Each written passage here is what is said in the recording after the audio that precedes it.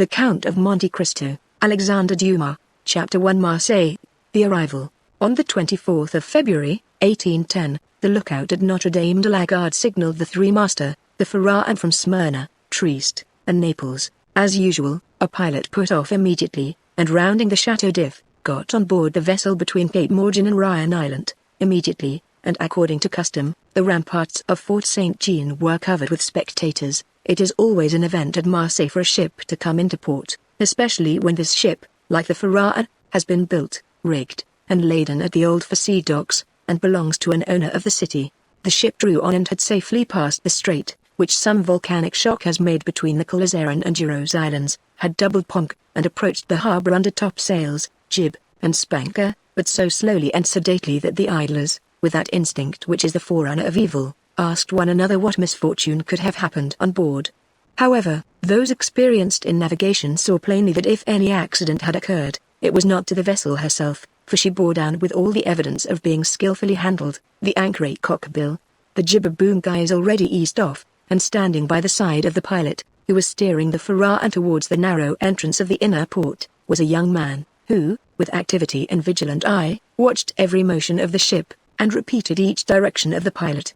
The vague disquietude which prevailed among the spectators had so much affected one of the crowd that he did not await the arrival of the vessel in harbour, but jumping into a small skiff, desired to be pulled alongside the Pharaon, which he reached as she rounded into La Reserve Basin. When the young man on board saw this person approach, he left his station by the pilot, and, hat in hand, leaned over the ship's bulwarks. He was a fine, tall, slim young fellow of 18 or 20, with black eyes, and hair as dark as a raven's wing, and his whole appearance bespoke that calmness and resolution peculiar to men accustomed from their cradle to contend with danger. "Ah, is it you, Dantes?" cried the man in the skiff. "What's the matter? And why have you such an air of sadness aboard?" "A great misfortune, Moral," replied the young man, "a great misfortune, for me especially. Off Civita Vecchia we lost our brave Captain Leclerc." "And the cargo?" inquired the owner, eagerly. "Is all safe, Moral, and I think you will be satisfied on that head."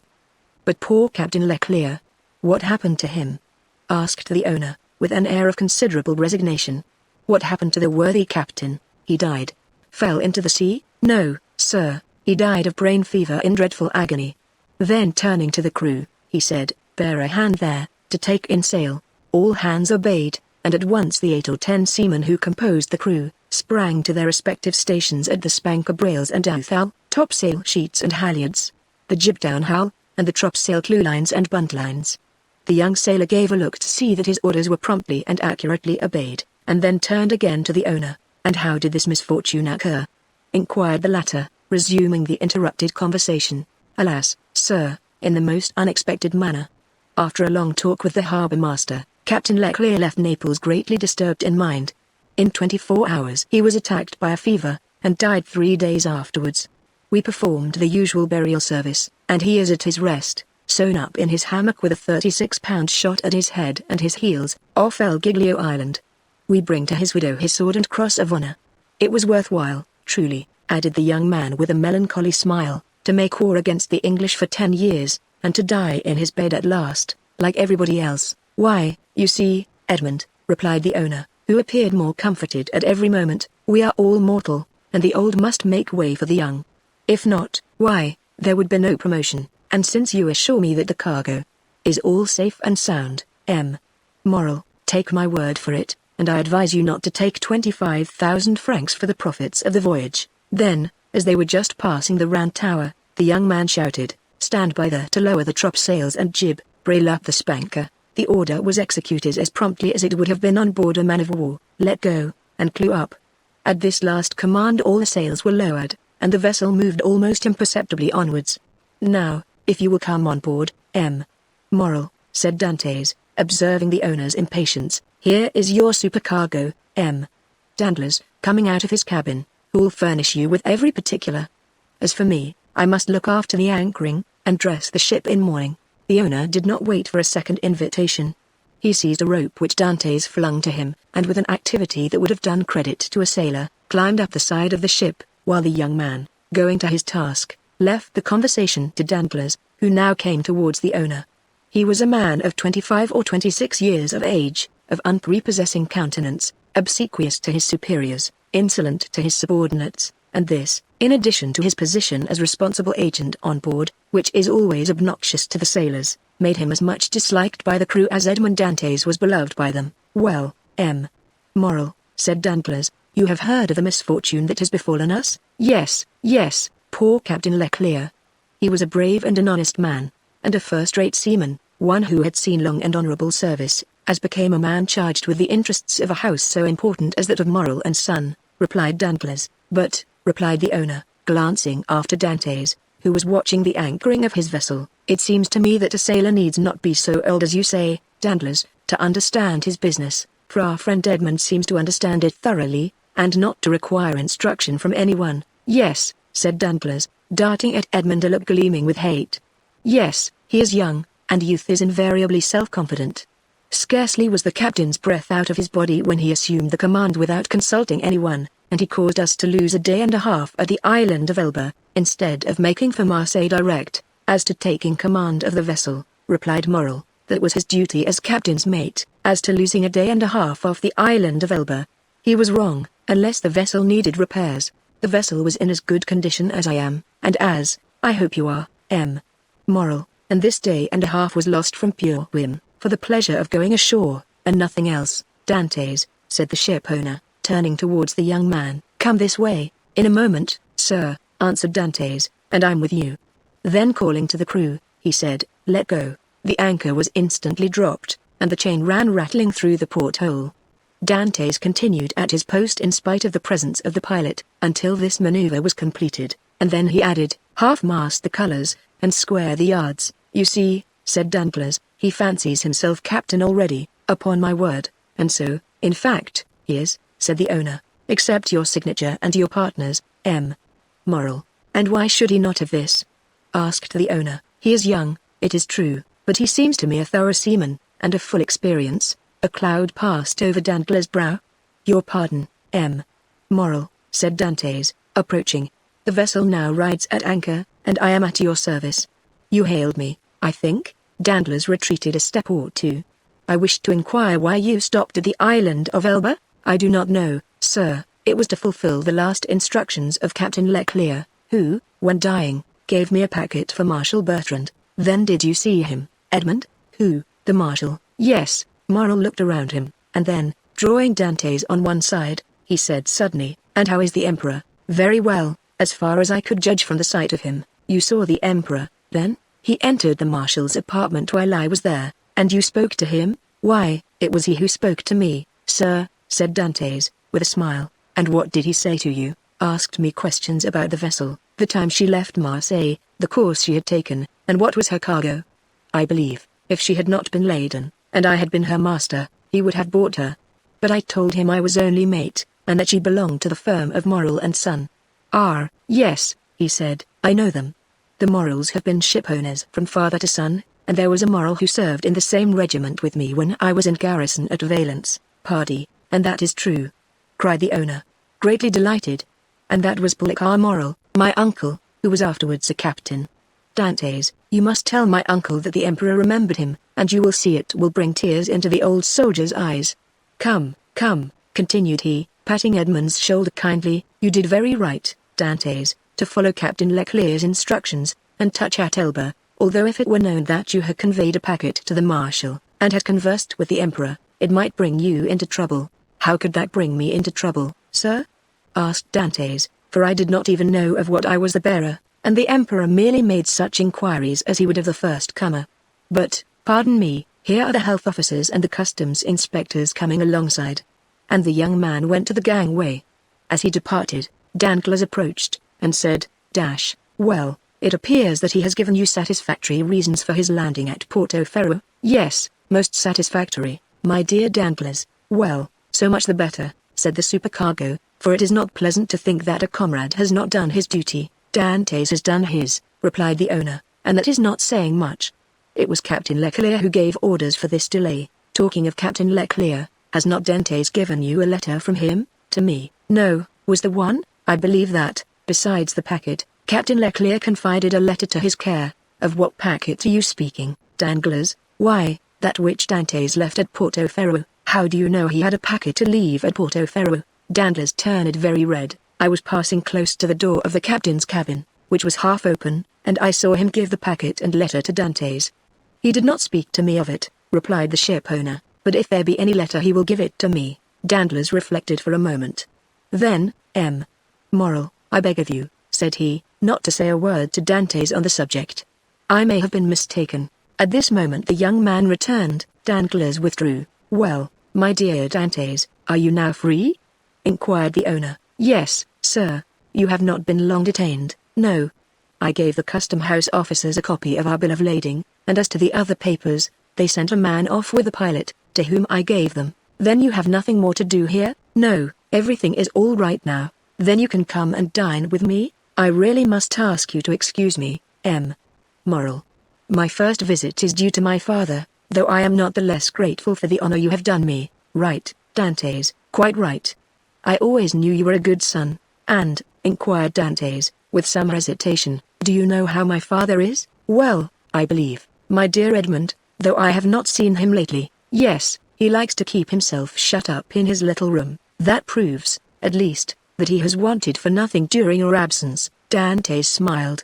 My father is proud, sir, and if he had not a meal left, I doubt if he would have asked anything from anyone, except from heaven. Well, then, after this first visit has been made we shall count on you. I must again excuse myself, Moral, for after this first visit has been paid I have another which I am most anxious to pay. True, Dantes, I forgot that there was at the Catalan someone who expects you no less impatiently than your father, the lovely Mercedes. Dantes blushed. Ah, ha, said the ship owner, I am not in the least surprised, for she has been to me 3 times, inquiring if there were any news of the Pharaon. Peste, Edmund, you have a very handsome mistress. She is not my mistress, replied the young sailor, gravely, she is my betrothed. Sometimes one and the same thing, said Moral, with a smile. Not with us, sir, replied Dantes. Well, my dear Edmund, continued the owner, don't let me detain you. You have managed my affairs so well that I ought to allow you all the time you require for your own. Do you want any money? No, sir, I have all my pay to take, nearly 3 months' wages. You are a careful fellow, Edmund. Say I have a poor father, sir. Yes, I know how good a son you are, so now hasten away to see your father. I have a son too, and I should be very wroth with those who detained him from me after a 3 months' voyage. Then I have your leave, sir? Yes, if you have nothing more to say to me. Nothing. Captain Leclerc did not, before he died, give you a letter for me? He was unable to write, sir. But that reminds me that I must ask your leave of absence for some days. To get married? Yes, first, and then to go to Paris. Very good. Have what time you require, Dantes. It will take quite 6 weeks to unload the cargo, and we cannot get you ready for sea until 3 months after that. Only be back again in 3 months. For the Pharaon, added the owner, patting the young sailor on the back, cannot sail without her captain. Without her captain, cried Dantes, his eyes sparkling with animation. Pray mind what you say, for you are touching on the most secret wishes of my heart. Is it really your intention to make me captain of the Pharaon? If I were sole owner we'd shake hands on it now, my dear Dantes, and call it settled, but I have a partner, and you know the Italian proverb, chi ha comporno ha padrone. He who has a partner has a master. But the thing is at least half done, as you have 1 out of 2 votes. Rely on me to procure you the other. I will do my best.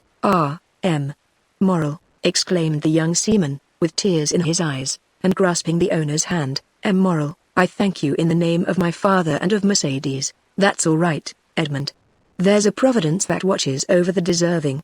Go to your father, go and see Mercedes, and afterwards come to me. Shall I row you ashore? No, thank you. I shall remain and look over the accounts with Danglars.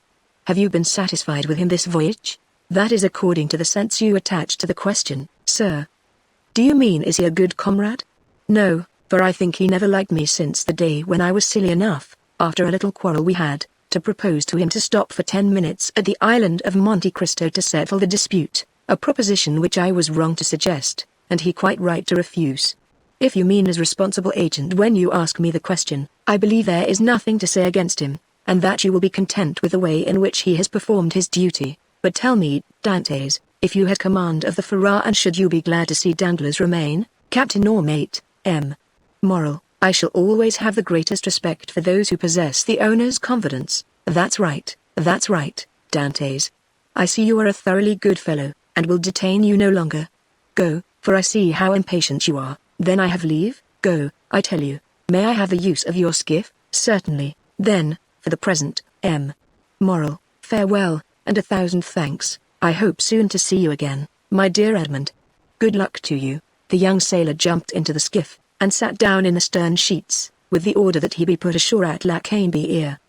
The two oarsmen bent to their work, and the little boat glided away as rapidly as possible in the midst of the 1,000 vessels which choke up the narrow way which leads between the two rows of ships from the mouth of the harbour to the Quai Orleans. The ship owner, smiling, followed him with his eyes until he saw him spring out on the quay and disappear in the midst of the throng, which from 5 o'clock in the morning until 9 o'clock at night, swarms in the famous street of Lacanby, a street of which the modern Phocans are so proud that they say with all the gravity in the world, and with that accent which gives so much character to what is said, if Paris had Lacanby, Paris would be a second Marseille. On turning round, the owner saw Danglars behind him, apparently awaiting orders, but in reality also watching the young sailor. But there was a great difference in the expression of the two men who thus followed the movements of Edmond Dantes. Chapter 2. Father and Son. We will leave Danglars struggling with the demon of hatred, and endeavoring to insinuate in the ear of the ship-owner some evil suspicions against his comrade, and follow Dantes, who, after having traversed Lacanby, took the Rue de Noailles, and entering a small house, on the left of the Allées de Milan, rapidly ascended 4 flights of a dark staircase, holding the baluster with one hand, while with the other he repressed the beatings of his heart, and paused before a half-open door, from which he could see the whole of a small room. This room was occupied by Dante's father. The news of the arrival of the Pharaon had not yet reached the old man, who, mounted on a chair, was amusing himself by training with trembling hand the nasturtiums and sprays of clematis that clambered over the trellis at his window. Suddenly, he felt an arm thrown around his body, and a well-known voice behind him exclaimed, "Father, dear father." The old man uttered a cry, and turned round. Then, seeing his son, he fell into his arms, pale and trembling. "What ails you, my dearest father? Are you ill?" inquired the young man, much alarmed. "No, my dear Edmund, my boy, my son, no, but I did not expect you, and joy. The surprise of seeing you so suddenly. I feel as if I were going to die. Come, cheer up, my dear father. 'Tis I, really I. They say joy never hurts, and so I came to you without any warning. Come now, do smile, instead of looking at me so solemnly.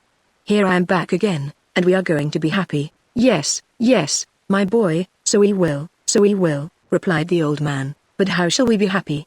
Shall you never leave me again?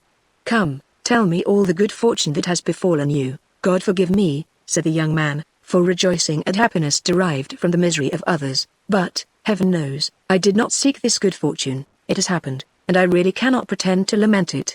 The good Captain Leclerc is dead, father, and it is probable that, with the aid of Moral, I shall have his place. Do you understand, father? Only imagine me a captain at 20, with 100 louis pay, and a share in the profits. Is this not more than a poor sailor like me could have hoped for?" "Yes, my dear boy," replied the old man, "it is very fortunate. Well, then, with the first money I touch, I mean you to have a small house, with a garden in which to plant clematis, nasturtiums, and honeysuckle. But what ails you, father? Are you not well?" "'Tis nothing, it will soon pass away." And as he said so the old man's strength failed him, and he fell backwards. Come, said the young man, "a glass of wine, father, will revive you." "Where do you keep your wine?" No, thanks. "You need not look for it, I do not want it," said the old man. Yes, father, tell me where it is," and he opened 2 or 3 cupboards. "It is no use," said the old man, "there is no wine." "What, no wine?" said Dantes, turning pale, and looking alternately at the hollow cheeks of the old man and the empty cupboards. "What, no wine? Have you wanted money, father?" "I want nothing now that I have you," said the old man. "Yet," stammered Dantes, wiping the perspiration from his brow, "yet I gave you 200 francs when I left, 3 months ago." Yes, Edmund, that is true, but you forgot at that time a little debt to a neighbor, Caderousse. He reminded me of it, telling me if I did not pay for you, he would be paid by Moral, and so, you see, lest he might do you an injury. Well, why, I paid him, but," cried Dantes, It was 140 francs I owed Caderousse. Yes, stammered the old man. And you paid him out of the 200 francs I left you? The old man nodded. So that you have lived for 3 months on 60 francs, muttered Edmund. You know how little I require, said the old man. Heaven pardon me, cried Edmund, falling on his knees before his father. What are you doing? You have wounded me to the heart. Never mind it, for I see you once more, said the old man, and now it's all over, everything is all right again. Yes, here I am, said the young man, with a promising future and a little money. Here, father, here. He said, take this, take it, and send for something immediately. And he emptied his pockets on the table, the contents consisting of a dozen gold pieces, 5 or 6 5-franc pieces, and some smaller coin. The countenance of old Dantes brightened. Whom does this belong to? He inquired. To me, to you, to us. Take it, buy some provisions, be happy, and tomorrow we shall have more. Gently, gently, said the old man, with a smile, and by your leave I will use your purse moderately, for they would say, if they saw me buy too many things at a time, that I had been obliged to await your return, in order to be able to purchase them. Do as you please, but, first of all, pray have a servant, father. I will not have you left alone so long. I have some smuggled coffee and most capital tobacco, in a small chest in the hold, which you shall have tomorrow. But, hush, here comes somebody, 'tis Caderousse, who has heard of your arrival, and no doubt comes to congratulate you on your fortunate return. Ah, lips that say one thing, while the heart thinks another, murmured Edmund. But, never mind, he is a neighbor who has done us a service on a time, so he's welcome. As Edmund paused, the black and bearded head of Caderousse appeared at the door. He was a man of 25 or 6, and held a piece of cloth, which, being a tailor, he was about to make into a coat lining. What, is it you, Edmund, back again? Said he, with a broad Marseillaise accent, and a grin that displayed his ivory white teeth. Yes, as you see, neighbor Caderousse, and ready to be agreeable to you in any and every way, replied Dantes, but ill concealing his coldness under this cloak of civility. Thanks, but, fortunately, I do not want for anything, and it chances that at times there are others who have need of me. Dantes made a gesture. I do not allude to you, my boy. No. I lent you money, and you returned it. That's like good neighbors, and we are quits. We are never quits with those who oblige us, was Dantes' reply, for when we do not owe them money, we owe them gratitude. What's the use of mentioning that? What is done. Let us talk of your happy return, my boy. I had gone on the quay to match a piece of mulberry cloth, when I met friend Danglars. You at Marseille? Yes, says he. I thought you were at Smyrna. I was, but am now back again. And where is the dear boy, our little Edmund? Why, with his father, no doubt, replied Danglars. And so I came, added Caderousse, as fast as I could to have the pleasure of shaking hands with a friend. Worthy Caderousse, said the old man. He is so much attached to us. Yes, to be sure I am. I love and esteem you, because honest folks are so rare. But it seems you have come back rich, my boy, continued the tailor, looking askance at the handful of gold and silver which Dantes had thrown on the table. The young man remarked the greedy glance which shone in the dark eyes of his neighbor. He said, negligently. This money is not mine. I was expressing to my father my fears that he had wanted many things in my absence, and to convince me he emptied his purse on the table. Come, father, added Dantes, put this money back in your box, unless neighbor Caderousse wants anything, and in that case it is at his service. No, my boy, no, said Caderousse. I am not in any want, thank God, my living is suited to my means. Keep your money, keep it, I say, one never has too much, but, at the same time, my boy, I am as much obliged by your offer as if I took advantage of it. It was offered with good will, said Dantes. No doubt, my boy, no doubt. Well, you stand well with M. Morrel I hear, you insinuating dog. You, M. Morrel has always been exceedingly kind to me, replied Dantes. Then you were wrong to refuse to dine with him. What? Did you refuse to dine with him?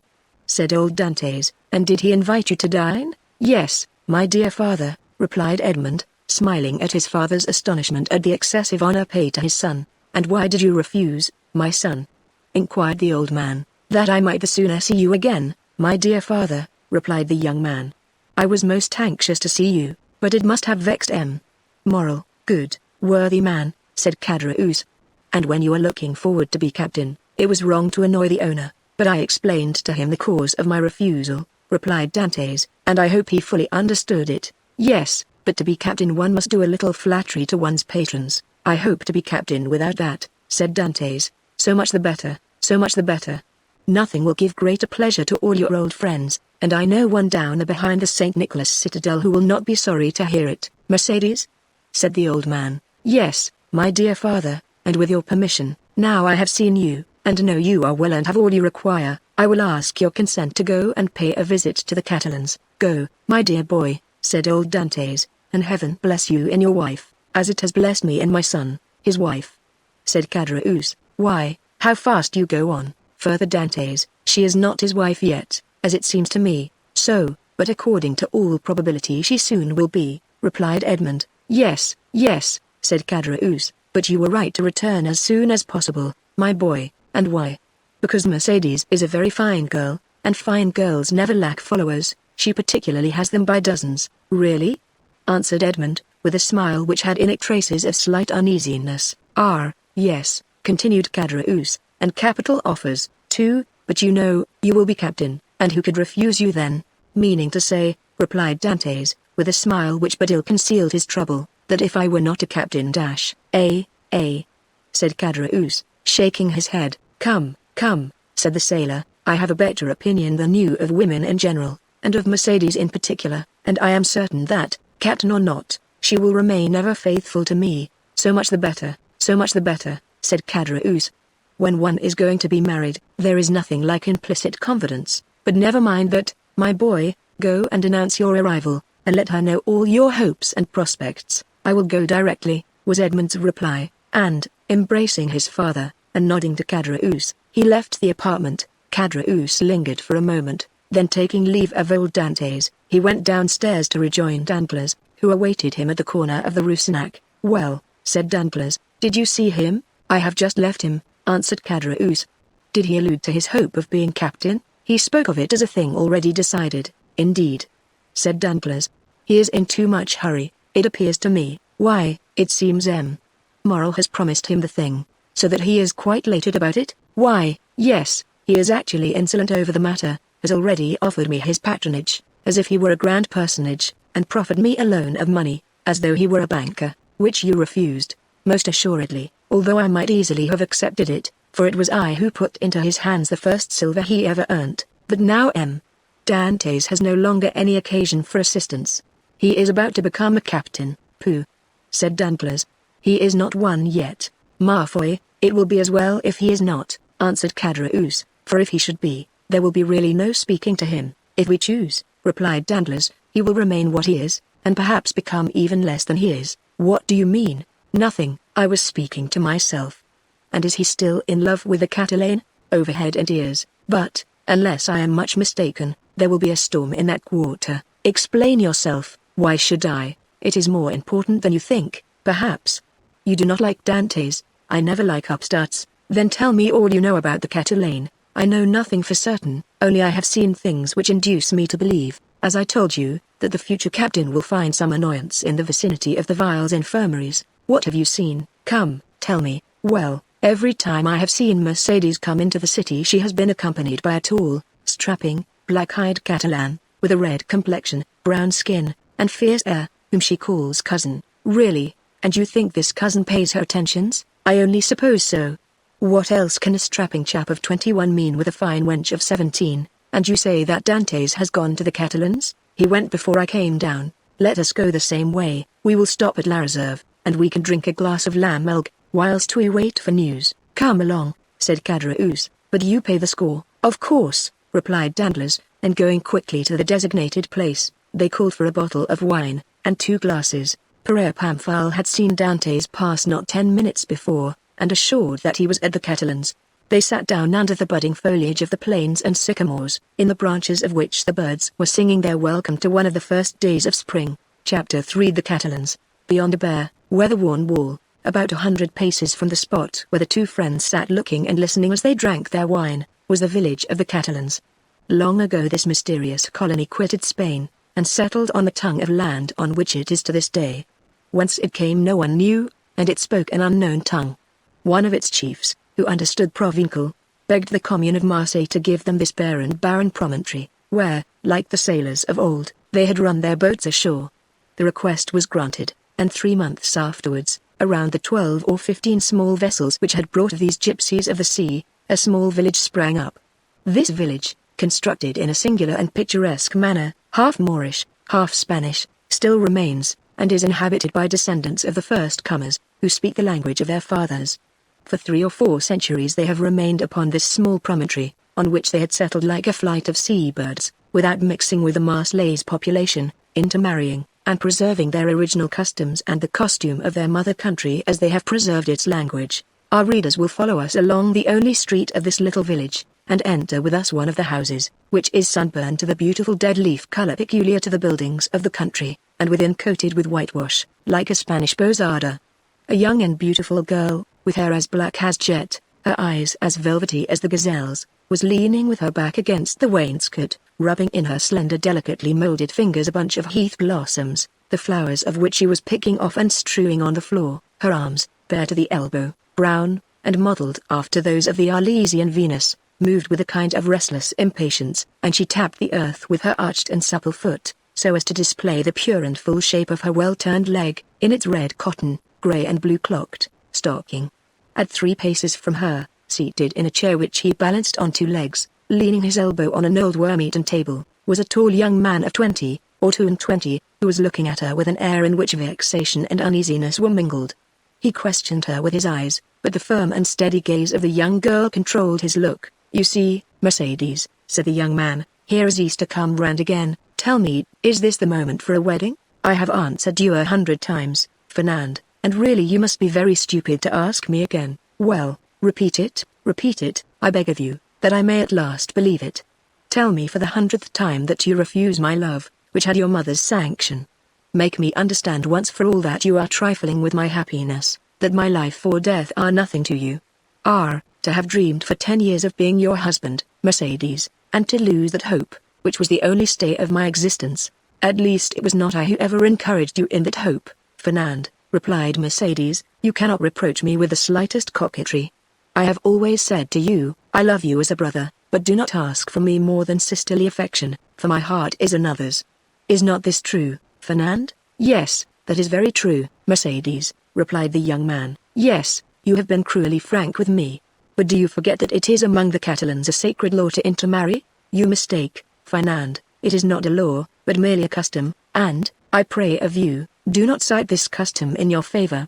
You are included in the conscription, Fernand, and are only at liberty on sufferance, liable at any moment to be called upon to take up arms. Once a soldier, what would you do with me, a poor orphan, forlorn, without fortune, with nothing but a half-ruined hut and a few ragged nets, a miserable inheritance left by my father to my mother, and by my mother to me? She has been dead a year, and you know, Fernand, I have subsisted almost entirely on public charity. Sometimes you pretend I am useful to you, and that is an excuse to share with me the produce of your fishing, and I accept it, Fernand, because you are the son of my father's brother, because we were brought up together, and still more because it would give you so much pain if I refuse. But I feel very deeply that this fish which I go and sell, and with the produce of which I buy the flax I spin, I feel very keenly, Fernand, that this is charity, and if it were, Mercedes, poor and lone as you are, you suit me as well as the daughter of the first shipowner or the richest banker of Marseille. What do such as we desire but a good wife and careful housekeeper, and where can I look for these better than in you, Fernand?" answered Mercedes, shaking her head. "A woman becomes a bad manager, and who shall say she will remain an honest woman, when she loves another man better than her husband? Rest content with my friendship, for I say once more that is all I can promise, and I will promise no more than I can bestow." "I understand," replied Fernand, "you can endure your own wretchedness patiently, but you are afraid to share mine. Well, Mercedes, beloved by you, I would tempt fortune, you would bring me good luck, and I should become rich. I could extend my occupation as a fisherman, might get a place as clerk in a warehouse, and become in time a dealer myself. You could do no such thing, Fernand. You are a soldier, and if you remain at the Catalans it is because there is no war, so remain a fisherman, and contented with my friendship, as I cannot give you more. Well, I will do better, Mercedes. I will be a sailor, instead of the costume of our fathers, which you despise. I will wear a varnished hat, a striped shirt, and a blue jacket, with an anchor on the buttons. Would not that dress please you? What do you mean? Asked Mercedes, with an angry glance. What do you mean? I do not understand you. I mean, Mercedes, that you are thus harsh and cruel with me, because you are expecting someone who is thus attired, but perhaps he whom you await is inconstant, or if he is not, the sea is so to him. Fernand, cried Mercedes, I believed you were good-hearted, and I was mistaken. Fernand, you are wicked to call to your aid jealousy in the anger of God. Yes, I will not deny it, I do await, and I do love him of whom you speak, and, if he does not return, instead of accusing him of the inconstancy which you insinuate, I will tell you that he died loving me and me only. The young girl made a gesture of rage. I understand you, Fernand, you would be revenged on him because I do not love you, you would cross your Catalan knife with his dirk. What end would that answer? To lose you my friendship if you were conquered, and see that friendship changed into hate if you were victor. Believe me, to seek a quarrel with a man is a bad method of pleasing the woman who loves that man. No, Fernand, you will not thus give way to evil thoughts. Unable to have me for your wife, you will content yourself with having me for your friend and sister, and besides, she added, her eyes troubled and moistened with tears, wait, Fernand, you said just now that the sea was treacherous, and he has been gone 4 months, and during these 4 months there have been some terrible storms. Fernand made no reply, nor did he attempt to check the tears which flowed down the cheeks of Mercedes, although for each of these tears he would have shed his heart's blood, but these tears flowed for another. He arose, paced a while up and down the hut, and then, suddenly stopping before Mercedes, with his eyes glowing and his hands clenched, Say, Mercedes, he said, once for all, is this your final determination? I love Edmond Dantes, the young girl calmly replied, and none but Edmond shall ever be my husband, and you will always love him? As long as I live.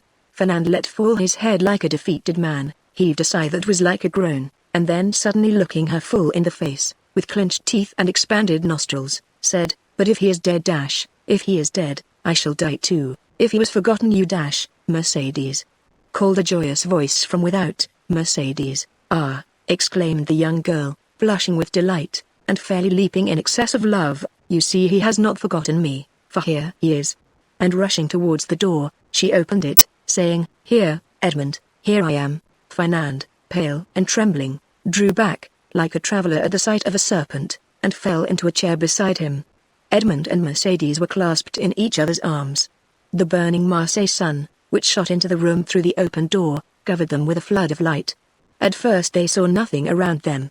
Their intense happiness isolated them from all the rest of the world, and they only spoke in broken words, which are the tokens of a joy so extreme that they seem rather the expression of sorrow. Suddenly Edmond saw the gloomy, pale, and threatening countenance of Fernand, as it was defined in the shadow. By a movement for which he could scarcely account to himself, the young Catalan placed his hand on the knife at his belt. Ah, your pardon, said Dantes, frowning in his turn, I did not perceive that there were 3 of us. Then, turning to Mercedes, he inquired, Who is this gentleman, one who will be your best friend, Dantes, for he is my friend, my cousin, my brother, it is Fernand, the man whom, after you, Edmond, I love the best in the world. Do you not remember him? Yes, said Dantes, and without relinquishing Mercedes' hand clasped in one of his own, he extended the other to the Catalan with a cordial air. But Fernand, instead of responding to this amiable gesture, remained mute and trembling. Edmond then cast his eyes scrutinizingly at the agitated and embarrassed Mercedes, and then again on the gloomy and menacing Fernand. This look told him all, and his anger waxed hot. I did not know, when I came with such haste to you, that I was to meet an enemy here. An enemy? Cried Mercedes, with an angry look at her cousin. An enemy in my house, do you say, Edmond? If I believed that, I would place my arm under yours and go with you to Marseille, leaving the house to return to it no more. Fernand's eye darted lightning. And should any misfortune occur to you, dear Edmond, she continued with the same calmness which proved to Fernand that the young girl had read the very innermost depths of his sinister thought, if misfortune should occur to you, I would ascend the highest point of the Cape de Morgan and cast myself headlong from it. Fernand became deadly pale. But you are deceived, Edmond, she continued. You have no enemy here, there is no one but Fernand, my brother, who will grasp your hand as a devoted friend. And at these words the young girl fixed her imperious look on the Catalan, who, as if fascinated by it, came slowly towards Edmond, and offered him his hand.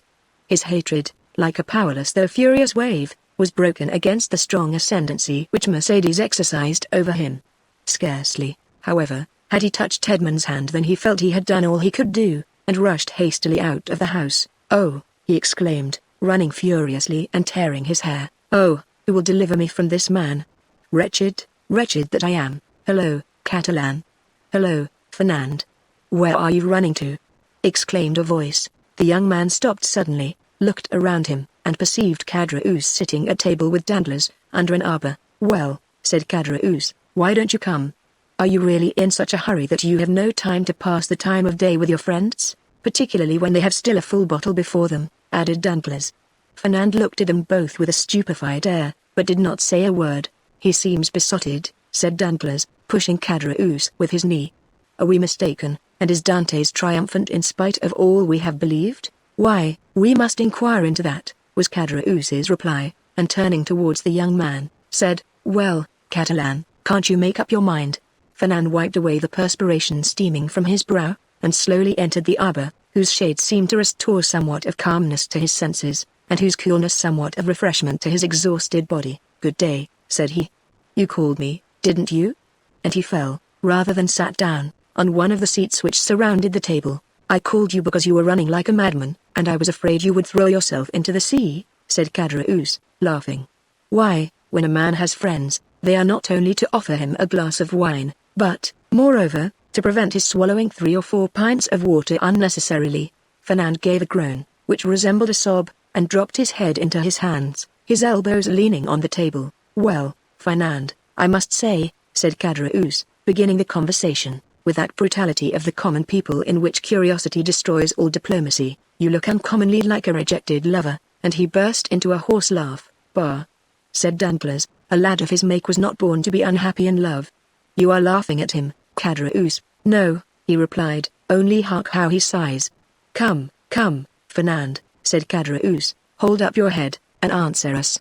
It's not polite not to reply to friends who ask news of your health." "My health is well enough," said Fernand, clenching his hands without raising his head. "Ah, you see, Danglars," said Caderousse, winking at his friend, "this is how it is. Fernand, whom you see here, is a good and brave Catalan, one of the best fishermen in Marseille, and he is in love with a very fine girl, named Mercedes, but it appears, unfortunately, that the fine girl is in love with the mate of the Pharaon, and as the Pharaon arrived today, why, you understand." "No, I do not understand," said Danglars. "Poor Fernand has been dismissed," continued Caderousse. "Well, and what then?" said Fernand, lifting up his head, and looking at Caderousse like a man who looks for someone on whom to vent his anger. "Mercedes is not accountable to any person, is she? Is she not free to love whomsoever she will?" "Oh, if you take it in that sense," said Caderousse, "it is another thing. But I thought you were a Catalan, and they told me the Catalans were not men to allow themselves to be supplanted by a rival. It was even told me that Fernand, especially, was terrible in his vengeance." Fernand smiled piteously. "A lover is never terrible," he said. "Poor fellow," remarked Danglars, affecting to pity the young man from the bottom of his heart. "Why, you see, he did not expect to see Dantes return so suddenly.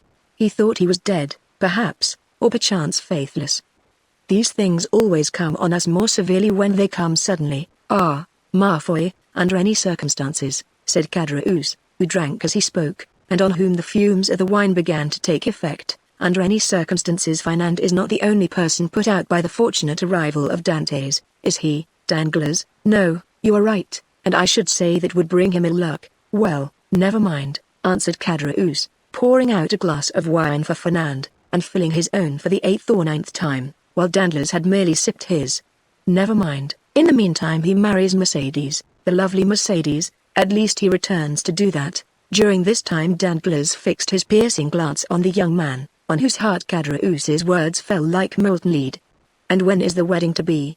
he asked. "Oh, it is not yet fixed," murmured Fernand. "No, but it will be," said Caderousse, "as surely as Dantes will be captain of the Pharaon, eh, Danglars?" Danglars shuddered at this unexpected attack, and turned to Caderousse, whose countenance he scrutinized, to try and detect whether the blow was premeditated, but he read nothing but envy in a countenance already rendered brutal and stupid by drunkenness. "Well," said he, filling the glasses, "let us drink to Captain Edmond Dantes, husband of the beautiful Catalane." Caderousse raised his glass to his mouth with unsteady hand, and swallowed the contents at a gulp. Fernand dashed his on the ground. Stammered Caderousse. What do I see down there by the wall, in the direction of the Catalans? Look, Fernand, your eyes are better than mine. I believe I see double. You know wine is a deceiver, but I should say it was two lovers walking side by side, and hand in hand. Heaven forgive me, they do not know that we can see them, and they are actually embracing. Danglars did not lose one pang that Fernand endured. Do you know them, Fernand? He said. Yes, was the reply, in a low voice. It is Edmond and Mercedes. Ah, see there, now, said Caderousse, and I did not recognize them. Hello, Dantes. Hello, lovely damsel. Come this way, and let us know when the wedding is to be, for Fernand here is so obstinate he will not tell us. Hold your tongue, will you? Said Danglars, pretending to restrain Caderousse, who, with the tenacity of drunkards, leaned out of the arbor. Try to stand upright, and let the lovers make love without interruption. See, look at Fernand, and follow his example. He is well behaved. Fernand, probably excited beyond bearing, pricked by Danglars, as the bull is by the bandilleros, was about to rush out, for he had risen from his seat, and seemed to be collecting himself to dash headlong upon his rival, when Mercedes, smiling and graceful, lifted up her lovely head, and looked at them with her clear and bright eyes. At this Fernand recollected her threat of dying if Edmond died, and dropped again heavily on his seat. Danglars looked at the two men, one after the other, the one brutalized by liquor, the other overwhelmed with love. I shall get nothing from these fools, he muttered, and I am very much afraid of being here between a drunkard and a coward. Here's an envious fellow making himself boozy on wine when he ought to be nursing his wrath, and here is a fool who sees the woman he loves stolen from under his nose and takes on like a big baby.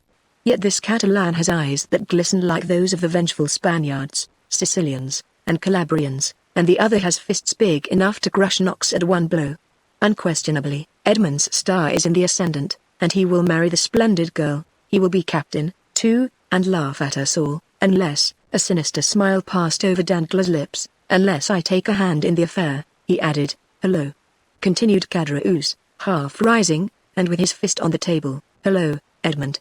Do you not see your friends, or are you too proud to speak to them? No, my dear fellow, replied Dantes, I am not proud, but I am happy, and happiness blinds, I think, more than pride. Ah, very well, that's an explanation, said Caderousse.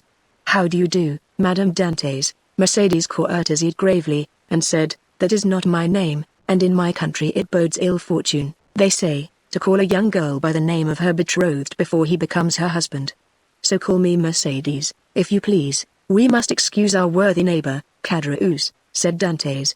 He is so easily mistaken. So, then, the wedding is to take place immediately, M. Dantes, said Danglars, bowing to the young couple, as soon as possible, M. Danglars, today all preliminaries will be arranged at my father's, and tomorrow, or next day at latest, the wedding festival here at La Reserve. My friends will be there, I hope, that is to say, you are invited, M. Danglars, and you, Caderousse, and Fernand, said Caderousse with a chuckle. Fernand, too, is invited. My wife's brother is my brother, said Edmond, and we, Mercedes and I, should be very sorry if he were absent at such a time. Fernand opened his mouth to reply, but his voice died on his lips, and he could not utter a word. Today the preliminaries, tomorrow or next day the ceremony. You are in a hurry, Captain Danglars, said Edmond, smiling. I will say to you as Mercedes said just now to Caderousse, do not give me a title which does not belong to me, that may bring me bad luck. Your pardon, replied Danglars, I merely said you seemed in a hurry, and we have lots of time. The Pharaon cannot be underway again in less than 3 months. We are always in a hurry to be happy, M.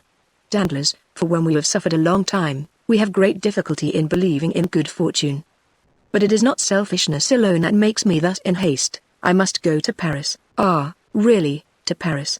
And will it be the first time you have ever been there, Dantes? Yes. Have you business there? Not of my own. The last commission of poor Captain Leclerc, you know to what I allude, Danglars, it is sacred.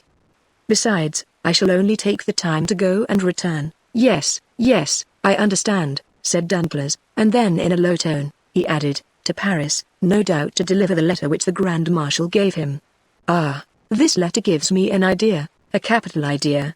Ah, Dantes, My friend, you are not yet registered number 1 on board the good ship Farrar." Then turning towards Edmund, who was walking away, "A pleasant journey," he cried. "Thank you," said Edmund with a friendly nod, and the two lovers continued on their way, as calm and joyous as if they were the very elect of heaven. Chapter 4 Conspiracy. Danglars followed Edmund and Mercedes with his eyes until the two lovers disappeared behind one of the angles of Fort St. Nicholas. Then turning round, he perceived Fernand, who had fallen, pale and trembling, into his chair, while Caderousse stammered out the words of a drinking song. "Well, my dear sir," said Danglars to Fernand, "here is a marriage which does not appear to make everybody happy." "It drives me to despair," said Fernand.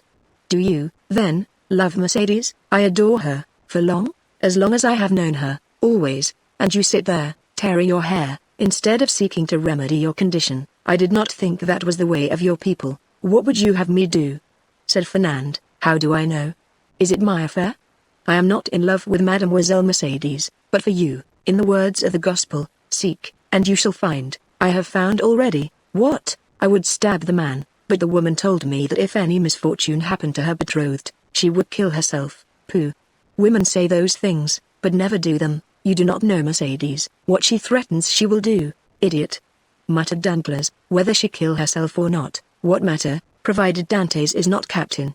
"Before Mercedes should die," replied Fernand, with the accents of unshaken resolution, "I would die myself." "That's what I call love," said Caderousse with a voice more tipsy than ever.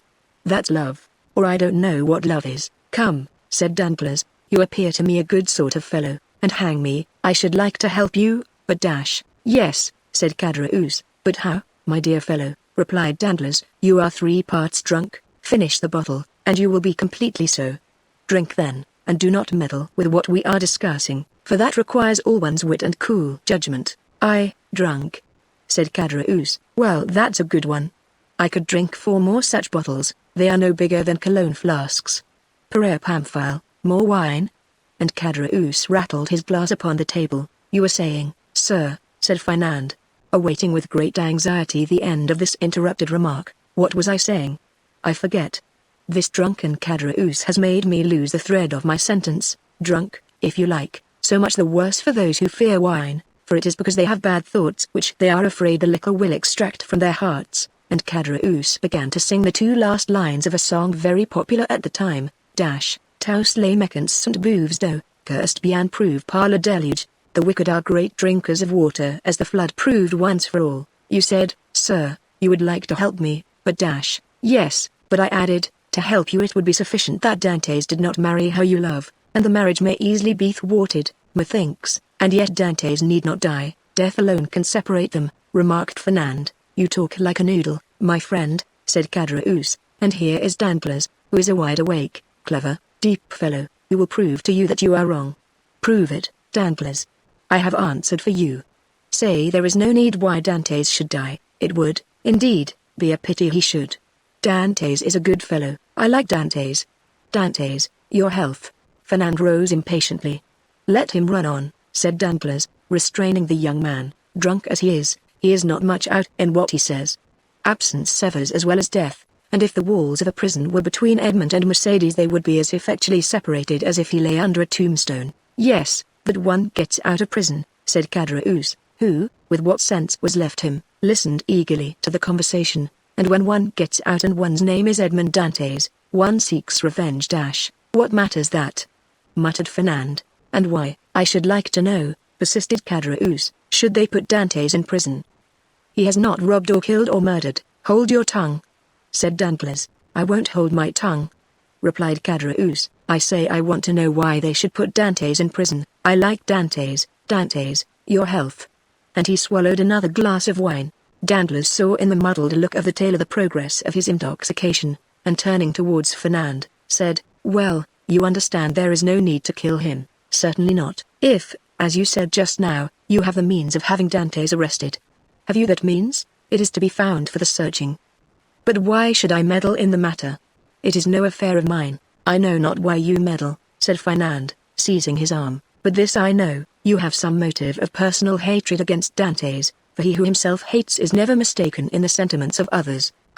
Motives of hatred against Dantes? None, on my word. I saw you were unhappy, and your unhappiness interested me, that's all. But since you believe I act for my own account, adieu, my dear friend, get out of the affair as best you may." And Danglars rose as if he meant to depart. "No, no," said Fernand, restraining him, "stay. It is of very little consequence to me at the end of the matter whether you have any angry feeling or not against Dantes. I hate him. I confess it openly. Do you find the means, I will execute it, provided it is not to kill the man, for Mercedes has declared she will kill herself if Dantes is killed." Caderousse, who had let his head drop on the table, now raised it, and looking at Fernand with his dull and fishy eyes, he said, "Kill Dantes? Who talks of killing Dantes? I won't have him killed, I won't. He's my friend, and this morning offered to share his money with me, as I shared mine with him. I won't have Dantes killed, I won't." "And who has said a word about killing him, muddlehead?" replied Danglars. "We were merely joking. Drink to his health," he added, filling Caderousse's glass, "and do not interfere with us." "Yes, yes, Dante's good health," said Caderousse, emptying his glass. "Here's to his health." "His health, hurrah, but the means, said Fernand. "Have you not hit upon any?" asked Danglars. "No, you undertook to do so." "True," replied Danglars, "the French have the superiority over the Spaniards, that the Spaniards ruminate, while the French invent." "Do you invent, then?" said Fernand impatiently. "Waiter," said Danglars, "pen, ink, and paper." "Pen, ink, and paper," muttered Fernand. "Yes, I am a supercargo. Pen, ink, and paper are my tools, and without my tools I am fit for nothing." "Pen, ink, and paper." "Then," called Fernand loudly, "there's what you want on that table," said the waiter. "Bring them here." The waiter did as he was desired. "When one thinks," said Caderousse, letting his hand drop on the paper, "there is here wherewithal to kill a man more sure than if we waited at the corner of a wood to assassinate him. I have always has more dread of a pen, a bottle of ink, and a sheet of paper, than of a sword or pistol." "The fellow is not so drunk as he appears to be," said Danglars. "Give him some more wine, Fernand." Fernand filled Caderousse's glass, who, like the confirmed toper he was, lifted his hand from the paper and seized the glass. The Catalan watched him until Caderousse, almost overcome by this fresh assault on his senses, rested, or rather dropped, his glass upon the table. "Well," resumed the Catalan, as he saw the final glimmer of Caderousse's reason vanishing before the last glass of wine, "well, then, I should say, for instance," resumed Danglars, "that if after a voyage such as Dantes has just made, in which he touched at the island of Elba, someone were to denounce him to the king's procurer as a Bonapartist agent I will denounce him," exclaimed the young man hastily. "Yes, but they will make you then sign your declaration, and confront you with him you have denounced. I will supply you with the means of supporting your accusation, for I know the fact well. But Dantes cannot remain forever in prison, and one day or other he will leave it, and the day when he comes out, woe betide him who was the cause of his incarceration. Oh, I should wish nothing better than that he would come and seek a quarrel with me. Yes, and Mercedes, who'll detest you if you have only the misfortune to scratch the skin of her dearly beloved Edmond." "True," said Fernand. "No, no," continued Danglars, "if we resolve on such a step, it would be much better to take, as I now do, this pen, dip it into this ink, and write with the left hand, that the writing may not be recognized, the denunciation we propose." And Danglars, uniting practice with theory, wrote with his left hand, and in a writing reversed from his usual style, and totally unlike it, the following lines, which he handed to Fernand, and which Fernand read in an undertone: "The Honourable, the King's Attorney, is informed by a friend of the throne and religion, that one Edmond Dantes, mate of the ship Pharaon, arrived this morning from Smyrna, after having touched at Naples and Porto Ferro, has been entrusted by Murat with a letter for the usurper, and by the usurper with a letter for the Bonapartist committee in Paris. Proof of this crime will be found on arresting him, for the letter will be found upon him, or at his father's, or in his cabin on board the Pharaon." "Very good," resumed Danglars, "now your revenge looks like common sense, for in no way can it revert to yourself, and the matter will thus work its own way. There is nothing to do now but fold the letter as I am doing, and write upon it, 'To the King's Attorney,' and that's all settled." And Danglars wrote the address as he spoke. "Yes, and that's all settled," exclaimed Caderousse, who, by a last effort of intellect, had followed the reading of the letter, and instinctively comprehended all the misery which such a denunciation must entail. "Yes, and that's all settled, only it will be an infamous shame," and he stretched out his hand to reach the letter. "Yes," said Danglars, taking it from beyond his reach, and as what I say and do is merely in jest, and I, amongst the first and foremost, should be sorry if anything happened to Dantes, the worthy Dantes, look here. And taking the letter, he squeezed it up in his hands and threw it into a corner of the arbor. All right, said Caderousse. Dantes is my friend, and I won't have him ill-used, and who thinks of using him ill? Certainly neither I nor Fernand, said Danglars, rising and looking at the young man, who still remained seated, but whose eye was fixed on the denunciatory sheet of paper flung into the corner. In this case, replied Caderousse, let's have some more wine. I wish to drink to the health of Edmond and the lovely Mercedes. You have had too much already, drunkard, said Danglars, and if you continue, you will be compelled to sleep here, because unable to stand on your legs. I? Said Caderousse, rising with all the offended dignity of a drunken man, I can't keep on my legs? Why, I'll wager I can go up into the belfry of the Écules, and without staggering, too. Done, said Danglars. I'll take your bet, but tomorrow, today it is time to return. Give me your arm, and let us go. Very well, let us go, said Caderousse, but I don't want your arm at all. Come, Fernand, won't you return to Marseille with us? No, said Fernand, I shall return to the Catalans. You're wrong. Come with us to Marseille. Come along. I will not. What do you mean? You will not? Well, just as you like, my prince, there's liberty for all the world.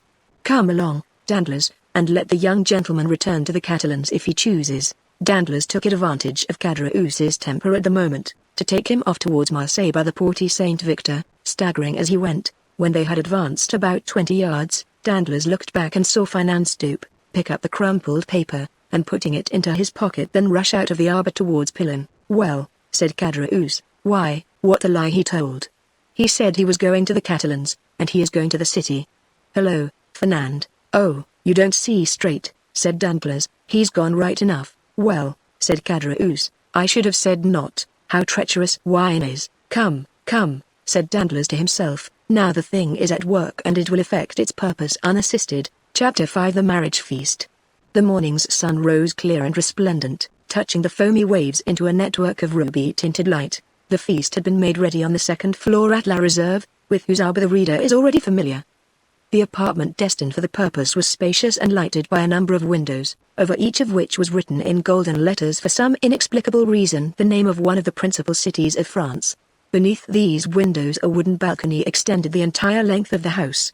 And although the entertainment was fixed for 12 o'clock, an hour previous to that time the balcony was filled with impatient and expectant guests, consisting of the favored part of the crew of the Pharaon, and other personal friends of the bridegroom, the whole of whom had arrayed themselves in their choicest costumes, in order to do greater honor to the occasion. Various rumors were afloat to the effect that the owners of the Pharaon had promised to attend the nuptial feast, but all seemed unanimous in doubting that an act of such rare and exceeding condescension could possibly be intended. Danglars, however, who now made his appearance, accompanied by Caderousse, effectually confirmed the report, stating that he had recently conversed with M. Morrel, who had himself assured him of his intention to dine at La Réserve. In fact, a moment later M. Morrel appeared and was saluted with an enthusiastic burst of applause from the crew of the Pharaon, who hailed the visit of the shipowner as a sure indication that the man whose wedding feast he thus delighted to honor would ere long be first in command of the ship, and as Dantes was universally beloved on board his vessel, the sailors put no restraint on their tumultuous joy at finding that the opinion and choice of their superiors so exactly coincided with their own. With the entrance of M. Morrel, Danglars and Caderousse were dispatched in search of the bridegroom to convey to him the intelligence of the arrival of the important personage whose coming had created such a lively sensation, and to beseech him to make haste. Danglars and Caderousse set off upon their errand at full speed, but ere they had gone many steps they perceived a group advancing towards them, composed of the betrothed pair, a party of young girls in attendance on the bride, by whose side walked Dante's father, the whole brought up by Fernand, whose lips wore their usual sinister smile. Neither Mercedes nor Edmond observed the strange expression of his countenance. They were so happy that they were conscious only of the sunshine and the presence of each other. Having acquitted themselves of their errand, and exchanged a hearty shake of the hand with Edmond, Danglars and Caderousse took their places beside Fernand and old Dantes, the latter of whom attracted universal notice. The old man was attired in a suit of glistening watered silk, trimmed with steel buttons, beautifully cut and polished. His thin but wiry legs were arrayed in a pair of richly embroidered clocked stockings, evidently of English manufacture, while from his three-cornered hat depended a long streaming knot of white and blue ribbons. Thus he came along, supporting himself on a curiously carved stick. His aged countenance lit up with happiness, looking for all the world like one of the aged dandies of 1796, parading the newly opened gardens of the Tuileries in Luxembourg. Beside him glided Caderousse, whose desire to partake of the good things provided for the wedding party had induced him to become reconciled to the Dantes, father and son, although there still lingered in his mind a faint and unperfect recollection of the events of the preceding night, just as the brain retains on waking in the morning the dim and misty outline of a dream. As Danglars approached the disappointed lover, he cast on him a look of deep meaning, while Fernand, as he slowly paced behind the happy pair, who seemed, in their own unmixed content, to have entirely forgotten that such a being as himself existed, was pale and abstracted. Occasionally, however, a deep flush would overspread his countenance, and a nervous contraction distort his features, while, with an agitated and restless gaze, he would glance in the direction of Marseille, like one who either anticipated or foresaw some great and important event. Dantes himself was simply, but becomingly, clad in the dress peculiar to the merchant service, a costume somewhat between a military and a civil garb, and with his fine countenance, radiant with joy and happiness, a more perfect specimen of manly beauty could scarcely be imagined. Lovely as the Greek girls of Cyprus or Chios, Mercedes boasted the same bright flashing eyes of jet, and ripe, round, coral lips. She moved with the light, free step of an Alsacian or an Andalusian.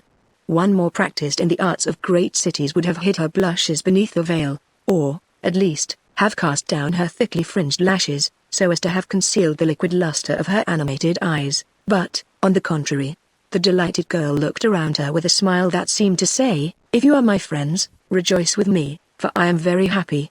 As soon as the bridal party came in sight of La Reserve, M. Morrel descended and came forth to meet it, followed by the soldiers and sailors there assembled, to whom he had repeated the promise already given, that Dantes should be the successor to the late Captain Leclerc. Edmond, at the approach of his patron, respectfully placed the arm of his affianced bride within that of M.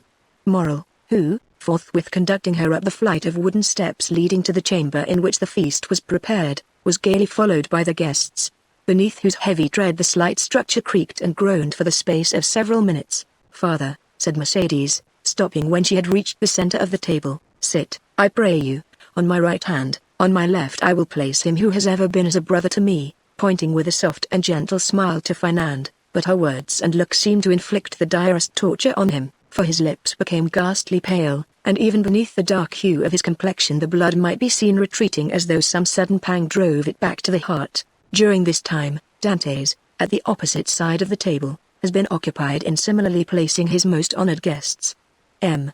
Morrel was seated at his right hand, Danglars at his left, while, at a sign from Edmond, the rest of the company ranged themselves as they found it most agreeable. Then they began to pass around the dusky, piquant, Arlesian sausages, and lobsters in their dazzling red irises, prawns of large size and brilliant color, the echinus with its prickly outside and dainty morsel within, the clovis, esteemed by the epicures of the South as more than rivaling the exquisite flavor of the oyster, all the delicacies, in fact, that are cast up by the wash of waters on the sandy beach, and styled by the grateful fishermen fruits of the sea. "A pretty silence truly," said the old father of the bridegroom, as he carried to his lips a glass of wine of the hue and brightness of the topaz, and which had just been placed before Mercedes herself.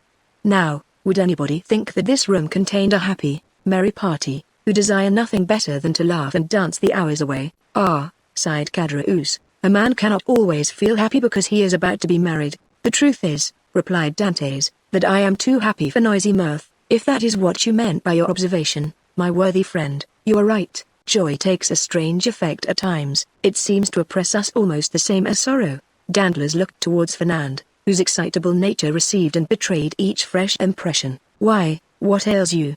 asked he of Edmond. "Do you fear any approaching evil?" "I should say that you were the happiest man alive at this instant, and that is the very thing that alarms me," returned Dantes. "Man does not appear to me to be intended to enjoy felicity so unmixed. Happiness is like the enchanted palaces we read of in our childhood, where fierce, fiery dragons defend the entrance and approach, and monsters of all shapes and kinds, requiring to be overcome ere victory is ours. I own that I am lost in wonder to find myself promoted to an honor of which I feel myself unworthy, that of being the husband of Mercedes." "Nay, nay," cried Caderousse, smiling. "You have not attained that honor yet. Mercedes is not yet your wife. Just assume the tone and manner of a husband, and see how she will remind you that your hour is not yet come." The bride blushed, while Fernand, restless and uneasy, seemed to start at every fresh sound, and from time to time wiped away the large drops of perspiration that gathered on his brow. "Well, never mind that, neighbor Caderousse, it is not worthwhile to contradict me for such a trifle as that. 'Tis true that Mercedes is not actually my wife, but," added he, drawing out his watch, "in an hour and a half she will be." A general exclamation of surprise ran round the table, with the exception of the elder Dantes, whose laugh displayed the still perfect beauty of his large white teeth. Mercedes looked pleased and gratified, while Fernand grasped the handle of his knife with a convulsive clutch. "In an hour?" inquired Danglars, turning pale. "How is that, my friend?" "Why, thus it is," replied Dantes. "Thanks to the influence of M. Moral, to whom, next to my father, I owe every blessing I enjoy, every difficulty has been removed. We have purchased permission to waive the usual delay, and at 2:30 the mayor of Marseille will be waiting for us at the city hall. Now, as 1:15 has already struck, I do not consider I have asserted too much in saying that, in another hour and 30 minutes Mercedes will have become Madame Dantes." Fernand closed his eyes, a burning sensation passed across his brow, and he was compelled to support himself by the table to prevent his falling from his chair, but in spite of all his efforts, he could not refrain from muttering a deep groan, which, however, was lost amid the noisy felicitations of the company. "Upon my word," cried the old man, "you make short work of this kind of affair. Arrived here only yesterday morning, and married today at 3 o'clock. Commend me to a sailor for going the quick way to work." "But," asked Danglars, in a timid tone, "how did you manage about the other formalities, the contract, the settlement?" "The contract," answered Dantes, laughingly, "it didn't take long to fix that. Mercedes has no fortune, I have none to settle on her. So, you see, our papers were quickly written out, and certainly do not come very expensive." This joke elicited a fresh burst of applause, so that what we presume to be merely the betrothal feast turns out to be the actual wedding dinner, said Danglars. "No, no," answered Dantes, "don't imagine I am going to put you off in that shabby manner. Tomorrow morning I start for Paris, 4 days to go, and the same to return, with 1 day to discharge the commission entrusted to me, is all the time I shall be absent. I shall be back here by the 1st of March, and on the 2nd I give my real marriage feast." This prospect of fresh festivity redoubled the hilarity of the guests to such a degree, that the elder Dantes, who, at the commencement of the repast, had commented upon the silence that prevailed, now found it difficult, amid the general din of voices, to obtain a moment's tranquillity in which to drink to the health and prosperity of the bride and bridegroom. Dantes, perceiving the affectionate eagerness of his father, responded by a look of grateful pleasure, while Mercedes glanced at the clock and made an expressive gesture to Edmond. Around the table reigned the noisy hilarity which usually prevails at such a time among people sufficiently free from the demands of social position not to feel the trammels of etiquette. Such as at the commencement of the repast had not been able to seat themselves according to their inclination rose unceremoniously, and sought out more agreeable companions. Everybody talked at once, without waiting for a reply, and each one seemed to be contented with expressing his or her own thoughts. Fernand's paleness appeared to have communicated itself to Danglars. As for Fernand himself, he seemed to be enduring the tortures of the damned, unable to rest. He was among the first to quit the table, and, as though seeking to avoid the hilarious mirth that rose in such deafening sounds, he continued, in utter silence, to pace the farther end of the salon. Caderousse approached him just as Danglars, whom Fernand seemed most anxious to avoid, had joined him in a corner of the room. "Upon my word," said Caderousse, from whose mind the friendly treatment of Dantes, united with the effect of the excellent wine he had partaken of, had effaced every feeling of envy or jealousy at Dantes' good fortune. "Upon my word, Dantes is a downright good fellow, and when I see him sitting there beside his pretty wife that is so soon to be, I cannot help thinking it would have been a great pity to have served him that trick you were planning yesterday." "Oh, there was no harm meant," answered Danglars. "At first I certainly did feel somewhat uneasy as to what Fernand might be tempted to do, but when I saw how completely he had mastered his feelings, even so far as to become one of his rival's attendants, I knew there was no further cause for apprehension."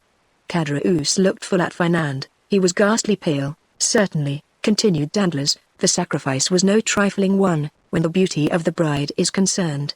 Upon my soul, that future captain of mine is a lucky dog. Gad, I only wish he would let me take his place. Shall we not set forth?" asked the sweet, silvery voice of Mercedes. 2 o'clock has just struck, and you know we are expected in a quarter of an hour. To be sure, cried Dantes, eagerly quitting the table. Let us go directly. His words were echoed by the whole party, with vociferous cheers.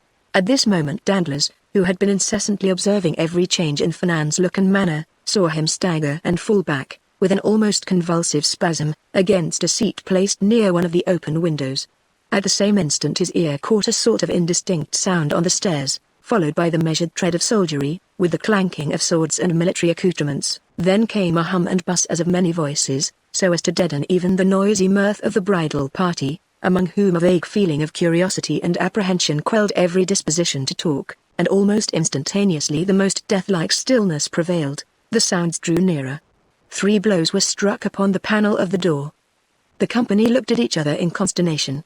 I demand admittance, said a loud voice outside the room, in the name of the law. As no attempt was made to prevent it, the door was opened, and a magistrate, wearing his official scarf, presented himself, followed by 4 soldiers and a corporal. Uneasiness now yielded to the most extreme dread on the part of those present.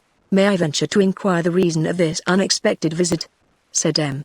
Morrel, addressing the magistrate, whom he evidently knew. There is doubtless some mistake easily explained. If it be so, replied the magistrate, rely upon every reparation being made. Meanwhile, I am the bearer of an order of arrest, and although I most reluctantly perform the task assigned me, it must, nevertheless, be fulfilled. Who among the persons here assembled answers to the name of Edmond Dantes? Every eye was turned towards the young man who, spite of the agitation he could not but feel, advanced with dignity, and said, in a firm voice, I am he. What is your pleasure with me? Edmond Dantes, replied the magistrate. I arrest you in the name of the law. Me, repeated Edmond, slightly changing color, and wherefore? I pray, I cannot inform you, but you will be duly acquainted with the reasons that have rendered such a step necessary at the preliminary examination.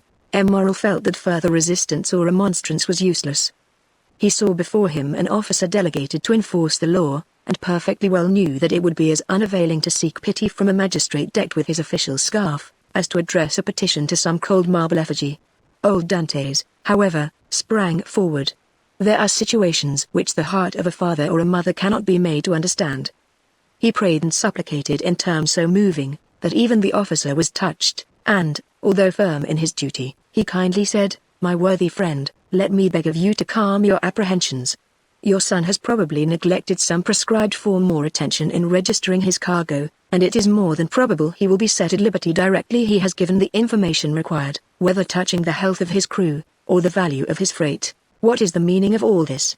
Inquired Caderousse, frowningly, of Danglars, who had assumed an air of utter surprise. How can I tell you? Replied he, I am, like yourself, utterly bewildered at all that is going on, and cannot in the least make out what it is about. Caderousse then looked around for Fernand, but he had disappeared. The scene of the previous night now came back to his mind with startling clearness. The painful catastrophe he had just witnessed appeared effectually to have rent away the veil which the intoxication of the evening before had raised between himself and his memory. So, said he, in a hoarse and choking voice, to Danglars, this, then, I suppose, is a part of the trick you were concerting yesterday? All I can say is, that if it be so, 'tis an ill turn, and well deserves to bring double evil on those who have projected it. Nonsense, returned Danglars, I tell you again I have nothing whatever to do with it. Besides, you know very well that I tore the paper to pieces. No, you did not, answered Caderousse, you merely threw it by. I saw it lying in a corner. Hold your tongue, you fool, what should you know about it? Why, you were drunk. Where is Fernand? Inquired Caderousse. How do I know? Replied Danglars, gone, as every prudent man ought to be, to look after his own affairs, most likely. Never mind where he is, let you and I go and see what is to be done for our poor friends. During this conversation, Dantes, after having exchanged a cheerful shake of the hand with all his sympathizing friends, had surrendered himself to the officer sent to arrest him, merely saying, Make yourselves quite easy, my good fellows, there is some little mistake to clear up, that's all, depend upon it, and very likely I may not have to go so far as the prison to effect that. Oh, to be sure, responded Danglars, who had now approached the group, nothing more than a mistake, I feel quite certain. Dantes descended the staircase, preceded by the magistrate, and followed by the soldiers. A carriage awaited him at the door, he got in, followed by 2 soldiers and the magistrate, and the vehicle drove off towards Marseille. "Adieu, adieu, dearest Edmund," cried Mercedes, stretching out her arms to him from the balcony. The prisoner heard the cry, which sounded like the sob of a broken heart, and leaning from the coach he called out, "Goodbye, Mercedes, we shall soon meet again." Then the vehicle disappeared round one of the turnings of Fort St. Nicholas. "Wait for me here, all of you," cried M. Moral: "I will take the first conveyance I find, and hurry to Marseille, whence I will bring you word how all is going on." "That's right," exclaimed a multitude of voices. "Go, and return as quickly as you can." This second departure was followed by a long and fearful state of terrified silence on the part of those who were left behind. The old father and Mercedes remained for some time apart, each absorbed in grief. But at length the 2 poor victims of the same blow raised their eyes, and with a simultaneous burst of feeling rushed into each other's arms. Meanwhile Fernand made his appearance, poured out for himself a glass of water with a trembling hand, then hastily swallowing it, went to sit down at the first vacant place, and this was, by mere chance, placed next to the seat on which poor Mercedes had fallen half fainting, when released from the warm and affectionate embrace of old Dantes. Instinctively Fernand drew back his chair. "He is the cause of all this misery, I am quite sure of it," whispered Caderousse, who had never taken his eyes off Fernand, to Dantes. "I don't think so," answered the other, "he's too stupid to imagine such a scheme. I only hope the mischief will fall upon the head of whoever wrought it." "You don't mention those who aided and abetted the deed," said Caderousse. "Surely," answered Dantes, "one cannot be held responsible for every chance arrow shot into the air." "You can, indeed, when the arrow lights point downward on somebody's head." Meantime the subject of the arrest was being canvassed in every different form. "What think you, Dantes," said one of the party, turning towards him, "of this event?" "Why," replied he, "I think it just possible Dantes may have been detected with some trifling article on board ship considered here as contraband." "But how could he have done so without your knowledge, Dantes, since you are the ship's supercargo?" "Why, as for that, I could only know what I was told respecting the merchandise with which the vessel was laden. I know she was loaded with cotton, and that she took in her freight at Alexandria from Pastrit's warehouse, and at Smyrna from Pascal's. That is all I was obliged to know, and I beg I may not be asked for any further particulars." "Now I recollect," said the afflicted old father, "my poor boy told me yesterday he had got a small case of coffee, and another of tobacco for me." "There, you see," exclaimed Dantes. "Now the mischief is out. Depend upon it the custom house people went rummaging about the ship in our absence, and discovered poor Dante's hidden treasures." Mercedes, however, paid no heed to this explanation of her lover's arrest. Her grief, which she had hitherto tried to restrain, now burst out in a violent fit of hysterical sobbing. "Come, come," said the old man, "be comforted, my poor child, there is still hope." "Hope," repeated Dantes. "Hope," faintly murmured Fernand, but the words seemed to die away on his pale agitated lips, and a convulsive spasm passed over his countenance. "Good news! Good news!" shouted forth one of the party stationed in the balcony on the lookout. "Here comes M. Moral back. No doubt, now, we shall hear that our friend is released." Mercedes and the old man rushed to meet the shipowner and greeted him at the door. He was very pale. "What news?" exclaimed a general burst of voices. "Alas, my friends," replied M. Moral, with a mournful shake of his head, "the thing has assumed a more serious aspect than I expected." "Oh, indeed, sir. He is innocent," sobbed forth Mercedes. "That I believe," answered M. Moral, "but still he is charged with what?" inquired the elder Dantes. "With being an agent of the Bonapartist faction." Many of our readers may be able to recollect how formidable such an accusation became in the period at which our story is dated. A despairing cry escaped the pale lips of Mercedes. The old man sank into a chair. "Ah, Dantes," whispered Caderousse, "you have deceived me. The trick you spoke of last night has been played, but I cannot suffer a poor old man or an innocent girl to die of grief through your fault. I am determined to tell them all about it." "Be silent, you simpleton," cried Dantes, grasping him by the arm, "or I will not answer even for your own safety. Who can tell whether Dantes be innocent or guilty? The vessel did touch at Elba, where he quitted it, and passed a whole day in the island. Now, should any letters or other documents of a compromising character be found upon him, will it not be taken for granted that all who uphold him are his accomplices?" With the rapid instinct of selfishness, Caderousse readily perceived the solidity of this mode of reasoning. He gazed, doubtfully, wistfully, on Dantes, and then caution supplanted generosity. "Suppose we wait a while, and see what comes of it," said he, casting a bewildered look on his companion. "To be sure," answered Danglars. "Let us wait, by all means. If he be innocent, of course he will be set at liberty. If guilty, why, it is no use involving ourselves in a conspiracy. Let us go, then." "I cannot stay here any longer, with all my heart," replied Danglars, pleased to find the other so tractable. "Let us take ourselves out of the way, and leave things for the present to take their course." After their departure, Fernand, who had now again become the friend and protector of Mercedes, led the girl to her home, while the friends of Dantes conducted the now half-fainting man back to his abode. The rumor of Edmond's arrest as a Bonapartist agent was not slow in circulating throughout the city. "Could you ever have credited such a thing, my dear Danglars?" asked M. Morrel, as, on his return to the port for the purpose of gleaning fresh tidings of Dantes, from M. de Villefort, the assistant procureur, he overtook his supercargo and Caderousse. "Could you have believed such a thing possible?" "Why, you know I told you," replied Danglars, "that I considered the circumstance of his having anchored at the island of Elba as a very suspicious circumstance." "And did you mention these suspicions to any person beside myself?" "Certainly not," returned Danglars. Then added in a low whisper, "You understand that, on account of your uncle, M. Policar Morrel, who served under the other government, and who does not altogether conceal what he thinks on the subject, you are strongly suspected of regretting the abdication of Napoleon. I should have feared to injure both Edmond and yourself, had I divulged my own apprehensions to a soul. I am too well aware that though a subordinate, like myself, is bound to acquaint the shipowner with everything that occurs, there are many things he ought most carefully to conceal from all else." "'Tis well, Danglars, 'tis well," replied M. Morrel. "You are a worthy fellow, and I had already thought of your interests in the event of poor Edmond having become captain of the Pharaon. Is it possible you were so kind?" "Yes, indeed. I had previously inquired of Dantes what was his opinion of you, and if he should have any reluctance to continue you in your post, for somehow I have perceived a sort of coolness between you." "And what was his reply?" "That he certainly did think he had given you offense in an affair which he merely referred to without entering into particulars, but that whoever possessed the good opinion and confidence of the ship's owner would have his preference also." "The hypocrite!" murmured Danglars. "Poor Dantes," said Caderousse. "No one can deny his being a noble-hearted young fellow." "But meanwhile," continued M.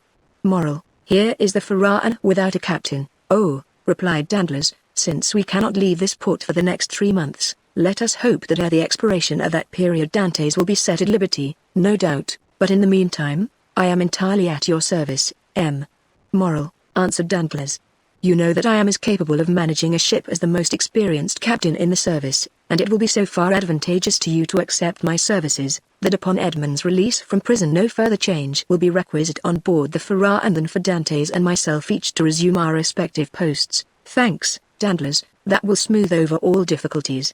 I fully authorize you at once to assume the command of the Pharaon, and look carefully to the unloading of her freight. Private misfortunes must never be allowed to interfere with business. Be easy on that score, M.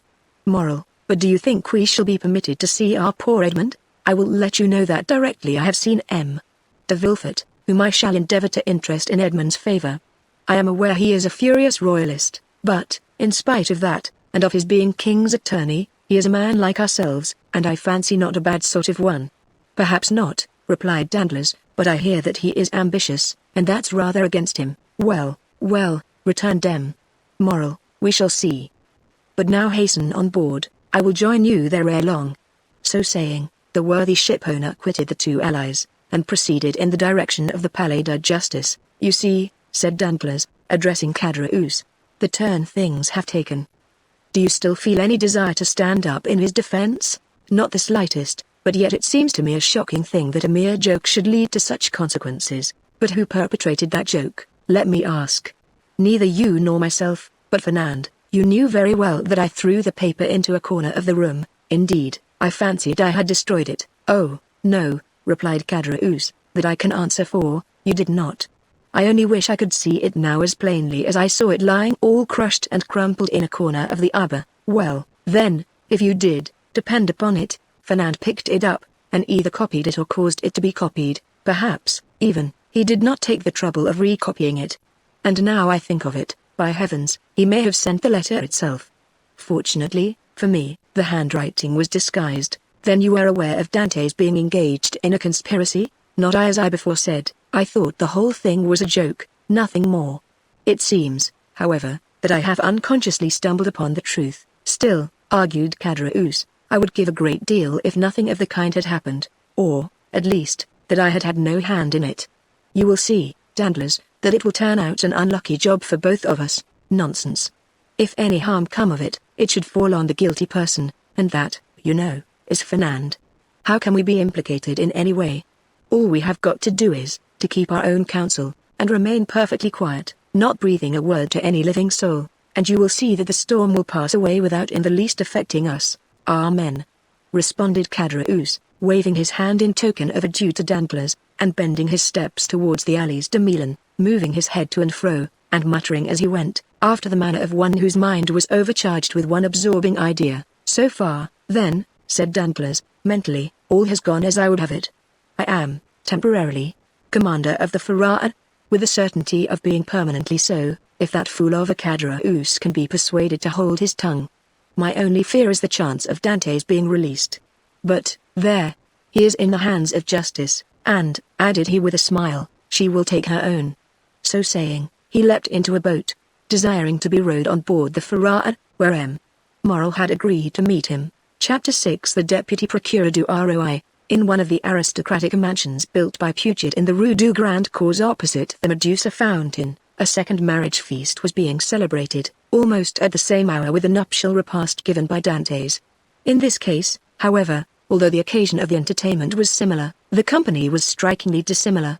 Instead of a rude mixture of sailors, soldiers, and those belonging to the humblest grade of life, the present assembly was composed of the very flower of Marseille society, magistrates who had resigned their office during the usurper's reign, officers who had deserted from the imperial army and joined forces with kind, and younger members of families, brought up to hate and execrate the man whom 5 years of exile would convert into a martyr, and 15 of restoration elevate to the rank of a god. The guests were still at table, and the heated and energetic conversation that prevailed betrayed the violent and vindictive passions that then agitated each dweller of the South, where unhappily, for 5 centuries religious strife had long given increased bitterness to the violence of party feeling. The emperor, now king of the petty island of Elba, after having held sovereign sway over 1/2 of the world, counting as his subjects a small population of 5 or 6,000 souls, after having been accustomed to hear the vive Napoleons of 120 millions of human beings, uttered in 10 different languages, was looked upon here as a ruined man, separated forever from any fresh connection with France or claim to her throne. The magistrates freely discussed their political views. The military part of the company talked unreservedly of Moscow and Leipzig, while the women commented on the divorce of Josephine. It was not over the downfall of the man, but over the defeat of the Napoleonic idea, that they rejoiced, and in this they foresaw for themselves the bright and cheering prospect of a revivified political existence. An old man, decorated with the cross of St. Louis, now rose and proposed the health of King Louis XVIII. It was the Marquis de Saint Méran. This toast, recalling at once the patient exile of Hartwell and the peace-loving King of France, excited universal enthusiasm. Glasses were elevated in the air a Landgleis, and the ladies, snatching their bouquets from their fair bosoms, strewed the table with their floral treasures. In a word, an almost poetical fervor prevailed. "Ah," said the Marquis de Saint Méran, a woman with a stern, forbidding eye, though still noble and distinguished in appearance, despite her 50 years, "ah, these revolutionists, who have driven us from those very possessions they afterwards purchased for a mere trifle during the reign of terror, would be compelled to own, were they here, that all true devotion was on our side, since we were content to follow the fortunes of a falling monarch, while they, on the contrary, made their fortune by worshipping the rising sun. Yes, yes, they could not help admitting that the king, for whom we sacrificed rank, wealth, and station was truly our Louis the well-beloved, while their wretched usurper has been, and ever will be, to them their evil genius, their Napoleon the accursed. Am I not right, Villefort? I beg your pardon, madame. I really must pray you to excuse me, but, in truth, I was not attending to the conversation." Marked, interposed the old nobleman who had proposed the toast. "Let the young people alone. Let me tell you, on one's wedding day there are more agreeable subjects of conversation than dry politics." "Never mind, dearest mother," said a young and lovely girl, with a profusion of light brown hair, and eyes that seemed to float in liquid crystal. "'Tis all my fault for seizing upon M. de Villefort," so as to prevent his listening to what you said. But there, now take him. He is your own for as long as you like. M. Vilfort, I beg to remind you my mother speaks to you. If the Marquis will deign to repeat the words I but imperfectly caught, I shall be delighted to answer, said M. de Vilfort. Never mind, Renee, replied the Marquis, with a look of tenderness that seemed out of keeping with her harsh dry features, but, however all other feelings may be withered in a woman's nature, there is always one bright smiling spot in the desert of her heart, and that is the shrine of maternal love. I forgive you. What I was saying, Vilfort, was, that the Bonapartists had not our sincerity, enthusiasm, or devotion. They had, however, what supplied the place of those fine qualities, replied the young man, and that was fanaticism. Napoleon is the Mahomet of the West, and is worshipped by his commonplace but ambitious followers, not only as a leader and lawgiver, but also as the personification of equality. He, cried the Marquis, Napoleon the type of equality. For mercy's sake, then, what would you call Robespierre? Come, come, do not strip the latter of his just rights to bestow them on the Corsican, who, to my mind, has usurped quite enough. Nay, madame, I would place each of these heroes on his right pedestal, that of Robespierre on his scaffold in the Place Louis Quinze, that of Napoleon on the column of the Place Vendôme. The only difference consists in the opposite character of the equality advocated by these two men. One is the equality that elevates, the other is the equality that degrades. One brings a king within reach of the guillotine, the other elevates the people to a level with the throne. Observe, said Vilfort, smiling, I do not mean to deny that both these men were revolutionary scoundrels, and that the 9th Thermidor and the 4th of April, in the year 1814, were lucky days for France, worthy of being gratefully remembered by every friend to monarchy and civil order, and that explains how it comes to pass that, fallen, as I trust he is forever, Napoleon has still retained a train of parasitical satellites. Still, marked, it has been so with other usurpers. Cromwell, for instance, who was not half so bad as Napoleon, had his partisans and advocates. Do you know, Vilfort, that you are talking in a most dreadfully revolutionary strain? But I excuse it. It is impossible to expect the son of a Girondin to be free from a small spice of the old leaven.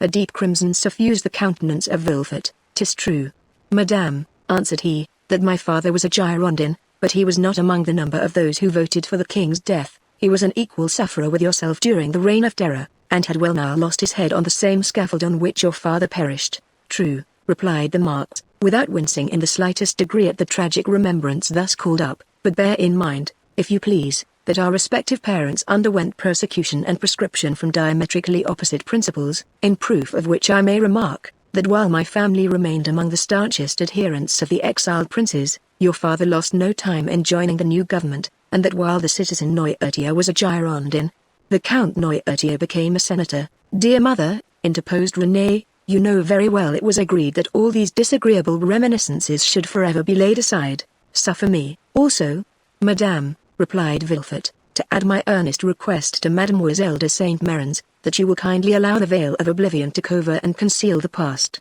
What avails recrimination over matters wholly past recall?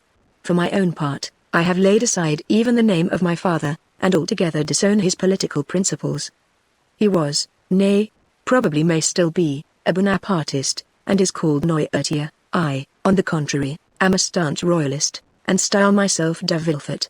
Let what may remain of revolutionary sap exhaust itself and die away with the old drunk, and condescend only to regard the young shoot which has started up at a distance from the parent tree, without having the power, any more than the wish, to separate entirely from the stock from which it sprung. Bravo, Vilfort!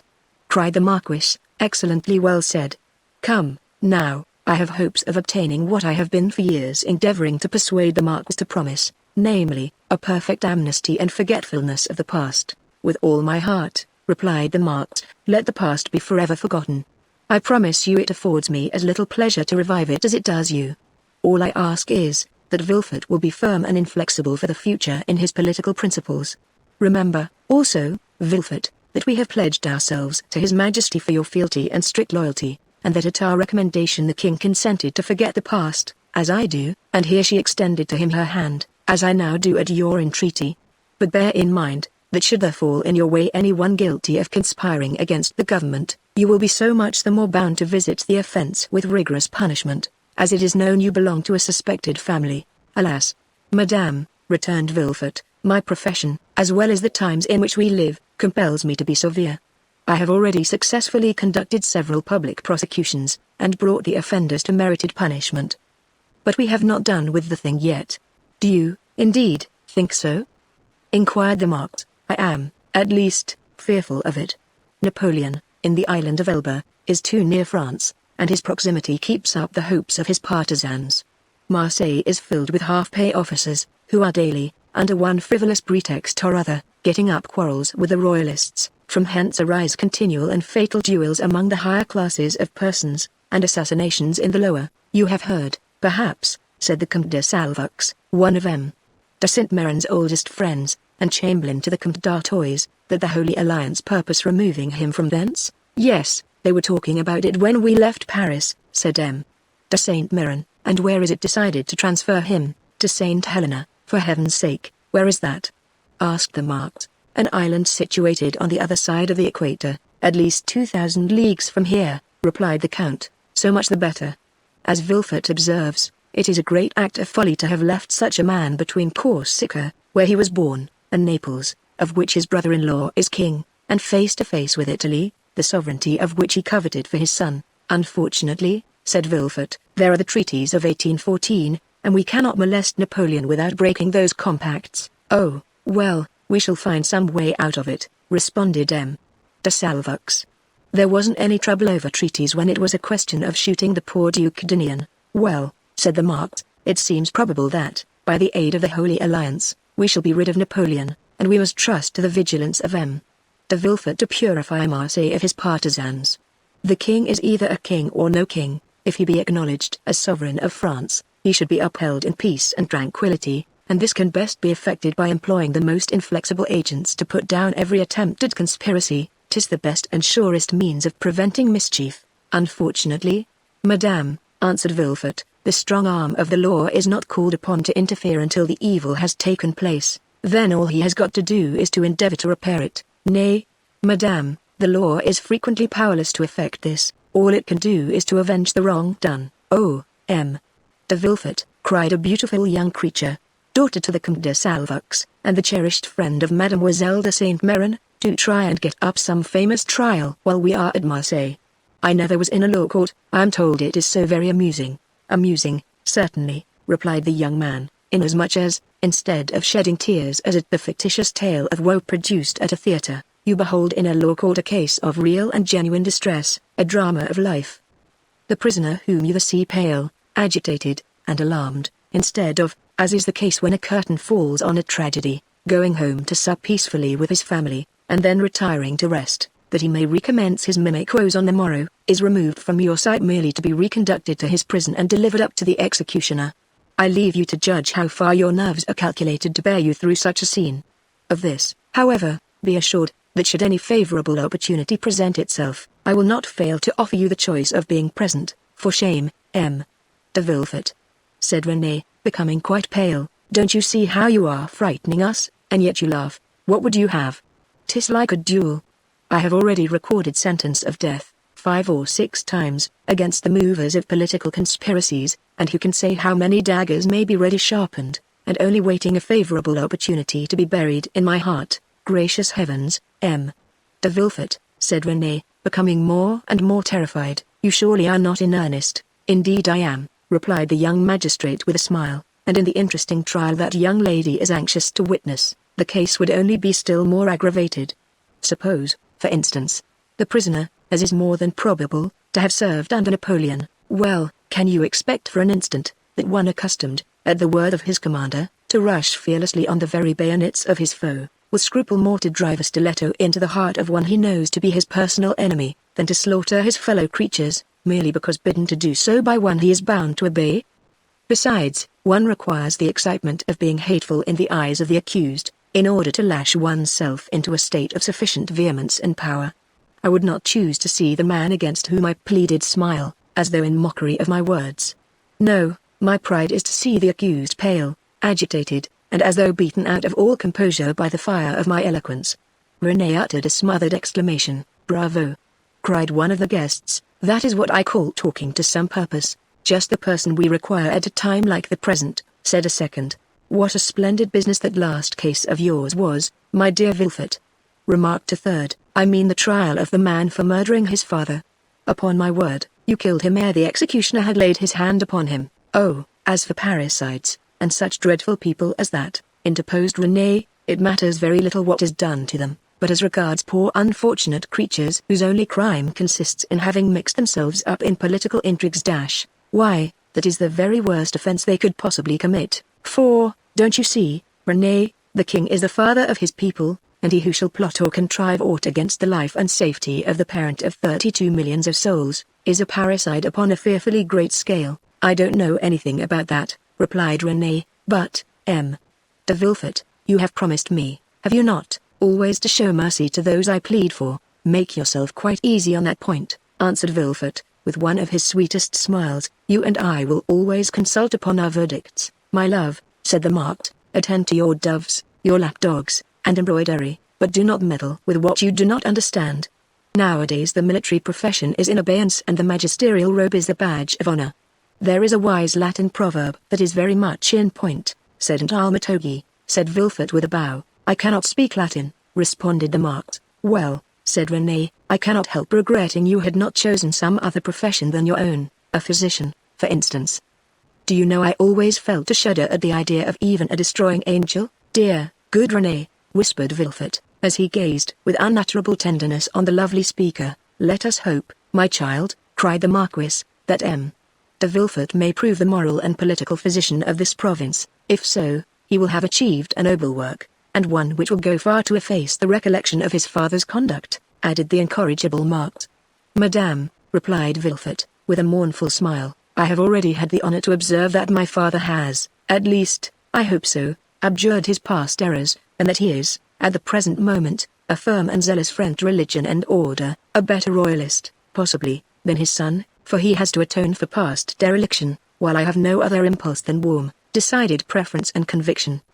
Having made this well-turned speech, Vilfert looked carefully around to mark the effect of his oratory, much as he would have done had he been addressing the bench in open court. "Do you know, my dear Vilfert," cried the Comte de Salvoux, "that is exactly what I myself said the other day at the Tuileries, when questioned by His Majesty's principal chamberlain touching the singularity of an alliance between the son of a Girondin and the daughter of an officer of the Duc de Conde, and I assure you he seemed fully to comprehend that this mode of reconciling political differences was based upon sound and excellent principles."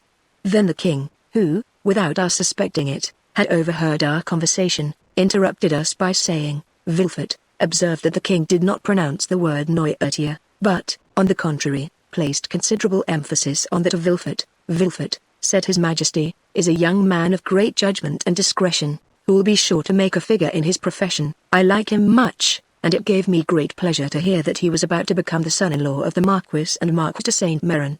I should myself have recommended the match, had not the noble Marquis anticipated my wishes by requesting my consent to it. Is it possible the king could have condescended so far as to express himself so favorably of me?" asked the enraptured Vilfert. "I give you his very words, and if the Marquis chooses to be candid, he will confess that they perfectly agree with what His Majesty said to him, when he went 6 months ago to consult him upon the subject of your espousing his daughter." "That is true," answered the Marquis. "How much do I owe this gracious prince?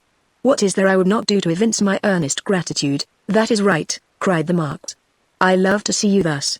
Now, then, were a conspirator to fall into your hands, he would be most welcome. For my part, dear mother," interposed Renee, "I trust your wishes will not prosper, and that Providence will only permit petty offenders, poor debtors, and miserable cheats to fall into de Vilfert's hands. Then I shall be contented, just the same as though you prayed that a physician might only be called upon to prescribe for headaches, measles, and the stings of wasps, or any other slight affection of the epidermis. If you wish to see me the king's attorney, you must desire for me some of those violent and dangerous diseases from the cure of which so much honor redounds to the physician." At this moment, and as though the utterance of Vilfert's wish had sufficed to effect its accomplishment, a servant entered the room, and whispered a few words in his ear. Vilfert immediately rose from table and quitted the room upon the plea of urgent business. He soon, however, returned, his whole face beaming with delight. Renee regarded him with fond affection, and certainly his handsome features, lit up as they then were with more than usual fire and animation, seemed formed to excite the innocent admiration with which she gazed on her graceful and intelligent lover. You were wishing just now, said Vilfert, addressing her, that I were a doctor instead of a lawyer. Well, I at least resemble the disciples of Aesculapius in one thing, that of not being able to call a day my own, not even that of my betrothal. And wherefore were you called away just now?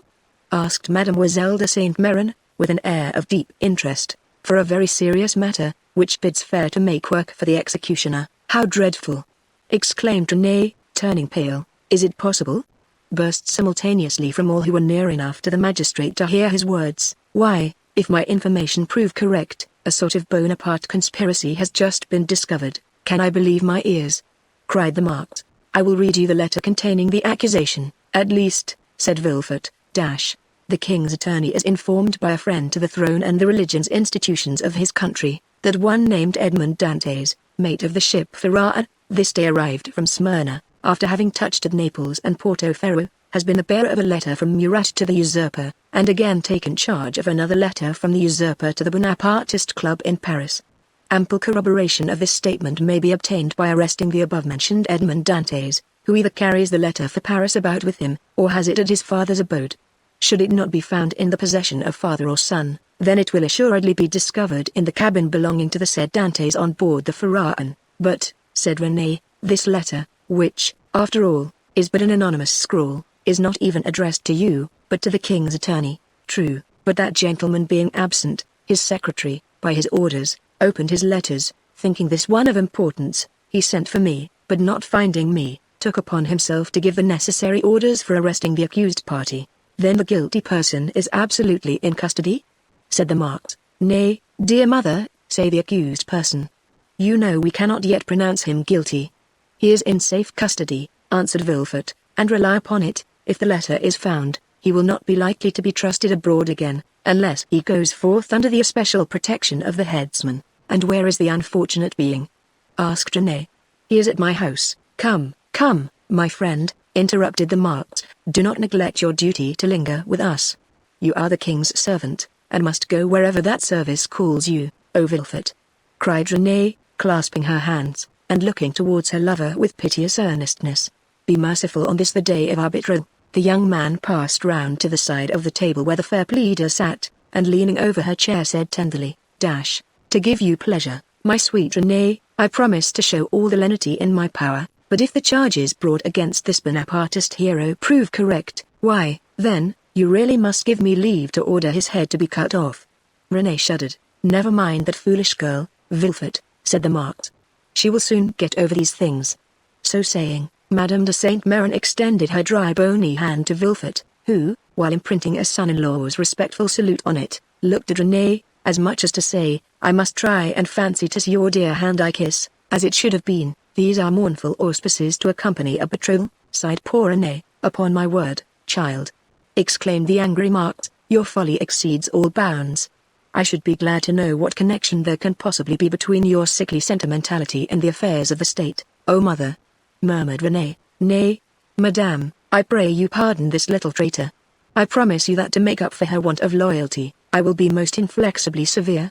Then casting an expressive glance at his betrothed, which seemed to say, Fear not, for your dear sake my justice shall be tempered with mercy, and receiving a sweet and approving smile in return, Vilfert quitted the room. Chapter 7 The Examination. No sooner had Vilfert left the salon, than he assumed the grave air of a man who holds the balance of life and death in his hands. Now, in spite of the mobility of his countenance, the command of which, like a finished actor, he had carefully studied before the glass, it was by no means easy for him to assume an air of judicial severity. Except the recollection of the line of politics his father had adopted, and which might interfere, unless he acted with the greatest prudence, with his own career, Gerard de Vilfert was as happy as a man could be. Already rich, he held a high official situation, though only 27. He was about to marry a young and charming woman, whom he loved, not passionately, but reasonably, as became a deputy attorney of the king, and besides her personal attractions, which were very great, Mademoiselle de Saint Méran's family possessed considerable political influence, which they would, of course, exert in his favor. The dowry of his wife amounted to 50,000 crowns, and he had, besides, the prospect of seeing her fortune increased to 500,000 at her father's death. These considerations naturally gave Vilfert a feeling of such complete felicity that his mind was fairly dazzled in its contemplation. At the door he met the commissary of police, who was waiting for him. The sight of this officer recalled Villefort from the third heaven to earth. He composed his face, as we have before described, and said, "I have read the letter, sir, and you have acted rightly in arresting this man. Now inform me what you have discovered concerning him and the conspiracy." "We know nothing as yet of the conspiracy, monsieur. All the papers found have been sealed up and placed on your desk." The prisoner himself is named Edmond Dantes, mate on board the three-master the Pharaon, trading in cotton with Alexandria and Smyrna, and belonging to Morel and Son, of Marseille.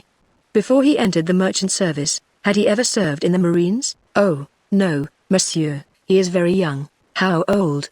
19 or 20 at the most. At this moment, and as Villefort had arrived at the corner of the Rue des Consuls, a man, who seemed to have been waiting for him, approached. It was M. Morel. "Ah, M. de Villefort," cried he, "I am delighted to see you. Some of your people have committed the strangest mistake. They have just arrested Edmond Dantes, mate of my vessel." "I know it, monsieur," replied Villefort, "and I am now going to examine him." "Oh," said Morel, carried away by his friendship, "you do not know him, and I do.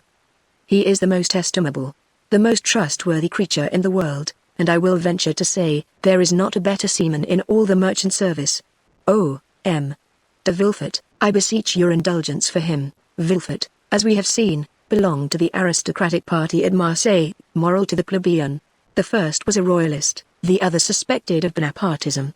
Villefort looked disdainfully at Morel, and replied, "You are aware, monsieur, that a man may be estimable and trustworthy in private life, and the best seaman in the merchant service, and yet be, politically speaking, a great criminal. Is it not true?" The magistrate laid emphasis on these words, as if he wished to apply them to the owner himself, while his eyes seemed to plunge into the heart of one who, interceding for another, had himself need of indulgence. Morel reddened, for his own conscience was not quite clear on politics. Besides, what Dantes had told him of his interview with the Grand Marshal, and what the Emperor had said to him, embarrassed him. He replied, however, "I entreat you, M. de Villefort, be, as you always are, kind and equitable, and give him back to us soon." This giver sounded revolutionary in the deputy's ears.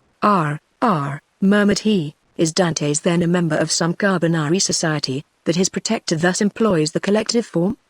"He was, if I recollect, arrested in a tavern, in company with a great many others."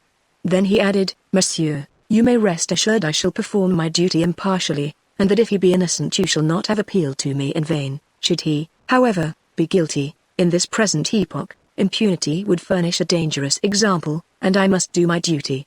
As he had now arrived at the door of his own house, which adjoined the Palais de Justice, he entered, after having coldly saluted the ship-owner, who stood, as if petrified, on the spot where Villefort had left him. The antechamber was full of police agents and gendarmes, in the midst of whom, carefully watched, but calm and smiling, stood the prisoner. Villefort traversed the antechamber, cast a side glance at Dantes, and taking a packet which a gendarme offered him, disappeared, saying, "Bring in the prisoner." Rapid as had been Villefort's glance, it had served to give him an idea of the man he was about to interrogate. He had recognized intelligence in the high forehead, courage in the dark eye and bent brow, and frankness in the thick lips that showed a set of pearly teeth. Villefort's first impression was favorable, but he had been so often warned to mistrust first impulses, that he applied the maxim to the impression, forgetting the difference between the two words. He stifled, therefore, the feelings of compassion that were rising, composed his features, and sat down, grim and somber, at his desk. An instant after Dantes entered. He was pale, but calm and collected, and saluting his judge with easy politeness, looked round for a seat, as if he had been in M. Morel's salon. It was then that he encountered for the first time Villefort's look, that look peculiar to the magistrate, who, while seeming to read the thoughts of others, betrays nothing of his own. "Who and what are you?" demanded Villefort, turning over a pile of papers, containing information relative to the prisoner, that a police agent had given to him on his entry, and that, already, in an hour's time, had swelled to voluminous proportions, thanks to the corrupt espionage of which the accused is always made the victim. "My name is Edmond Dantes," replied the young man calmly. "I'm mate of the Pharaon, belonging to Messrs. Morel and Son." "Your age?" continued Villefort. 19, returned Dantes. "What were you doing at the moment you were arrested?"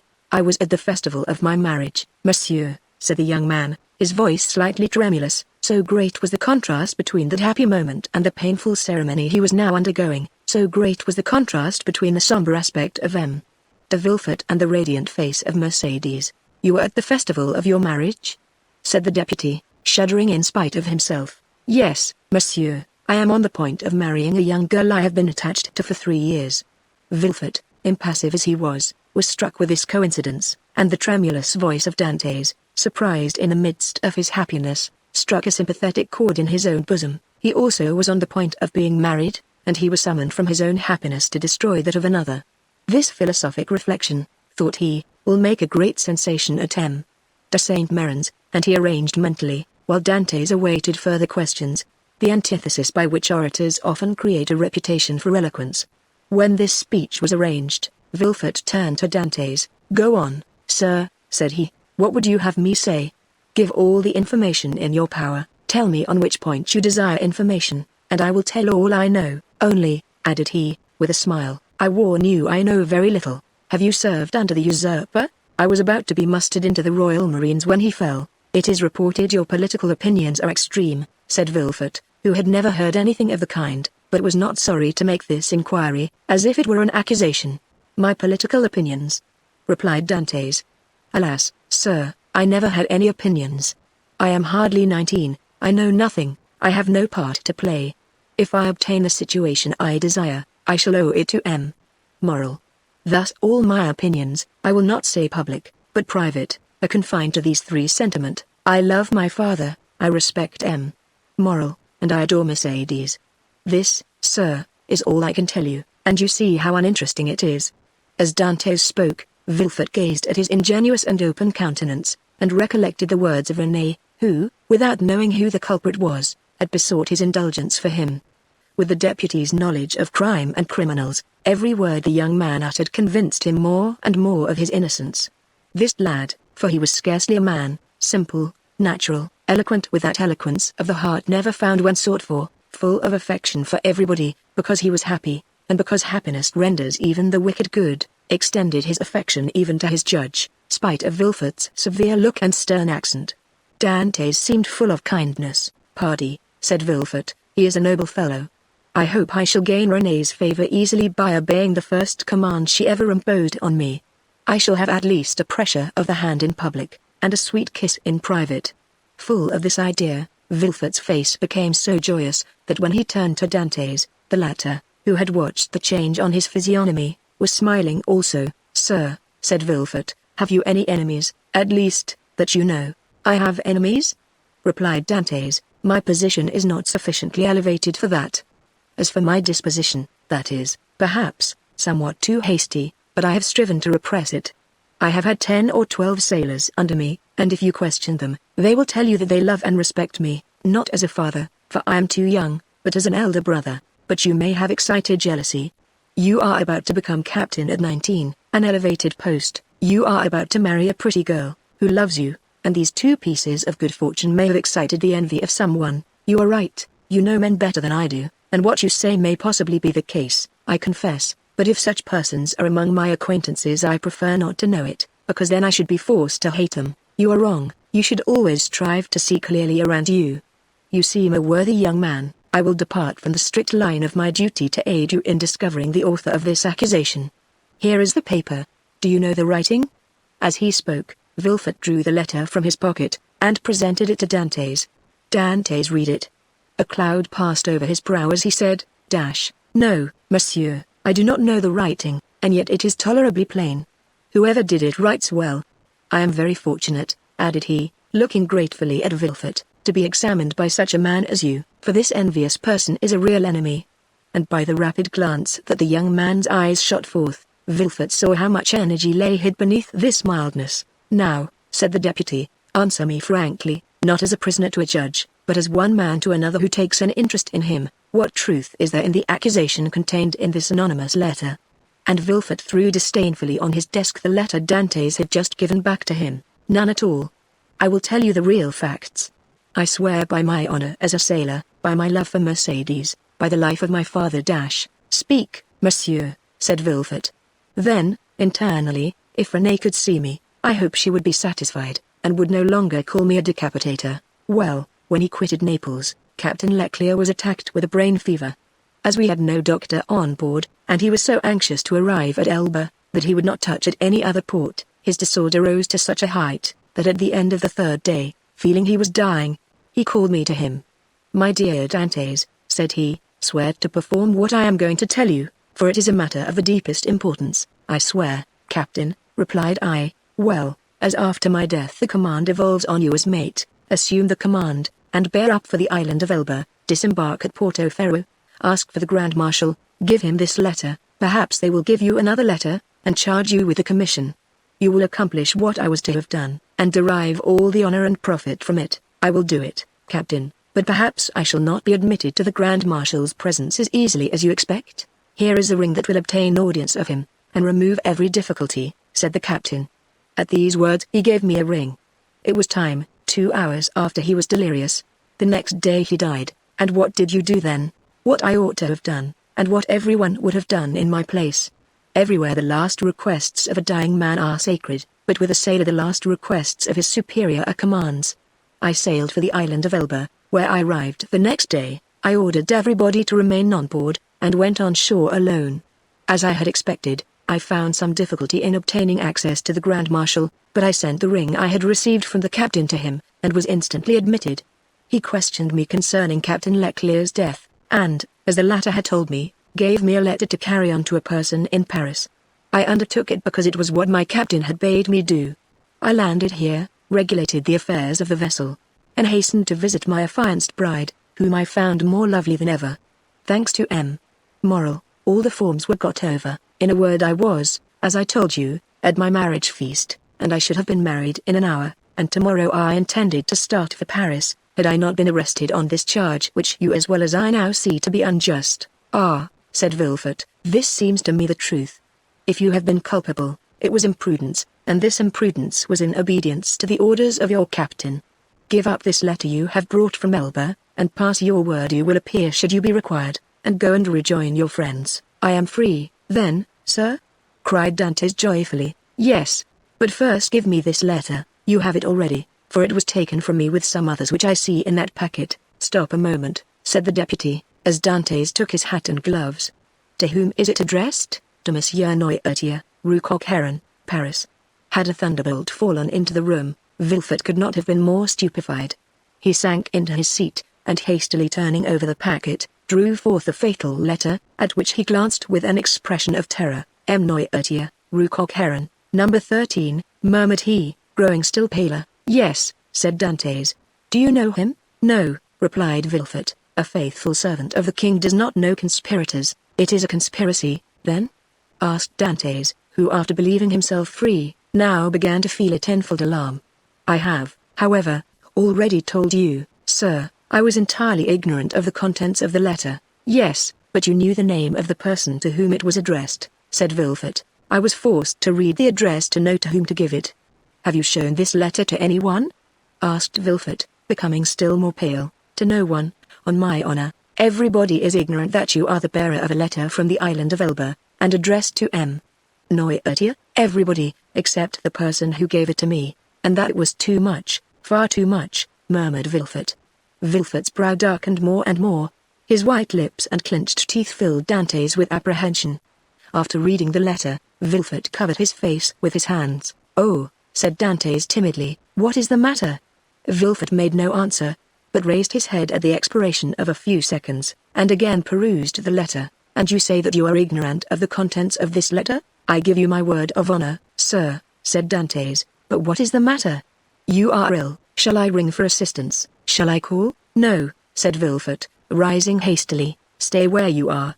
It is for me to give orders here, and not you." "Monsieur," replied Dantes proudly, "it was only to summon assistance for you. I want none. It was a temporary indisposition." "Attend to yourself, answer me." Dantes waited, expecting a question, but in vain. Vilfort fell back on his chair, passed his hand over his brow, moist with perspiration, and, for the third time, read the letter. "Oh, if he knows the contents of this," murmured he, "and that Noirtier is the father of Vilfort, I am lost." And he fixed his eyes upon Edmund as if he would have penetrated his thoughts. "Oh, it is impossible to doubt it," cried he, Suddenly, "In heaven's name," cried the unhappy young man, "if you doubt me, question me, I will answer you." Vilfort made a violent effort, and in a tone he strove to render firm. "Sir," said he, "I am no longer able, as I had hoped, to restore you immediately to liberty. Before doing so, I must consult the trial justice. What my own feeling is you already know." "Oh, monsieur," cried Dantes, "you have been rather a friend than a judge. Well, I must detain you some time longer, but I will strive to make it as short as possible.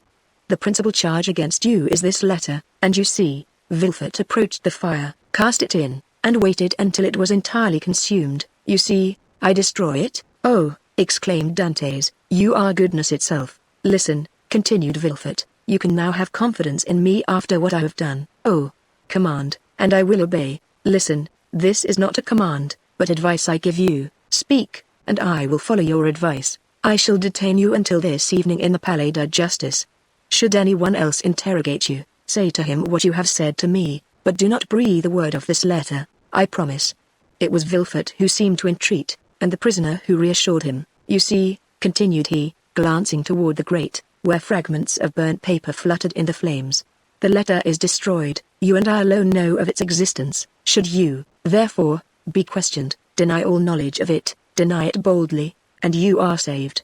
Be satisfied." "I will deny it. It was the only letter you had." "It was." "Swear it." "I swear it." Vilfort rang. A police agent entered. Vilfort whispered some words in his ear, to which the officer replied by a motion of his head. "Follow him," said Vilfort to Dantes. Dantes saluted Vilfort and retired. Hardly had the door closed when Vilfort threw himself half-fainting into a chair. "Alas, alas," murmured he, "if the procureur himself had been at Marseille I should have been ruined. This accursed letter would have destroyed all my hopes. Oh, my father, must your past career always interfere with my successes?" Suddenly a light passed over his face, a smile played round his set mouth, and his haggard eyes were fixed in thought. "This will do," said he, "and from this letter, which might have ruined me, I will make my fortune. Now to the work I have in hand." And after having assured himself that the prisoner was gone, the deputy procureur hastened to the house of his betrothed. Chapter 8. The Château d'If. The commissary of police, as he traversed the antechamber, made a sign to two gendarmes, who placed themselves one on Dante's right and the other on his left. A door that communicated with the Palais de Justice was opened, and they went through a long range of gloomy corridors, whose appearance might have made even the boldest shudder.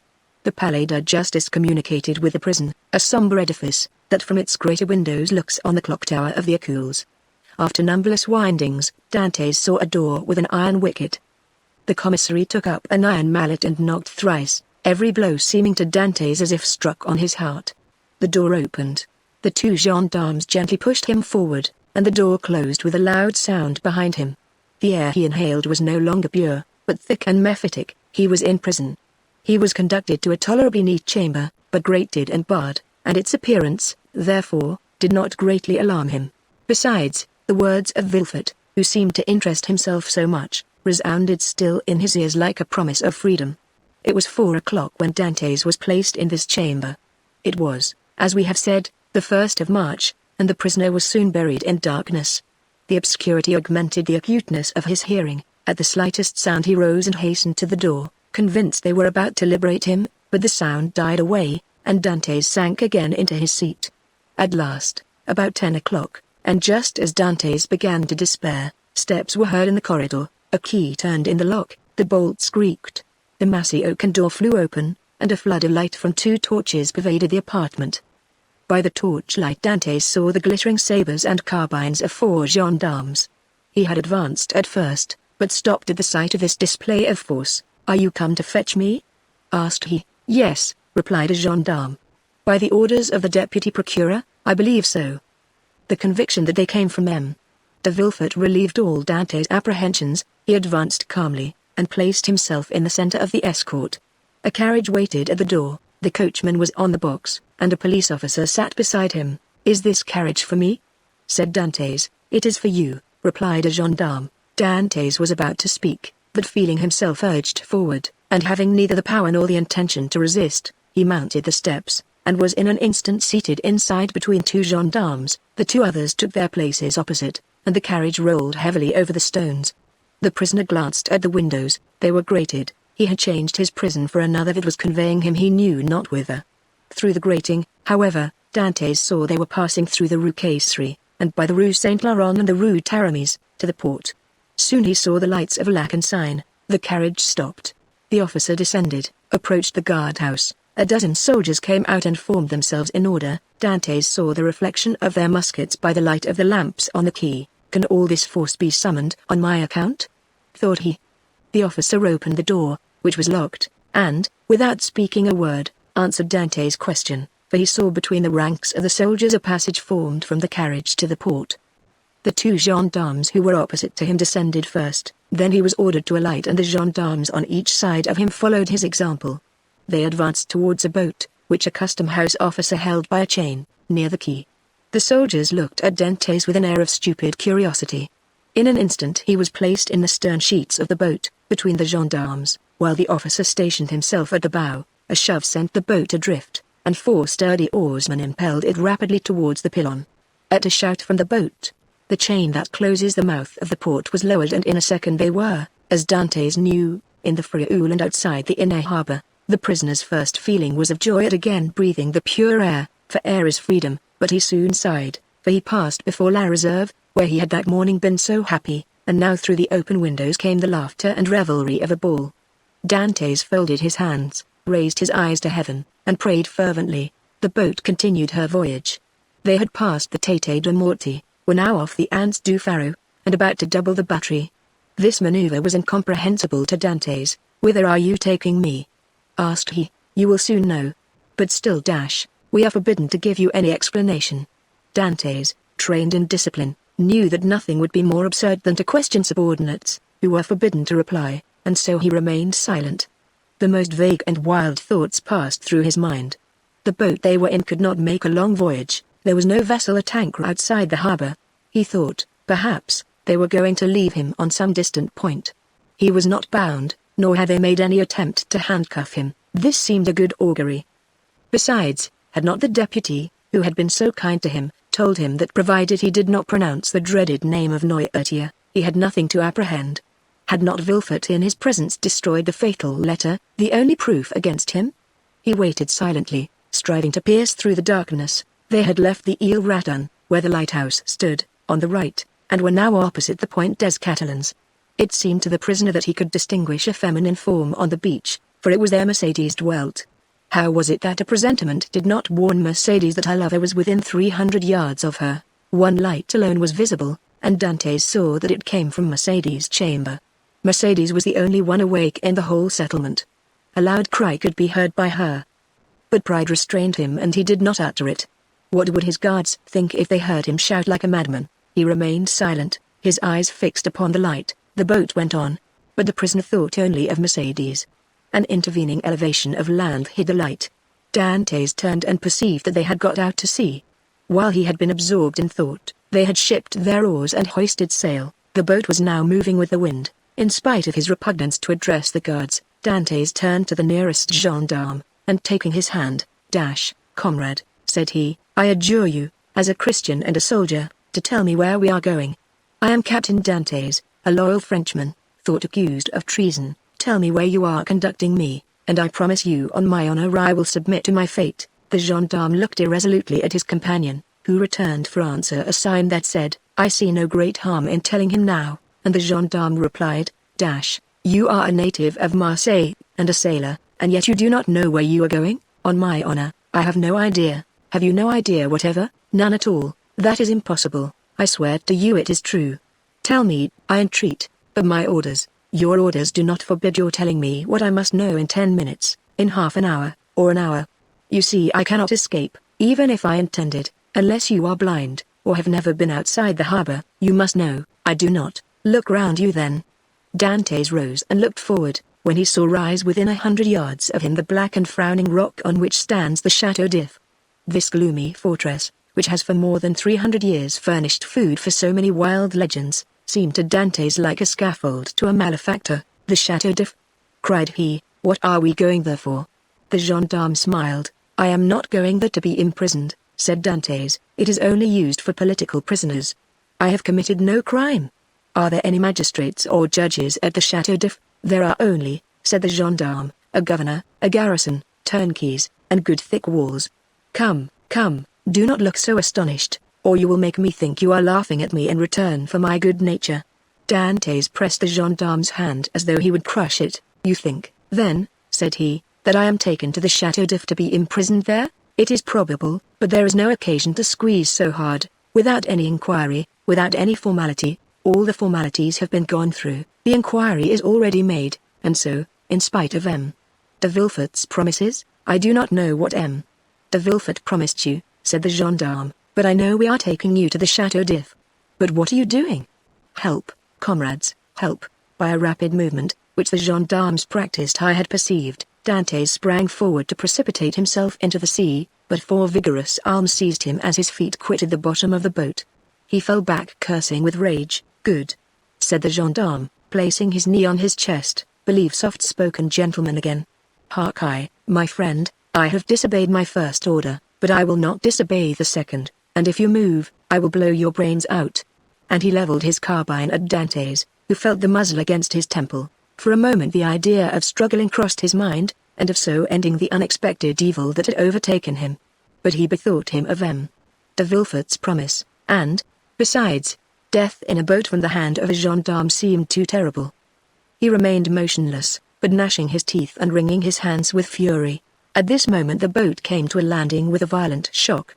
One of the sailors leapt on shore, a cord creaked as it ran through a pulley, and Dantes guessed they were at the end of the voyage, and that they were mooring the boat. His guards, taking him by the arms and coat collar, forced him to rise, and dragged him towards the steps that lead to the gate of the fortress, while the police officer carrying a musket with fixed bayonet followed behind. Dantes made no resistance. He was like a man in a dream. He saw soldiers drawn up on the embankment. He knew vaguely that he was ascending a flight of steps. He was conscious that he passed through a door, and that the door closed behind him. But all this indistinctly as through a mist. He did not even see the ocean, that terrible barrier against freedom, which the prisoners look upon with utter despair. They halted for a minute, during which he strove to collect his thoughts. He looked around. He was in a court surrounded by high walls. He heard the measured tread of sentinels, and as they passed before the light he saw the barrels of their muskets shine. They waited upwards of 10 minutes. Certain Dantes could not escape, the gendarmes released him. They seemed awaiting orders. The orders came. "Where is the prisoner?" said a voice. "Here," replied the gendarmes. "Let him follow me, I will take him to his cell." "Go," said the gendarmes, thrusting Dantes forward. The prisoner followed his guide, who led him into a room almost underground, whose bare and reeking walls seemed as though impregnated with tears. A lamp placed on a stool illumined the apartment faintly, and showed Dantes the features of his conductor, an under-jailer, ill-clothed, and of sullen appearance. "Here is your chamber for tonight," said he. "It is late, and the governor is asleep. Tomorrow, perhaps, he may change you. In the meantime there is bread, water, and fresh straw, and that is all a prisoner can wish for. Good night." And before Dantes could open his mouth, before he had noticed where the jailer placed his bread or the water, before he had glanced towards the corner where the straw was, the jailer disappeared, taking with him the lamp and closing the door, leaving stamped upon the prisoner's mind the dim reflection of the dripping walls of his dungeon. Dantes was alone in darkness and in silence, cold as the shadows that he felt breathe on his burning forehead. With the first dawn of day the jailer returned, with orders to leave Dantes where he was. He found the prisoner in the same position, as if fixed there, his eyes swollen with weeping. He had passed the night standing, and without sleep. The jailer advanced. Dantes appeared not to perceive him. He touched him on the shoulder. Edmund started. "Have you not slept?" said the jailer. "I do not know," replied Dantes. The jailer stared. "Are you hungry?" continued he. "I do not know. Do you wish for anything?" "I wish to see the governor." The jailer shrugged his shoulders and left the chamber. Dantes followed him with his eyes, and stretched forth his hands towards the open door, but the door closed. All his emotion then burst forth. He cast himself on the ground, weeping bitterly, and asking himself what crime he had committed that he was thus punished. The day passed thus. He scarcely tasted food, but walked round and round the cell like a wild beast in its cage. One thought in particular tormented him, namely, that during his journey hither he had sat so still, whereas he might, a dozen times, have plunged into the sea, and, thanks to his powers of swimming, for which he was famous, have gained the shore, concealed himself until the arrival of a Genoese or Spanish vessel. escaped to Spain or Italy, where Mercedes and his father could have joined him. He had no fears as to how he should live. Good seamen are welcome everywhere. He spoke Italian like a Tuscan, and Spanish like a Castilian. He would have been free and happy with Mercedes and his father, whereas he was now confined in the Chateau d'If, that impregnable fortress, ignorant of the future destiny of his father and Mercedes, and all this because he had trusted to Villefort's promise. The thought was maddening, and Dantes threw himself furiously down on his straw. The next morning at the same hour, the jailer came again. "Well," said the jailer, "are you more reasonable today?" Dantes made no reply. "Come, cheer up. Is there anything that I can do for you?" "I wish to see the governor." "I have already told you it was impossible." "Why so?" "Because it is against prison rules, and prisoners must not even ask for it." "What is allowed, then?" "Better fare, if you pay for it, books, and leave to walk about." "I do not want books. I am satisfied with my food, and do not care to walk about. But I wish to see the governor. If you worry me by repeating the same thing, I will not bring you any more to eat." "Well, then," said Edmund, "if you do not, I shall die of hunger, that is all." The jailer saw by his tone he would be happy to die, and as every prisoner is worth 10 sous a day to his jailer, he replied in a more subdued tone, "What you ask is impossible, but if you are very well behaved you will be allowed to walk about, and some day you will meet the governor, and if he chooses to reply, that is his affair." "But," asked Dantes, "how long shall I have to wait?" "Ah, a month, 6 months, a year, it is too long a time. I wish to see him at once." "Ah," said the jailer, "do not always brood over what is impossible, or you will be mad in a fortnight." "You think so?" "Yes, we have an instance here. It was by always offering 1,000,000 of francs to the governor for his liberty that an abbé became mad, who was in this chamber before you." "How long has he left it?" 2 years. "Was he liberated, then?" "No, he was put in a dungeon." "Listen," said Dantes. "I am not an abbé, I am not mad, perhaps I shall be, but at present, unfortunately, I am not. I will make you another offer." "What is that?" "I do not offer you 1,000,000, because I have it not, but I will give you 100 crowns if, the first time you go to Marseille, you will seek out a young girl named Mercedes, at the Catalans, and give her 2 lines from me. If I took them, and were detected, I should lose my place, which is worth 2,000 francs a year, so that I should be a great fool to run such a risk for 300. "Well," said Dantes, "mark this, if you refuse at least to tell Mercedes I am here, I will some day hide myself behind the door, and when you enter I will dash out your brains with this stool." "Threats!" cried the jailer, retreating and putting himself on the defensive. "You are certainly going mad. The abbé began like you, and in 3 days you will be like him, mad enough to tie up, but, fortunately, there are dungeons here." Dantes whirled the stool round his head. All right," said the jailer, "all right, since you will have it so. I will send word to the governor." "Very well," returned Dantes, dropping the stool and sitting on it as if he were in reality mad. The jailer went out, and returned in an instant with a corporal and 4 soldiers. "By the governor's orders," said he, "conduct the prisoner to the tier beneath, to the dungeon." "Then," said the corporal, "yes, we must put the madman with the madman." The soldiers seized Dantes, who followed passively. He descended 15 steps, and the door of a dungeon was opened, and he was thrust in. The door closed, and Dantes advanced with outstretched hands until he touched the wall. He then sat down in the corner until his eyes became accustomed to the darkness. The jailer was right, Dantes wanted but little of being utterly mad. Chapter 9. The evening of the betrothal. Villefort had, as we have said, hastened back to Madame de Saint-Méran's in the Place du Grand Cours, and on entering the house found that the guests whom he had left at table were taking coffee in the salon. René was, with all the rest of the company, anxiously awaiting him, and his entrance was followed by a general exclamation. "Well, decapitator, guardian of the state, royalist, Brutus, what is the matter?" said one. "Speak out, are we threatened with a fresh reign of terror?" asked another. "Has the Corsican ogre broken loose?" cried a third. "Marked," said Villefort, approaching his future mother-in-law, "I request your pardon for thus leaving you. Will the Marquis honour me by a few moments' private conversation?" "Ah, it is really a serious matter, then?" asked the Marquis, remarking the cloud on Villefort's brow. "So serious that I must take leave of you for a few days. So," added he, turning to René, "judge for yourself if it be not important." "You are going to leave us?" cried René, unable to hide her emotion at this unexpected announcement. "Alas," returned Villefort, "I must." "Where, then, are you going?" asked the Marquis. "That, madame, is an official secret." But if you have any commissions for Paris, a friend of mine is going there tonight, and will with pleasure undertake them." The guests looked at each other. "You wish to speak to me alone?" said the Marquis. "Yes, let us go to the library, please." The Marquis took his arm, and they left the salon. "Well," asked he, as soon as they were by themselves, "tell me what it is." "An affair of the greatest importance, that demands my immediate presence in Paris. Now, excuse the indiscretion, Marquis, but have you any landed property?" "All my fortune is in the funds, 700 or 800,000 francs." "Then sell out, Marquis, or you will lose it all." "But how can I sell out here? You have a broker, have you not?" "Yes." "Then give me a letter to him, and tell him to sell out without an instant's delay. Perhaps even now I shall arrive too late." "The deuce you say," replied the Marquis. "Let us lose no time, then." And, sitting down, he wrote a letter to his broker, ordering him to sell out at the market price. "Now, then," said Villefort, placing the letter in his pocketbook, "I must have another." "To whom?" "To the king." "To the king?" "Yes, I dare not write to his majesty." "I do not ask you to write to his majesty, but ask M.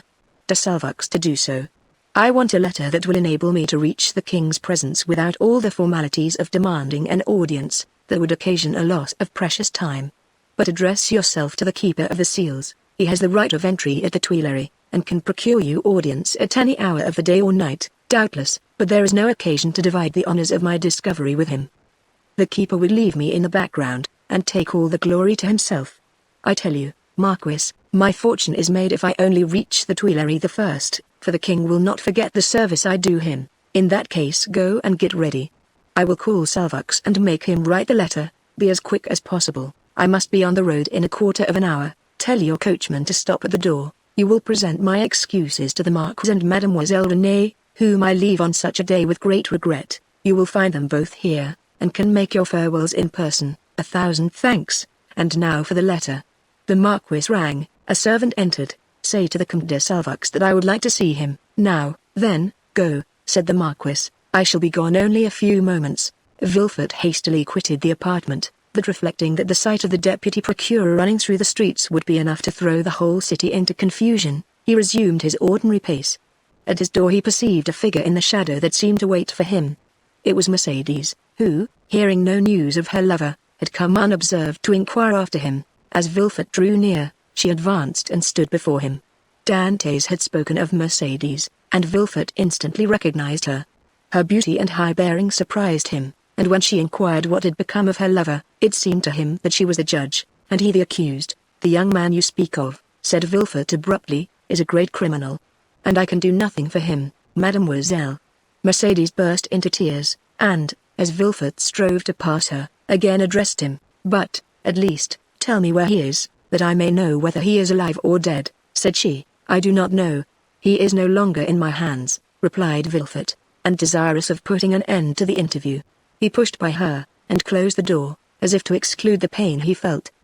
But remorse is not thus banished. Like Virgil's wounded hero, he carried the arrow in his wound, and, arrived at the salon, Villefort uttered a sigh that was almost a sob, and sank into a chair. Then the first pangs of an unending torture seized upon his heart. The man he sacrificed to his ambition, that innocent victim immolated on the altar of his father's faults, appeared to him pale and threatening, leading his affianced bride by the hand, and bringing with him remorse, not such as the ancients figured, furious and terrible, but that slow and consuming agony whose pangs are intensified from hour to hour up to the very moment of death. Then he had a moment's hesitation. He had frequently called for capital punishment on criminals, and owing to his irresistible eloquence they had been condemned, and yet the slightest shadow of remorse had never clouded Villefort's brow, because they were guilty, at least, he believed so. But here was an innocent man whose happiness he had destroyed. In this case he was not the judge, but the executioner. As he thus reflected, he felt the sensation we have described, and which had hitherto been unknown to him, arise in his bosom, and fill him with vague apprehensions. It is thus that a wounded man trembles instinctively at the approach of the finger to his wound until it be healed, but Villefort's was one of those that never close, or if they do, only close to reopen more agonizing than ever. If at this moment the sweet voice of Renée had sounded in his ears pleading for mercy, or the fair Mercédès had entered and said, "In the name of God, I conjure you to restore me my affianced husband," his cold and trembling hands would have signed his release, but no voice broke the stillness of the chamber. and the door was opened only by Villefort's valet, who came to tell him that the travelling carriage was in readiness. Villefort rose, or rather sprang, from his chair, hastily opened one of the drawers of his desk, emptied all the gold it contained into his pocket, stood motionless an instant, his hand pressed to his head, muttered a few inarticulate sounds, and then, perceiving that his servant had placed his cloak on his shoulders, he sprang into the carriage, ordering the postilions to drive to M. de Saint Méran's. The hapless Dantes was doomed. As the Marquis had promised, Villefort found the Marquis and Renée in waiting. He started when he saw Renée, for he fancied she was again about to plead for Dantes. Alas, her emotions were wholly personal. She was thinking only of Villefort's departure. She loved Villefort, and he left her at the moment he was about to become her husband.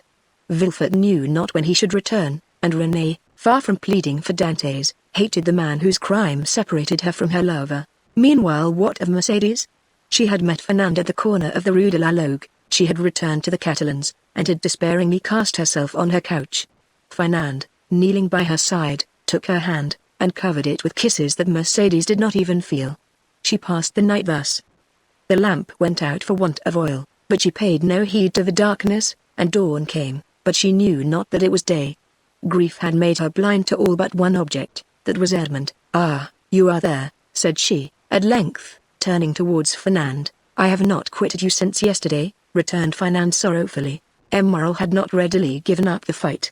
He had learned that Dantes had been taken to prison, and he had gone to all his friends, and the influential persons of the city, but the report was already in circulation that Dantes was arrested as a Bonapartist agent, and as the most sanguine looked upon any attempt of Napoleon to remount the throne as impossible. He met with nothing but refusal, and had returned home in despair, declaring that the matter was serious and that nothing more could be done. Caderousse was equally restless and uneasy, but instead of seeking, like Morrel, to aid Dantes, he had shut himself up with 2 bottles of black-currant brandy, in the hope of drowning reflection. But he did not succeed, and became too intoxicated to fetch any more drink, and yet not so intoxicated as to forget what had happened. With his elbows on the table he sat between the 2 empty bottles, while spectres danced in the light of the unsnuffed candle, spectres such as Hoffmann strews over his punch-drenched pages, like black, fantastic dust. Danglars alone was content and joyous. He had got rid of an enemy and made his own situation on the Ferrat and secure. Danglars was one of those men born with a pen behind the ear, and an inkstand in place of a heart. Everything with him was multiplication or subtraction. The life of a man was to him of far less value than a numeral, especially when, by taking it away, he could increase the sum total of his own desires. He went to bed at his usual hour, and slept in peace. Villefort, after having received M. de Salvac's letter, embraced Renée, kissed the Marquis's hand, and shaken that of the Marquis, started for Paris along the X road. Old Dantes was dying with anxiety to know what had become of Edmond. But we know very well what had become of Edmond. Chapter 10 The King's Closet at the Tuileries. We will leave Villefort on the road to Paris, travelling, thanks to trebled fees, with all speed, and passing through 2 or 3 apartments, enter at the Tuileries the little room with the arched window, so well known as having been the favourite closet of Napoleon and Louis XVIII, and now of Louis Philippe. There, seated before a walnut table he had brought with him from Hartwell, and to which, from one of those fancies not uncommon to great people, he was particularly attached, the King, Louis XVIII, was carelessly listening to a man of 50 or 52 years of age, with grey hair, aristocratic bearing, and exceedingly gentlemanly attire, and meanwhile making a marginal note in a volume of Griffius's rather inaccurate, but much sought after, edition of Horace, a work which was much indebted to the sagacious observations of the philosophical monarch. "You say, sir," said the king, "that I am exceedingly disquieted, sire. Really, have you had a vision of the 7 fat kine and the 7 lean kine?" "No, sire, for that would only betoken for us 7 years of plenty and 7 years of scarcity, and with a king as full of foresight as your majesty, scarcity is not a thing to be feared." "Then of what other scourge are you afraid, my dear Blarker?" "Sire, I have every reason to believe that a storm is brewing in the south." "Well, my dear Duke," replied Louis XVIII, "I think you are wrongly informed, and know positively that, on the contrary, it is very fine weather in that direction." Man of ability as he was, Louis XVIII liked a pleasant jest. "Sire," continued M. de Blarker, "if it only be to reassure a faithful servant, will your majesty send into Languedoc, Provence, and Dauphine, trusty men, who will bring you back a faithful report as to the feeling in these 3 provinces?" "Canine Sardis," replied the king. continuing the annotations in his Horace. "Sire," replied the courtier, laughing, in order that he might seem to comprehend the quotation, "Your Majesty may be perfectly right in relying on a good feeling of France, but I fear I am not altogether wrong in dreading some desperate attempt." "By whom?" "By Bonaparte, or, at least, by his adherents." "My dear Blarka," said the king, "you with your alarms prevent me from working, and you, sire, prevent me from sleeping with your security." "Wait, my dear sir, wait a moment, for I have such a delightful note on the pasta quam traherit." "Wait, and I will listen to you afterwards." There was a brief pause, during which Louis XVIII wrote, in a hand as small as possible, another note on the margin of his Horace, and then looking at the Duke with the air of a man who thinks he has an idea of his own, while he is only commenting upon the idea of another, said, "Go on, my dear Duke, go on." "I listen, sire," said Blarka, who had for a moment the hope of sacrificing Vilfort to his own profit. "I am compelled to tell you that these are not mere rumours destitute of foundation which thus disquiet me, but a serious-minded man, deserving all my confidence, and charged by me to watch over the south." The Duke hesitated as he pronounced these words. "Has arrived by post to tell me that a great peril threatens the king, and so I hasten to you, sire." "Maladucis of Adomum," continued Louis XVIII, still annotating. "Does your Majesty wish me to drop the subject?" "By no means, my dear Duke, but just stretch out your hand." Whichever you please." "The to the left." "Here, sire?" "I tell you to the left, and you are looking to the right." "I mean on my left." "Yes, there. You will find yesterday's report of the Minister of Police. But here is M. Dandra himself, and M. Dandra, announced by the Chamberlain-in-waiting, entered. "Come in," said Louis XVIII, with repressed smile. "Come in, Baron, and tell the Duke all you know, the latest news of M. de Bonaparte. Do not conceal anything, however serious. Let us see, the island of Elba is a volcano, and we may expect to have issuing thence flaming and bristling war. Bella, horrida bella." M. Dandra leaned very respectfully on the back of a chair with his two hands, and said, "Has your Majesty perused yesterday's report?" "Yes, but tell the Duke himself, who cannot find anything, what the report contains. Give him the particulars of what the usurper is doing in his islet." "Monsieur," said the Baron to the Duke, "all the servants of his Majesty must approve of the latest intelligence which we have from the island of Elba." Bonaparte, M. Dandra looked at Louis XVIII, who, employed in writing a note, did not even raise his head. "Bonaparte," continued the Baron, "is mortally wearied, and passes whole days in watching his miners at work at Port Langon, and scratches himself for amusement," added the king. "Scratches himself?" inquired the Duke. "What does your Majesty mean?" "Yes, indeed, my dear Duke. Did you forget that this great man, this hero, this demigod, is attacked with a malady of the skin which worries him to death, prurigo? And, moreover, my dear Duke," continued the Minister of Police, "we are almost assured that, in a very short time, the usurper will be insane." "Insane? Raving mad." "His head becomes weaker. Sometimes he weeps bitterly, sometimes laughs boisterously, at other time he passes hours on the seashore, flinging stones in the water, and when the flint makes duck and drake 5 or 6 times, he appears as delighted as if he had gained another Ingo or Austerlitz.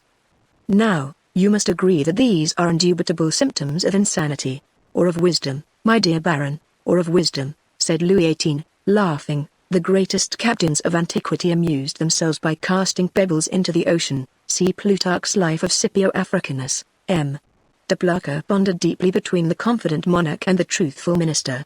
Vilfort, who did not choose to reveal the whole secret, lest another should reap all the benefit of the disclosure, had yet communicated enough to cause him the greatest uneasiness. Well, Dandra," said Louis XVIII, "Blarka is not yet convinced. Let us proceed, therefore, to the usurper's conversion." The Minister of Police bowed. "The usurper's conversion," murmured the Duke, looking at the King and Dandra, who spoke alternately, like Virgil's shepherds. "The usurper converted, decidedly, my dear Duke. In what way converted? To good principles. Tell him all about it, Baron." "Why, this is the way of it," said the minister, with the gravest air in the world. "Napoleon lately had a review, and as 2 or 3 of his old veterans expressed a desire to return to France, he gave them their dismissal, and exhorted them to serve the good king.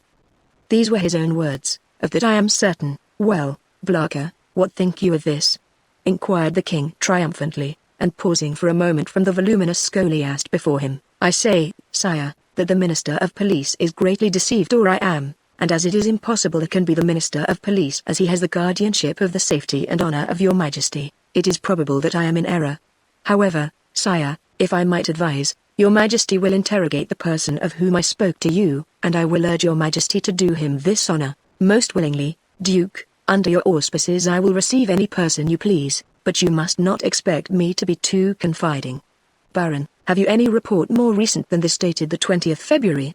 This is the 4th of March. No, sire, but I am hourly expecting one. It may have arrived since I left my office. Go thither, and if there be none, well, continued Louis XVIII, make one. That is the usual way, is it not? And the king laughed facetiously. Oh, sire, replied the minister, we have no occasion to invent any. Every day our desks are loaded with most circumstantial denunciations, coming from hosts of people who hope for some return for services which they seek to render, but cannot. They trust to fortune, and rely upon some unexpected event in some way to justify their predictions. Well, sir, go, said Louis XVIII, and remember that I am waiting for you. I will but go and return, sire. I shall be back in 10 minutes, and I, sire, said M. de Blancas, will go and find my messenger. Wait, sir, wait, said Louis XVIII. Really, M.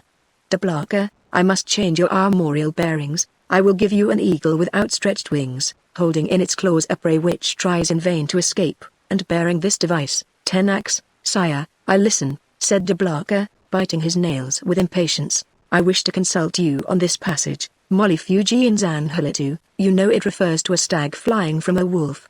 Are you not a sportsman and a great wolf hunter?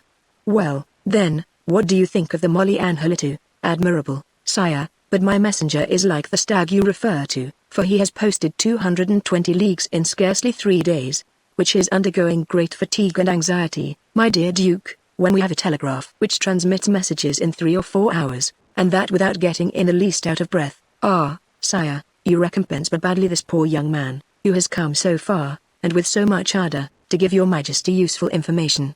If only for the sake of M. de Salvoux, who recommends him to me, I entreat your Majesty to receive him graciously. M. de Salvoux, my brother's chamberlain? Yes, sire. He is at Marseille, and writes me thence. Does he speak to you of this conspiracy? No, but strongly recommends M. de Villefort, and begs me to present him to your Majesty. M.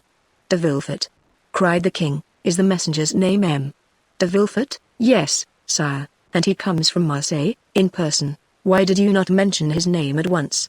Replied the king, betraying some uneasiness. Sire, I thought his name was unknown to your Majesty. No, Blancas, he is a man of strong and elevated understanding, ambitious, too, and, pardie, you know his father's name. His father? Yes, Noirtier the Girondin, Noirtier the senator?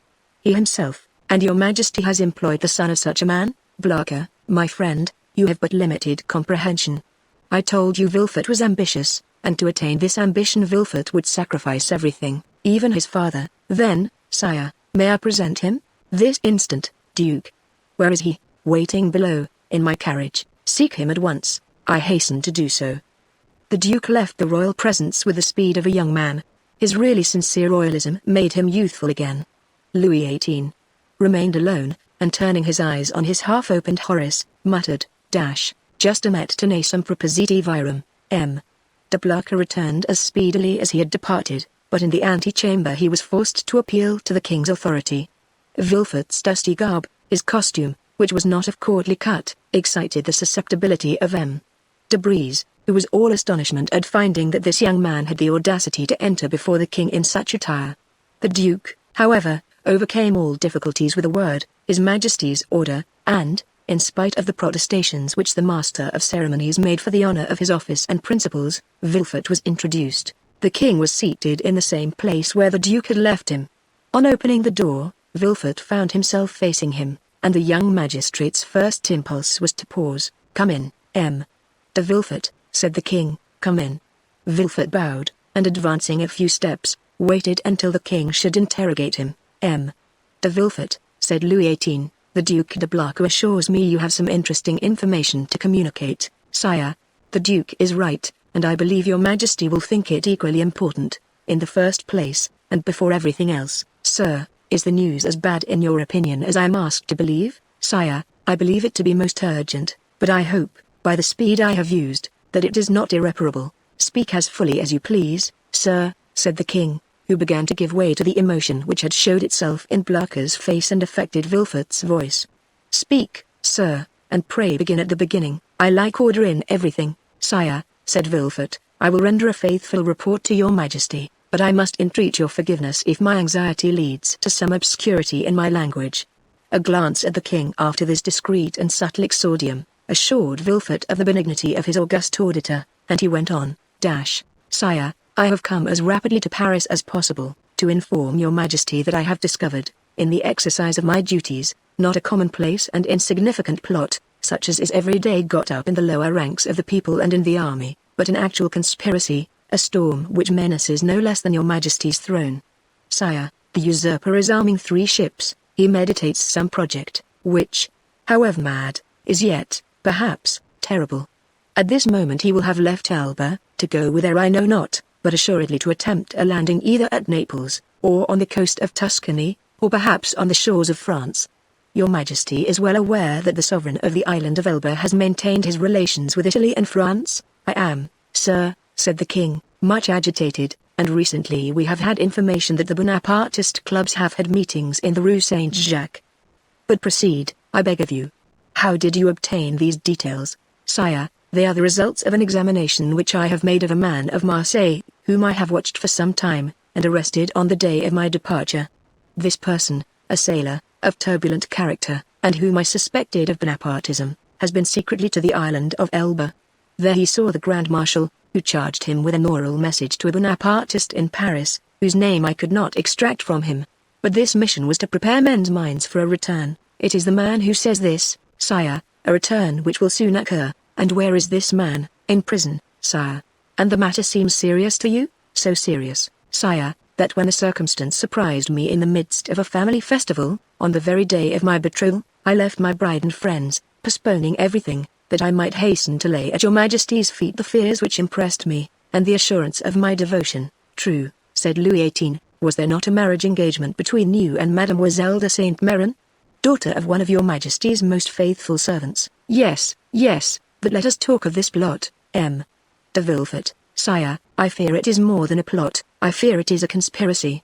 A conspiracy in these times, said Louis XVIII, smiling, is a thing very easy to meditate, but more difficult to conduct to an end, inasmuch as, re-established so recently on the throne of our ancestors, we have our eyes open at once upon the past, the present, and the future.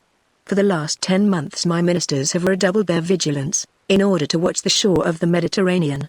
If Bonaparte landed at Naples, the whole coalition would be on foot before he could even reach Piombino. If he land in Tuscany, he will be in an unfriendly territory. If he land in France, it must be with a handful of men, and the result of that is easily foretold, execrated as he is by the population.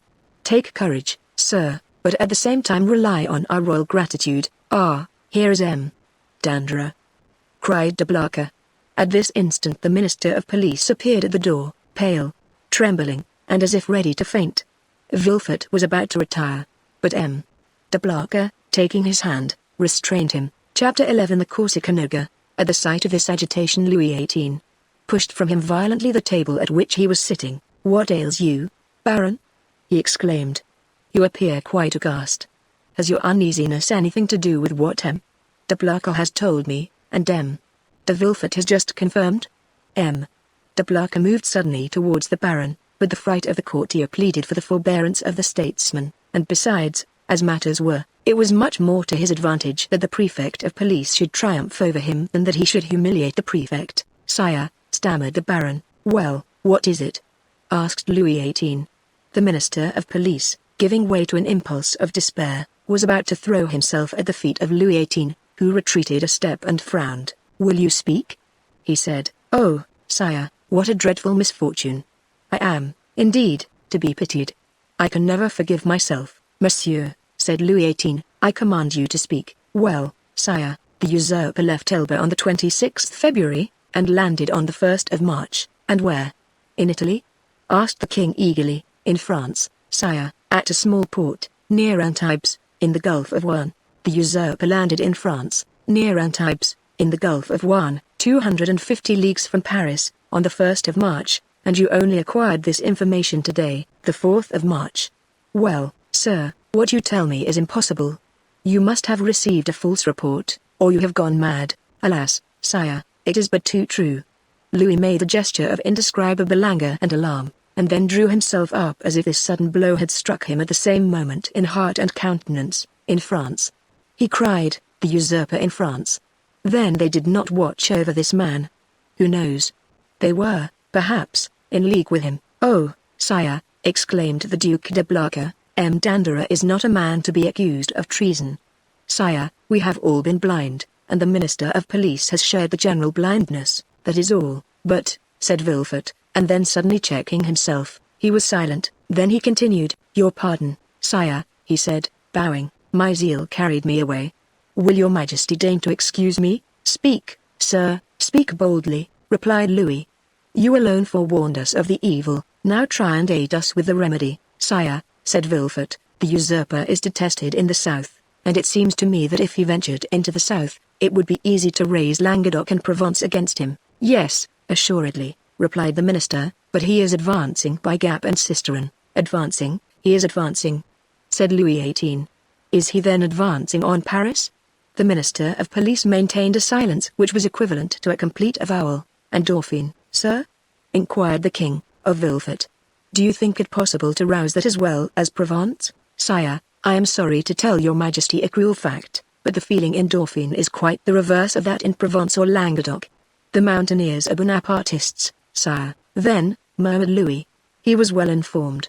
And how many men had he with him? I do not know, sire, answered the Minister of Police. What, you do not know? Have you neglected to obtain information on that point? Of course it is of no consequence, he added, with a withering smile. Sire, it was impossible to learn. The dispatch simply stated the fact of the landing and the route taken by the usurper. And how did this dispatch reach you? Inquired the king.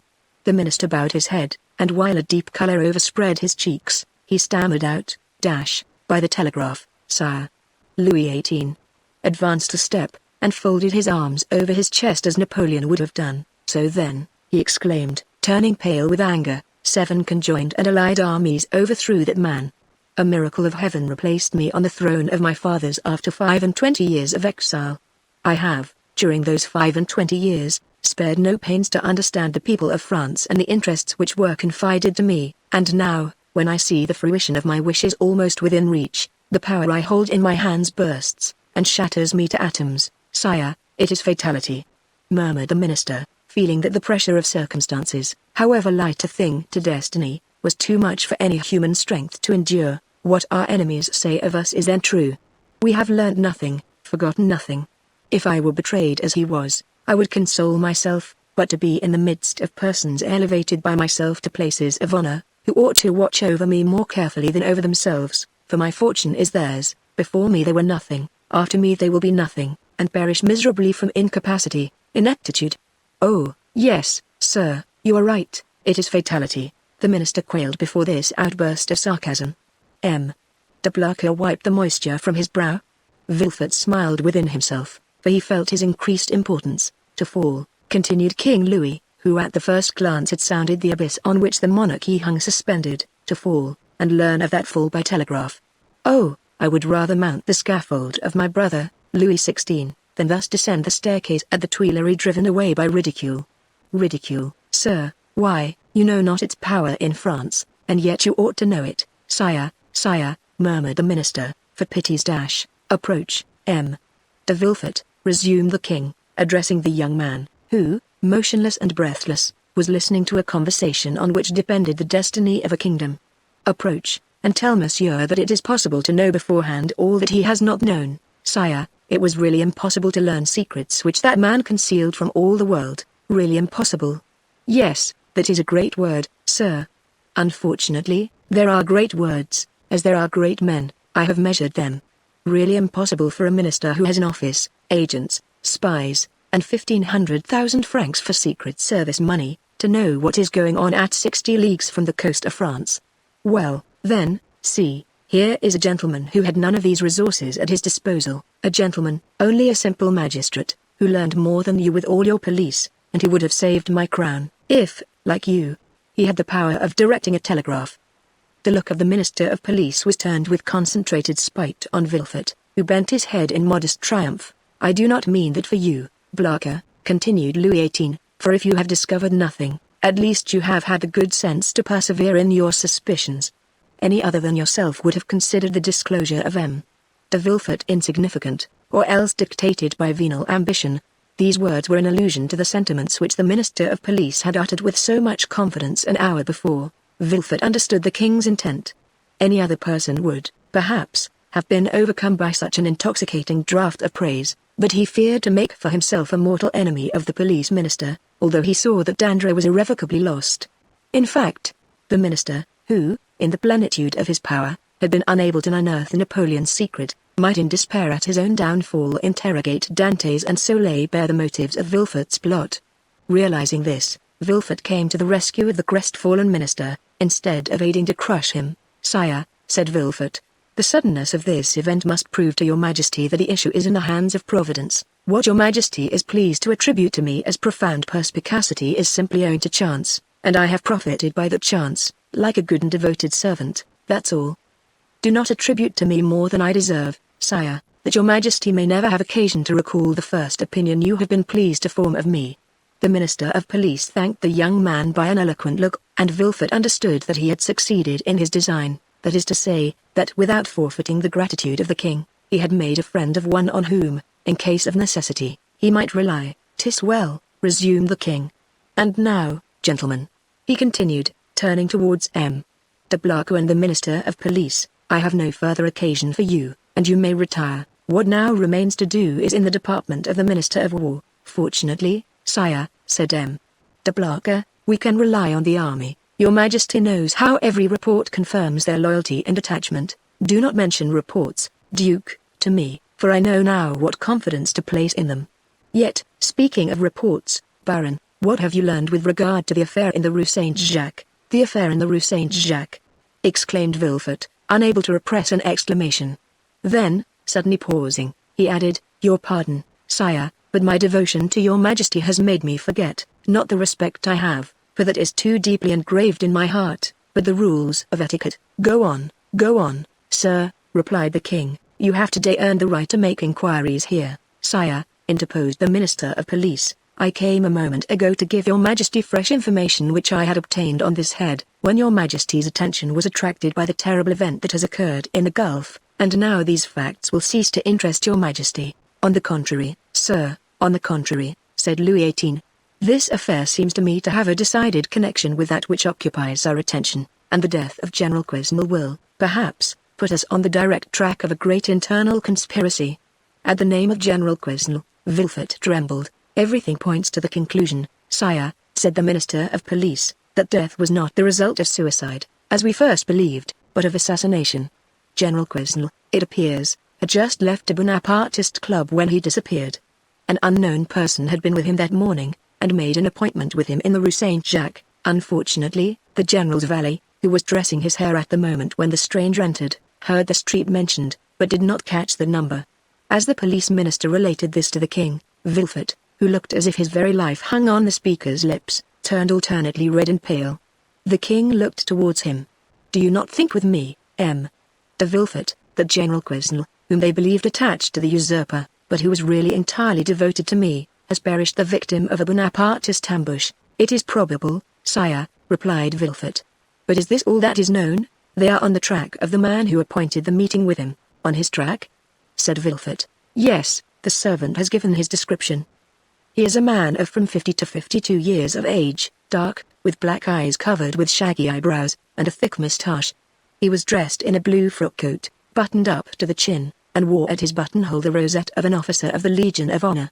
Yesterday a person exactly corresponding with this description was followed, but he was lost sight of at the corner of the Rue de la Jussienne and the Rue Coq-Heron."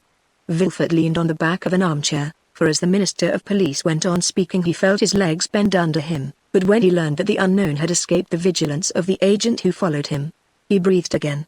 "Continued to seek for this man, sir," said the king to the Minister of Police, "for if, as I am all but convinced, General Quesnel, who would have been so useful to us at this moment, has been murdered, his assassins, Bonapartists or not, shall be cruelly punished. It required all Vilfert's coolness not to betray the terror with which this declaration of the king inspired him. How strange, continued the king, with some asperity, the police think that they have disposed of the whole matter when they say, a murder has been committed, and especially so when they can add, and we are on the track of the guilty persons. Sire, your majesty will, I trust, be amply satisfied on this point at least. We shall see. I will no longer detain you, M. de Vilfert, for you must be fatigued after so long a journey. Go and rest. Of course you stopped at your father's? A feeling of faintness came over Vilfert. No, sire, he replied, I alighted at the Hotel de Madrid, in the Rue de Tournon. But you have seen him, sire? I went straight to the Duc de Blanca. But you will see him, then? I think not, sire. Ah, I forgot, said Louis, smiling in a manner which proved that all these questions were not made without a motive. I forgot you and M. Noirtier are not on the best terms possible, and that is another sacrifice made to the royal cause, and for which you should be recompensed. Sire, the kindness your majesty deigns to evince towards me is a recompense which so far surpasses my utmost ambition that I have nothing more to ask for. Never mind, sir, we will not forget you. Make your mind easy. In the meanwhile, the king here detached the cross of the Legion of Honor which he usually wore over his blue coat, near the cross of St. Louis, above the order of Notre Dame du Montana Carmel and Street Lazaire, and gave it to Vilfert. In the meanwhile take this cross, sire, said Vilfert, your majesty mistakes, this is an officer's cross. Ma foi, said Louis XVIII, take it, such as it is, for I have not the time to procure you another. Blanca, let it be your care to see that the brevet is made out and sent to M. de Vilfert. Vilfert's eyes were filled with tears of joy and pride. He took the cross and kissed it. And now, he said, may I inquire what are the orders with which your majesty deigns to honor me? Take what rest you require, and remember that if you are not able to serve me here in Paris, you may be of the greatest service to me at Marseille. Sire, replied Vilfert, bowing, in an hour I shall have quitted Paris. Go, sir, said the king, and should I forget you, king's memories are short. Do not be afraid to bring yourself to my recollection. Baron, send for the Minister of War. Blanca, remain. Ah, sir, said the Minister of Police to Vilfert, as they left the Tuileries, you entered by Lux's door, your fortune is made, will it be long first? Muttered Vilfert, saluting the minister, whose career was ended, and looking about him for a hackney coach.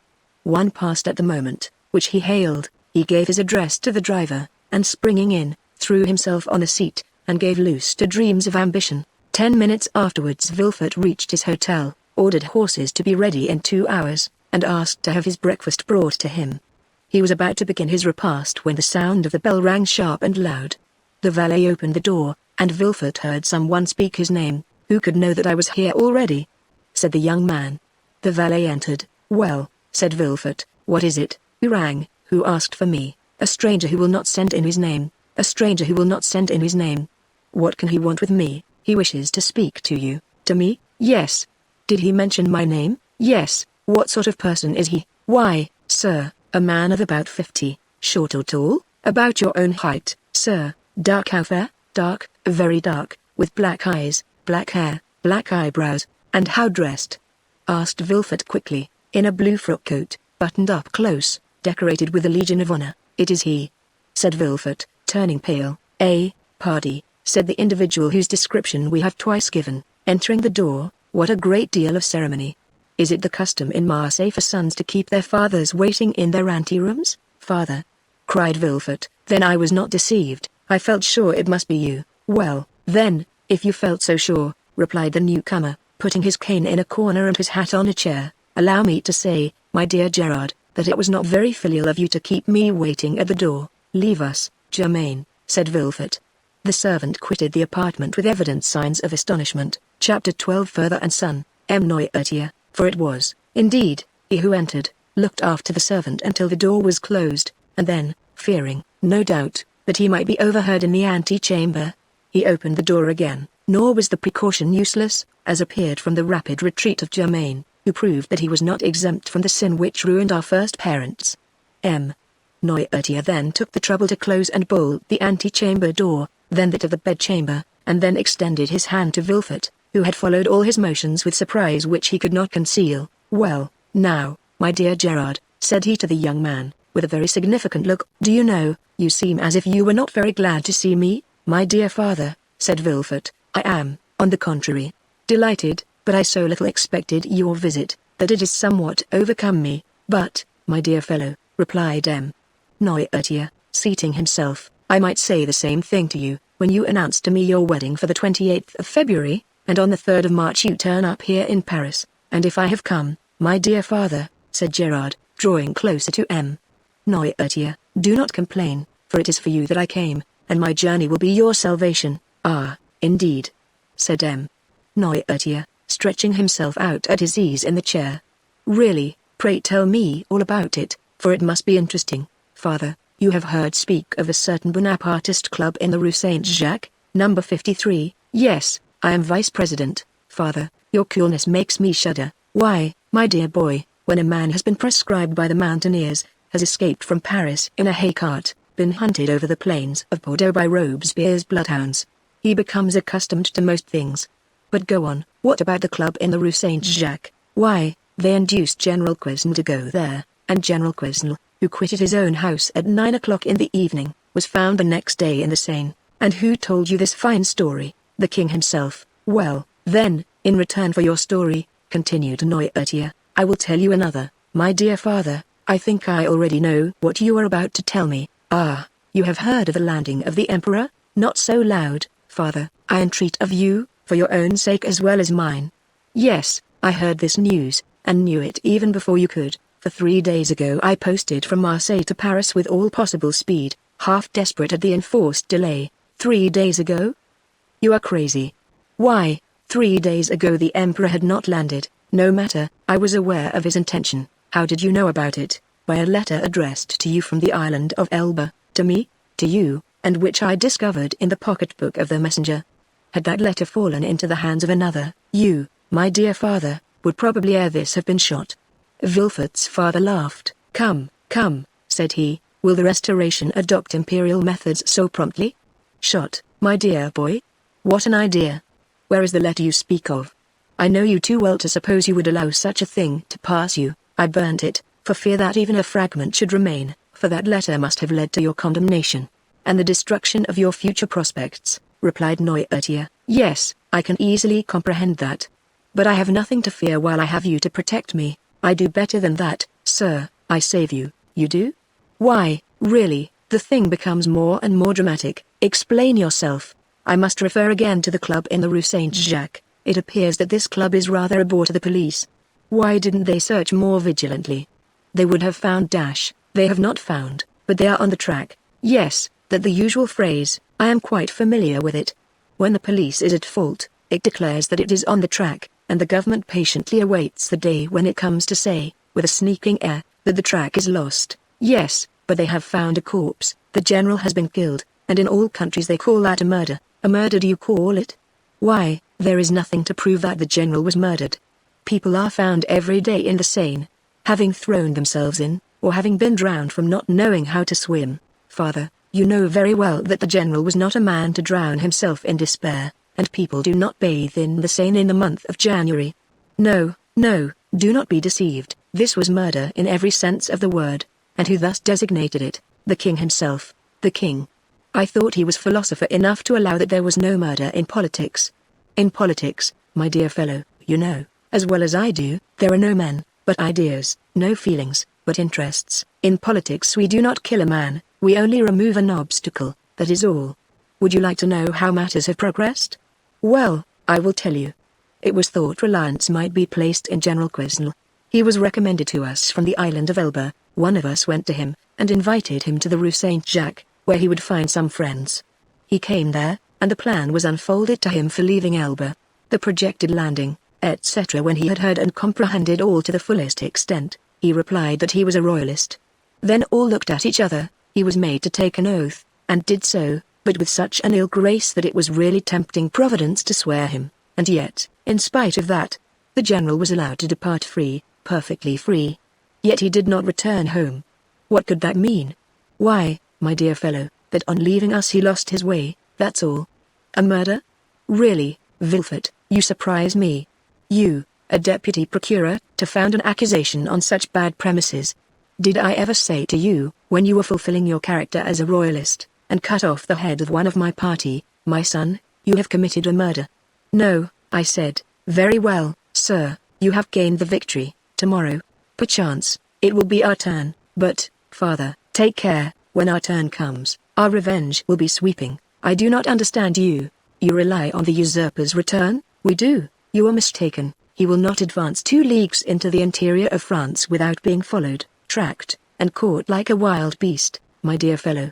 The Emperor is at this moment on the way to Grenoble. On the 10th or 12th he will be at Lyon, and on the 20th or 25th at Paris. The people will rise, yes, to go and meet him. He has but a handful of men with him, and armies will be dispatched against him, yes, to escort him into the capital.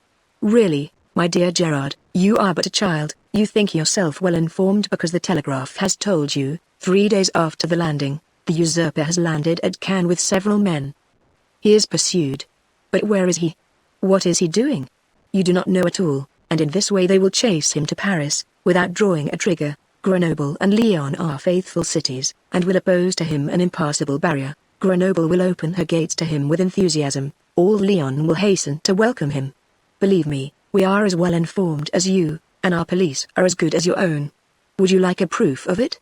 Well, you wished to conceal your journey from me, and yet I knew of your arrival half an hour after you had passed the barrier. You gave your direction to no one but your postilion, yet I have your address, and in proof I am here the very instant you are going to sit at table. Ring, then, if you please, for a second knife, fork, and plate, and we will dine together, indeed," replied Villefort, looking at his father with astonishment. "You really do seem very well informed, eh? The thing is simple enough. You who are in power have only the means that money produces. We who are in expectation, have those which devotion prompts. Devotion," said Villefort, with a sneer. "Yes, devotion, for that is, I believe, the phrase for hopeful ambition," and Villefort's father extended his hand to the bell rope, to summon the servant whom his son had not called. Villefort caught his arm. "Wait, my dear father," said the young man, "one word more, say on. However stupid the royalist police may be, they do know one terrible thing." "What is that?" "The description of the man who, on the morning of the day when General Quesnay disappeared, presented himself at his house." "Oh, the admirable police have found that out, have they? And what may be that description?" "Dark complexion, hair, eyebrows, and whiskers, black, blue frock coat, buttoned up to the chin, rosette of an officer of the Legion of Honor in his buttonhole, a hat with wide brim, and a cane." "Ah, ha, that's it, is it?" said Noirtier. "And why, then, have they not laid hands on him?" "Because yesterday, or the day before, they lost sight of him at the corner of the Rue Coq-Heron." "Didn't I say that your police were good for nothing?" "Yes, but they may catch him yet." "True," said Noirtier, looking carelessly around him. "True, if this person were not on his guard, as he is," and he added with a smile, "he will consequently make a few changes in his personal appearance." At these words he rose, and put off his frock coat and cravat, went towards a table on which lay his son's toilet articles, lathered his face, took a razor, and, with a firm hand, cut off the compromising whiskers.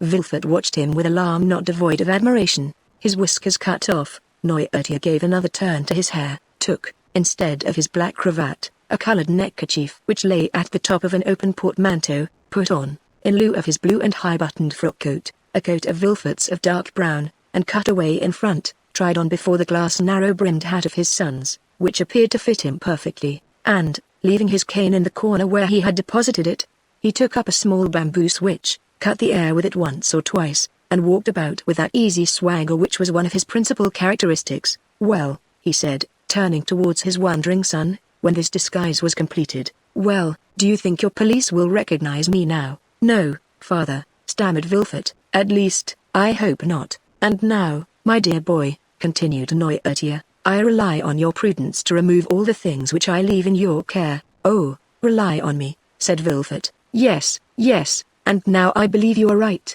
and that you have really saved my life. Be assured I will return the favor hereafter." Villefort shook his head. "You are not convinced yet? I hope at least, that you may be mistaken. Shall you see the king again? Perhaps, would you pass in his eyes for a prophet? Prophets of evil are not in favor at the court, father. True, but some day they do them justice, and supposing a second restoration, you would then pass for a great man. Well, what should I say to the king? Say this to him: Sire, you are deceived as to the feeling in France, as to the opinions of the towns, and the prejudices of the army. He whom in Paris you call the Corsican ogre, who at Nevers is styled the usurper, is already saluted as Bonaparte at Lyon, and Emperor at Grenoble. You think he is tracked, pursued, captured. He is advancing as rapidly as his own eagles. The soldiers you believe to be dying with hunger, worn out with fatigue, ready to desert, gather like atoms of snow about the rolling ball as it hastens onward. Sire, go, leave France to its real master, to him who acquired it, not by purchase, but by right of conquest. Go, sire, not that you incur any risk, for your adversary is powerful enough to show you mercy, but because it would be humiliating for a grandson of St. Louis to owe his life to the man of Akola, Ingo, Austerlitz.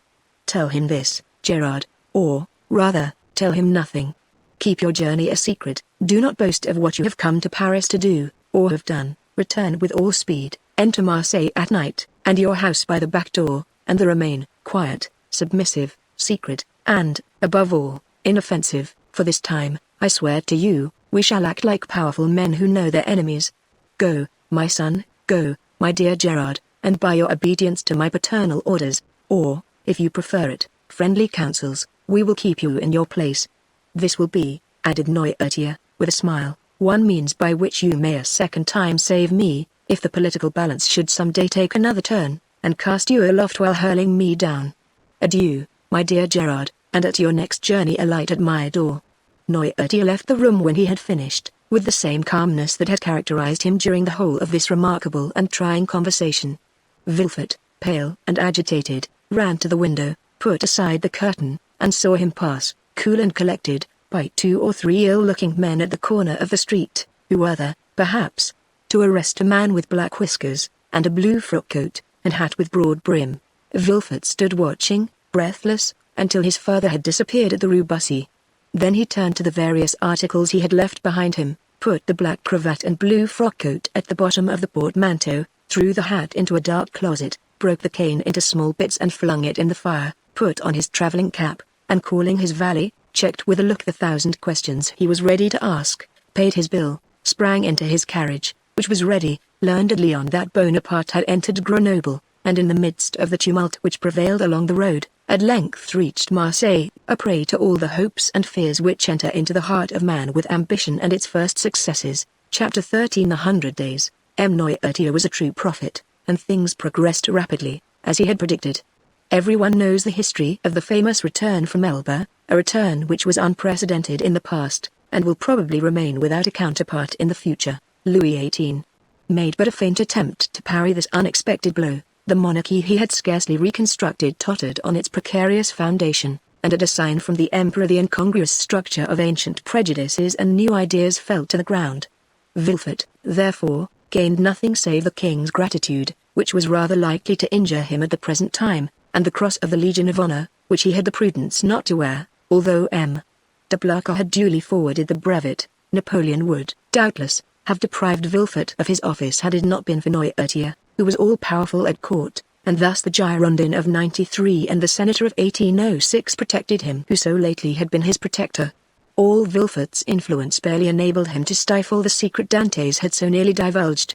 The king's procurer alone was deprived of his office, being suspected of royalism. However, scarcely was the imperial power established, that is, scarcely had the emperor re-entered the Tuileries and begun to issue orders from the closet into which we have introduced our readers, he found on the table the Louis XVIII's half-filled snuff-box. Scarcely had this occurred when Marseille began, in spite of the authorities, to rekindle the flames of civil war, always smouldering in the south, and it required but little to excite the populace to acts of far greater violence than the shouts and insults with which they assailed the royalists whenever they ventured abroad. Owing to this change, the worthy shipowner became at that moment, we will not say all-powerful, because Morel was a prudent and rather a timid man, so much so, that many of the most zealous partisans of Bonaparte accused him of moderation, but sufficiently influential to make a demand in favor of Dantes. Villefort retained his place, but his marriage was put off until a more favorable opportunity. If the emperor remained on the throne, Gerard required a different alliance to aid his career. If Louis XVIII returned, the influence of M. de Saint-Méran, like his own, could be vastly increased, and the marriage be still more suitable. The deputy procureur was, therefore, the first magistrate of Marseille, when one morning his door opened, and M. Morel was announced. Anyone else would have hastened to receive him. But Vilfort was a man of ability, and he knew this would be a sign of weakness. He made Morrel wait in the antechamber, although he had no one with him, for the simple reason that the king's procureur always makes everyone wait, and after passing a quarter of an hour in reading the papers, he ordered Morrel to be admitted. Morrel expected Vilfort would be dejected. He found him as he had found him 6 weeks before, calm, firm, and full of that glacial politeness, that most insurmountable barrier which separates the well-bred from the vulgar man. He had entered Vilfort's office expecting that the magistrate would tremble at the sight of him. On the contrary, he felt a cold shudder all over him when he saw Vilfort sitting there with his elbow on his desk, and his head leaning on his hand. He stopped at the door. Vilfort gazed at him as if he had some difficulty in recognizing him. Then, after a brief interval, during which the honest shipowner turned his hat in his hands, Morrel, I believe? Said Vilfort. Yes, sir. Come nearer, said the magistrate, with a patronizing wave of the hand, and tell me to what circumstance I owe the honor of this visit. Do you not guess, monsieur? Asked Morrel. Not in the least, but if I can serve you in any way I shall be delighted. Everything depends on you. Explain yourself, pray, monsieur, said Morrel, recovering his assurance as he proceeded. Do you recollect that a few days before the landing of His Majesty the Emperor, I came to intercede for a young man, the mate of my ship, who was accused of being concerned in correspondence with the island of Elba? What was the other day a crime is today a title to favor. You then served Louis XVIII, and you did not show any favor. It was your duty. Today you serve Napoleon, and you ought to protect him. It is equally your duty. I come, therefore, to ask what has become of him? Vilfort by a strong effort sought to control himself. What is his name? Said he. Tell me his name. Edmond Dantes. Vilfort would probably have rather stood opposite the muzzle of a pistol at 25 paces than have heard this name spoken, but he did not blanch. Dantes, repeated he. Edmond Dantes. Yes, monsieur.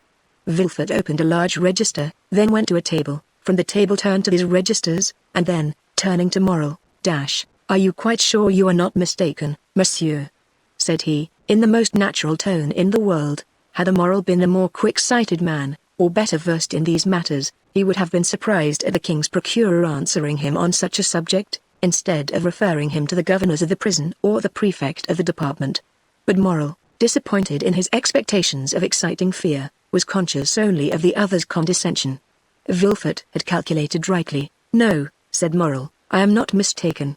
I have known him for 10 years, the last 4 of which he was in my service. Do not you recollect? I came about 6 weeks ago to plead for clemency, as I come today to plead for justice. You received me very coldly.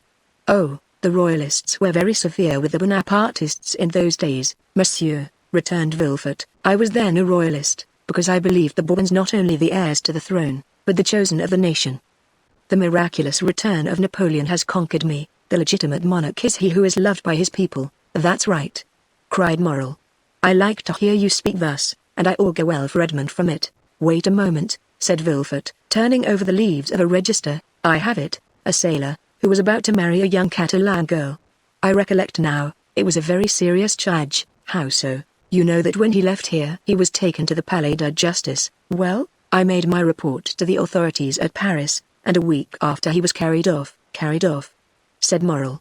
What can they have done with him? Oh, he has been taken to Fenestals, to Pinerol, or to the Sainte Marguerite Islands. Some fine morning he will return to take command of your vessel. Come when he will, it shall be kept for him. But how is it he has not already returned? It seems to me the first care of government should be to set at liberty those who have suffered for their adherence to it. Do not be too hasty, Morrel, replied Vilfort. The order of imprisonment came from high authority, and the order for his liberation must proceed from the same source, and, as Napoleon has scarcely been reinstated a fortnight, the letters have not yet been forwarded. But, said Morrel, is there no way of expediting all these formalities, of releasing him from arrest? There has been no arrest. How? It is sometimes essential to government to cause a man's disappearance without leaving any traces, so that no written forms or documents may defeat their wishes. It might be so under the Bourbons, but at present it has always been so, my dear Morrel, since the reign of Louis XIV. The Emperor is more strict in prison discipline than even Louis himself, and the number of prisoners whose names are not on the register is incalculable. Had Morrel even any suspicions, so much kindness would have dispelled them. Well, de Vilfort, how would you advise me to act? Asked he. Petition the minister. Oh, I know what that is, The minister receives 200 petitions every day, and does not read 3, that is true, but he will read a petition countersigned and presented by me. And will you undertake to deliver it? With the greatest pleasure. Dantes was then guilty, and now he is innocent, and it is as much my duty to free him as it was to condemn him. Villefort thus forestalled any danger of an inquiry, which, however improbable it might be, if it did take place would leave him defenseless. But how shall I address the minister? Sit down there, said Villefort, giving up his place to Morrel, and write what I dictate. Will you be so good? Certainly. But lose no time, we have lost too much already, that is true. Only think what a poor fellow may even now be suffering. Villefort shuddered at the suggestion, but he had gone too far to draw back. Dantes must be crushed to gratify Villefort's ambition. Villefort dictated a petition, in which, from an excellent intention, no doubt, Dantes' patriotic services were exaggerated, and he was made out one of the most active agents of Napoleon's return. It was evident that at the sight of this document the minister would instantly release him. The petition finished, Villefort read it aloud. That will do, said he, leave the rest to me. Will the petition go soon? Today, countersigned by you? The best thing I can do will be to certify the truth of the contents of your petition. And, sitting down, Villefort wrote the certificate at the bottom. What more is to be done? I will do whatever is necessary. This assurance delighted Morrel, who took leave of Villefort, and hastened to announce to old Dantes that he would soon see his son. As for Villefort, instead of sending to Paris, he carefully preserved the petition that so fearfully compromised Dantes, in the hopes of an event that seemed not unlikely, that is, a second restoration. Dantes remained a prisoner, and heard not the noise of the fall of Louis XVIII's throne, or the still more tragic destruction of the empire. Twice during the 100 days had Morrel renewed his demand, and twice had Villefort soothed him with promises. At last there was Waterloo, and the Morrel came no more. He had done all that was in his power, and any fresh attempt would only compromise himself uselessly. Louis XVIII remounted the throne. Villefort, to whom Marseille had become filled with remorseful memories, sought and obtained the situation of king's procureur at Toulouse, and a fortnight afterwards he married Mademoiselle de Saint-Méran, whose further now stood higher at court than ever. And so Dantes, after the 100 days and after Waterloo, remained in his dungeon, forgotten of earth and heaven. Danglars comprehended the full extent of the wretched fate that overwhelmed Dantes, and, when Napoleon returned to France, he, after the manner of mediocre minds, termed the coincidence a decree of Providence. But when Napoleon returned to Paris, Danglars' heart failed him, and he lived in constant fear of Dantes' return on a mission of vengeance. He therefore informed M. Morrel of his wish to quit the sea, and obtained a recommendation from him to a Spanish merchant, into whose service he entered at the end of March, that is, 10 or 12 days after Napoleon's return. He then left for Madrid, and was no more heard of. Fernand understood nothing except that Dantes was absent. What had become of him he cared not to inquire.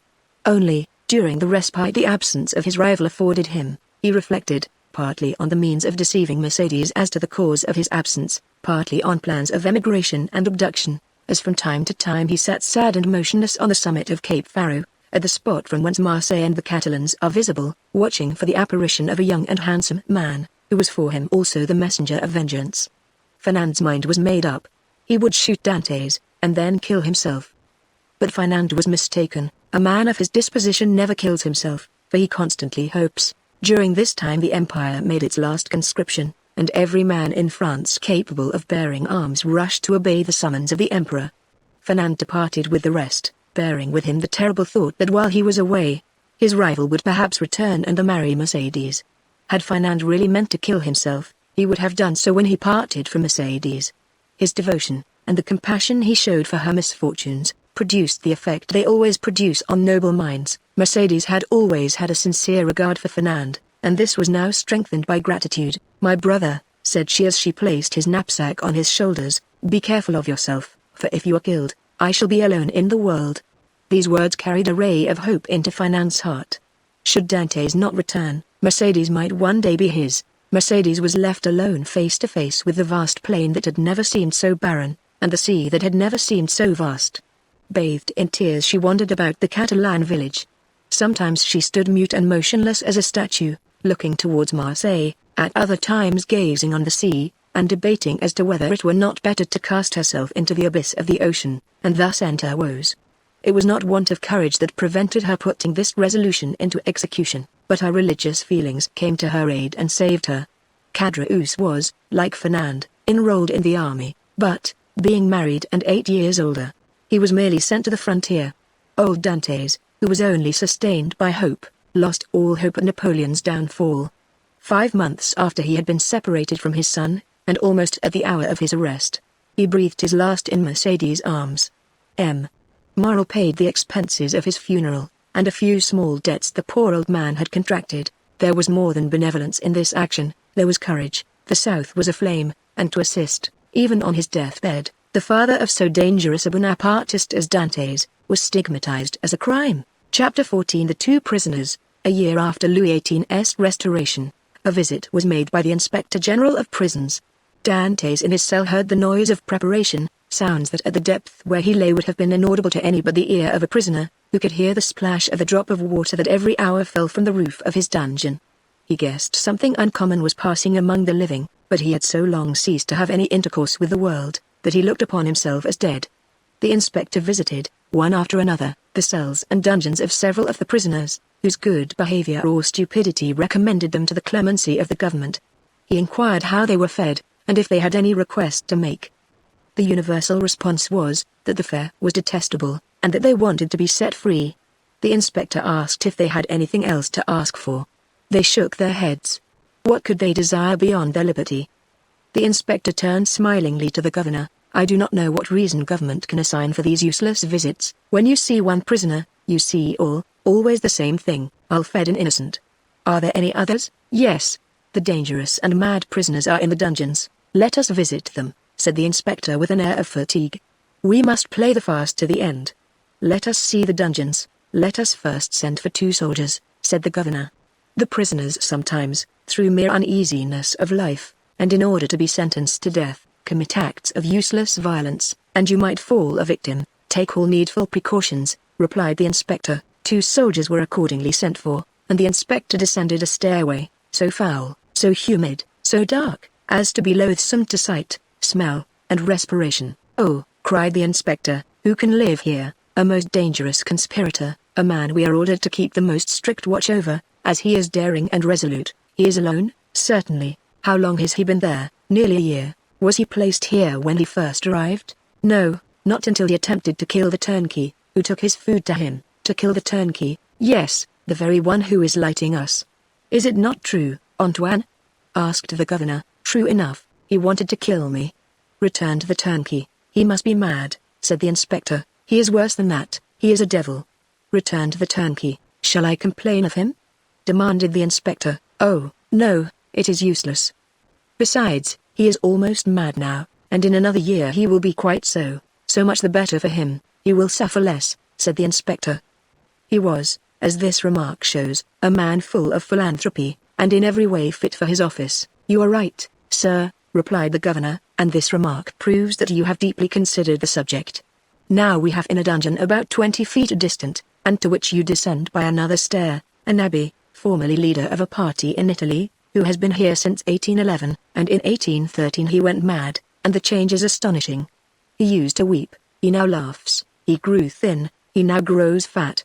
You had better see him, for his madness is amusing. I will see them both, returned the inspector. I must conscientiously perform my duty. This was the inspector's first visit. He wished to display his authority. Let us visit this one first, added he. By all means, replied the governor, and he signed to the turnkey to open the door. At the sound of the key turning in the lock, and the creaking of the hinges, Dantes, who was crouched in a corner of the dungeon, whence he could see the ray of light that came through a narrow iron grating above, raised his head.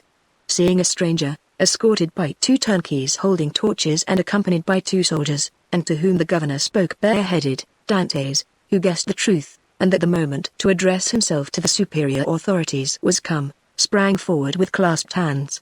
The soldiers interposed their bayonets, for they thought that he was about to attack the inspector, and the latter recoiled 2 or 3 steps.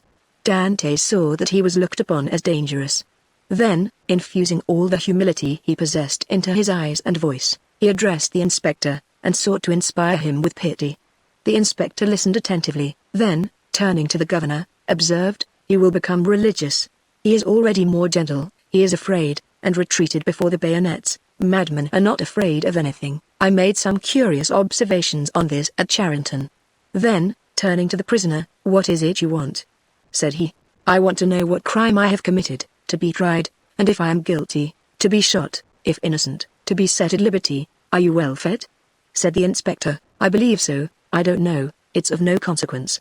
What matters really, not only to me, but to officers of justice and the king, is that an innocent man should languish in prison, the victim of an infamous denunciation, to die here cursing his executioners." "You are very humble today," remarked the governor. "You are not so always. The other day, for instance, when you tried to kill the turnkey." "It is true, sir, and I beg his pardon, for he has always been very good to me, but I was mad." "And you are not so any longer?" "No, captivity has subdued me. I have been here so long, so long." "When were you arrested, then?" asked the inspector. "The 28th of February, 1815, at 2:30 in the afternoon. Today is the 30th of July, 1816. "Why, it is but 17 months. "Only 17 months, replied Dantes. "Oh, you do not know what is 17 months in prison, 17 ages rather, especially to a man who, like me, had arrived at the summit of his ambition, to a man, who, like me, was on the point of marrying a woman he adored, who saw an honorable career opened before him, and who loses all in an instant, who sees his prospects destroyed, and is ignorant of the fate of his affianced wife, and whether his aged further be still living. 17 months' captivity to a sailor accustomed to the boundless ocean, is a worse punishment than human crime ever merited. Have pity on me, then, and ask for me, not intelligence, but a trial, not pardon, but a verdict." "A trial, sir, I ask only for a trial, that, surely, cannot be denied to one who is accused." "We shall see," said the inspector. Then, turning to the governor, "On my word, the poor devil touches me. You must show me the proofs against him." "Certainly, but you will find terrible charges, monsieur," continued Dantes. "I know it is not in your power to release me, but you can plead for me, you can have me tried, and that is all I ask. Let me know my crime, and the reason why I was condemned." "Uncertainty is worse than all. Go on with the lights," said the inspector. "Monsieur," cried Dantes, "I can tell by your voice you are touched with pity. Tell me at least to hope." "I cannot tell you that," replied the inspector. "I can only promise to examine into your case." "Oh, I am free, then I am saved. Who arrested you?" "M. Villefort." "See him, and hear what he says." "M. Villefort is no longer at Marseille, he is now at Toulouse." "I am no longer surprised at my detention," murmured Dantes, "since my only protector is removed." "Adem. De Villefort any cause of personal dislike to you?" "None, on the contrary, he was very kind to me." "I can, then, rely on the notes he has left concerning you?" "Entirely." "That is well, wait patiently, then." Dantes fell on his knees, and prayed earnestly. The door closed, but this time a fresh inmate was left with Dantes. "Hope, will you see the register at once?" asked the governor, "or proceed to the other cell?" "Let us visit them all," said the inspector. "If I once went up those stairs, I should never have the courage to come down again. Ah, this one is not like the other, and his madness is less affecting than this one's display of reason. What is his folly? He fancies he possesses an immense treasure. The first year he offered government 1,000,000 of francs for his release, the second, 2, the third, 3, and so on progressively. He is now in his 5th year of captivity. He will ask to speak to you in private, and offer you 5 millions. How curious. What is his name?" "The Abbé Faria, number 27, said the inspector. "It is here." "Unlock the door, Antoine." The turnkey obeyed, and the inspector gazed curiously into the chamber of the mad abbé. In the center of the cell, in a circle traced with a fragment of plaster detached from the wall, sat a man whose tattered garments scarcely covered him. He was drawing in this circle geometrical lines, and seemed as much absorbed in his problem as Archimedes was when the soldier of Marcellus slew him. He did not move at the sound of the door, and continued his calculations until the flash of the torches lighted up with an unwonted glare the somber walls of his cell. Then, raising his head, he perceived with astonishment the number of persons present. He hastily seized the coverlet of his bed, and wrapped it round him. "What is it you want?" said the inspector. "I, monsieur," replied the abbé with an air of surprise, "I want nothing." "You do not understand," continued the inspector. "I am sent here by government to visit the prison, and hear the requests of the prisoners." "Oh, that is different," cried the abbé, "and we shall understand each other, I hope." "There, now," whispered the governor, "it is just as I told you." "Monsieur," continued the prisoner, "I am the Abbé Faria, born at Rome.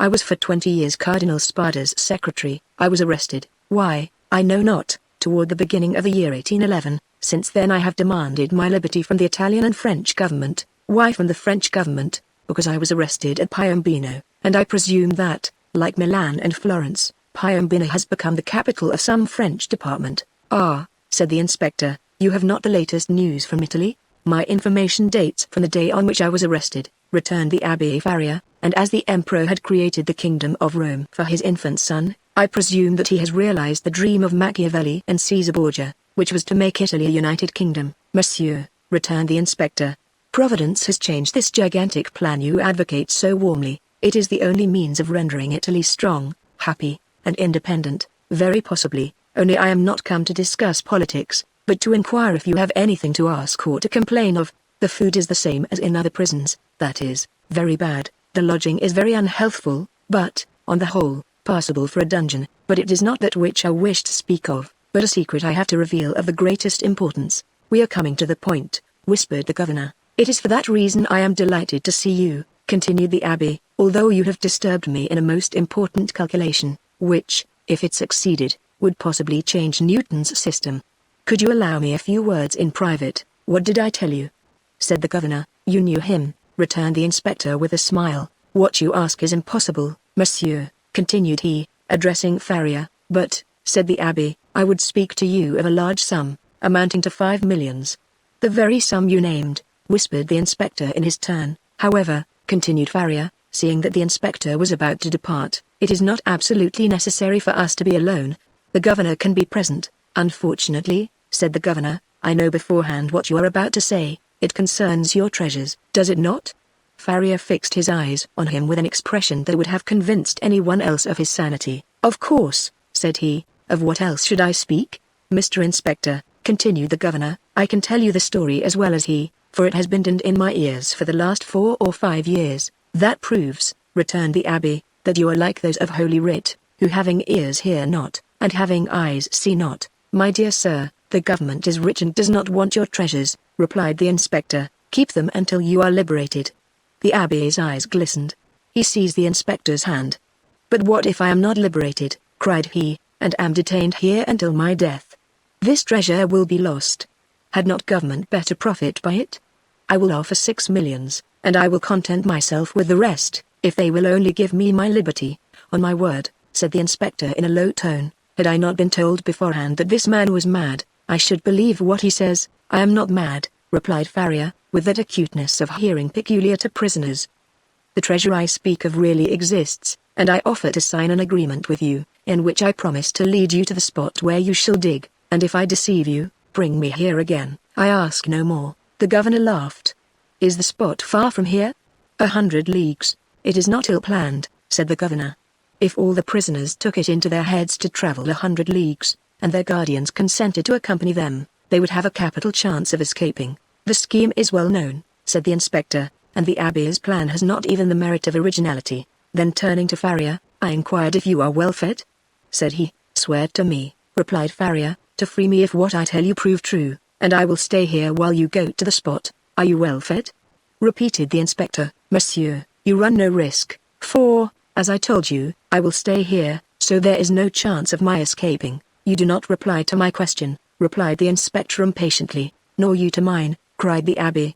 You will not accept my gold, I will keep it for myself.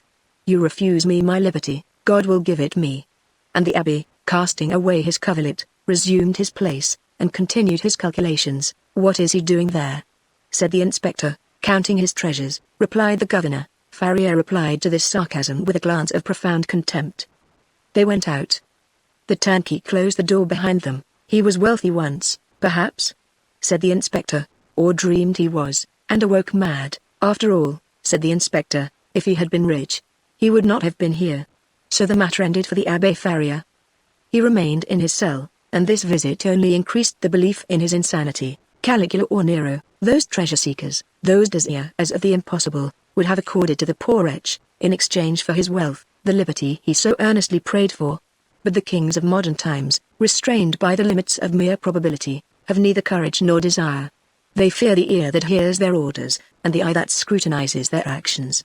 Formerly they believed themselves sprung from Jupiter, and shielded by their birth, but nowadays they are not inviolable. It has always been against the policy of despotic governments to suffer the victims of their persecutions to reappear.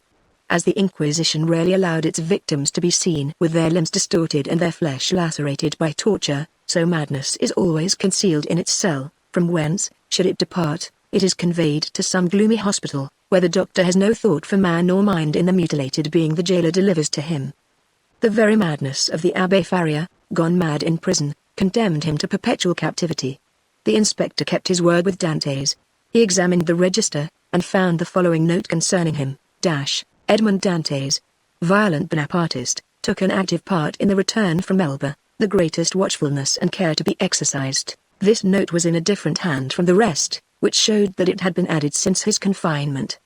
The inspector could not contend against this accusation. He simply wrote, "Nothing to be done." This visit had infused new vigor into Dantes. He had, till then, forgotten the date, but now, with a fragment of plaster, he wrote the date, 30th of July, 1816, and made a mark every day, in order not to lose his reckoning again. Days and weeks passed away, then months. Dantes still waited. He at first expected to be freed in a fortnight.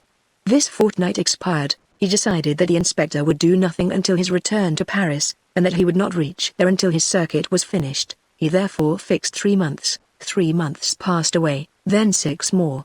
Finally 10 months and a half had gone by and no favorable change had taken place, and Dantes began to fancy the inspector's visit but a dream, an illusion of the brain. At the expiration of a year the governor was transferred. He had obtained charge of the fortress at Han. He took with him several of his subordinates, and amongst them Dantes' jailer. A new governor arrived. It would have been too tedious to acquire the names of the prisoners. He learned their numbers instead. This horrible place contained 50 cells. Their inhabitants were designated by the numbers of their cell, and the unhappy young man was no longer called Edmond Dantes. He was now number 34, chapter 15, number 34 and number 27. Dantes passed through all the stages of torture natural to prisoners in suspense. He was sustained at first by that pride of conscious innocence which is the sequence to hope. Then he began to doubt his own innocence, which justified in some measure the governor's belief in his mental alienation, and then, relaxing his sentiment of pride, he addressed his supplications, not to God, but to man. God is always the last resource. Unfortunates, who ought to begin with God, do not have any hope in him till they have exhausted all other means of deliverance. Dantes asked to be removed from his present dungeon into another, for a change, however disadvantageous, was still a change, and would afford him some amusement. He entreated to be allowed to walk about, to have fresh air, books, and writing materials. His requests were not granted, but he went on asking all the same. He accustomed himself to speaking to the new jailer, although the latter was, if possible, more taciturn than the old one, but still, to speak to a man, even though mute, was something. Dantes spoke for the sake of hearing his own voice. He had tried to speak when alone, but the sound of his voice terrified him.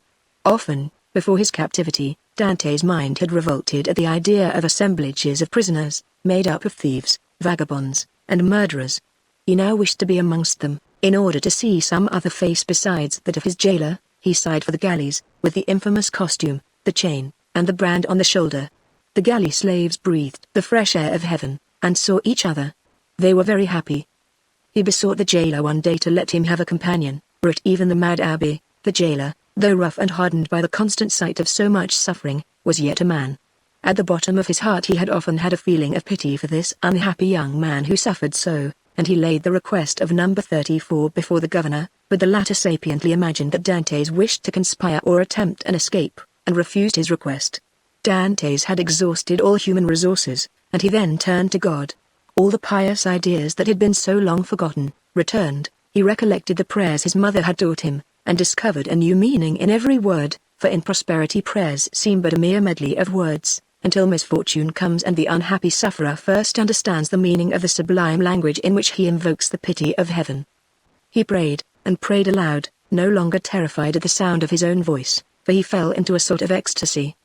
He laid every action of his life before the Almighty, proposed tasks to accomplish, and at the end of every prayer introduced the entreaty oftener addressed to man than to God, "Forgive us our trespasses as we forgive them that trespass against us." Yet in spite of his earnest prayers, Dantes remained a prisoner. Then gloom settled heavily upon him.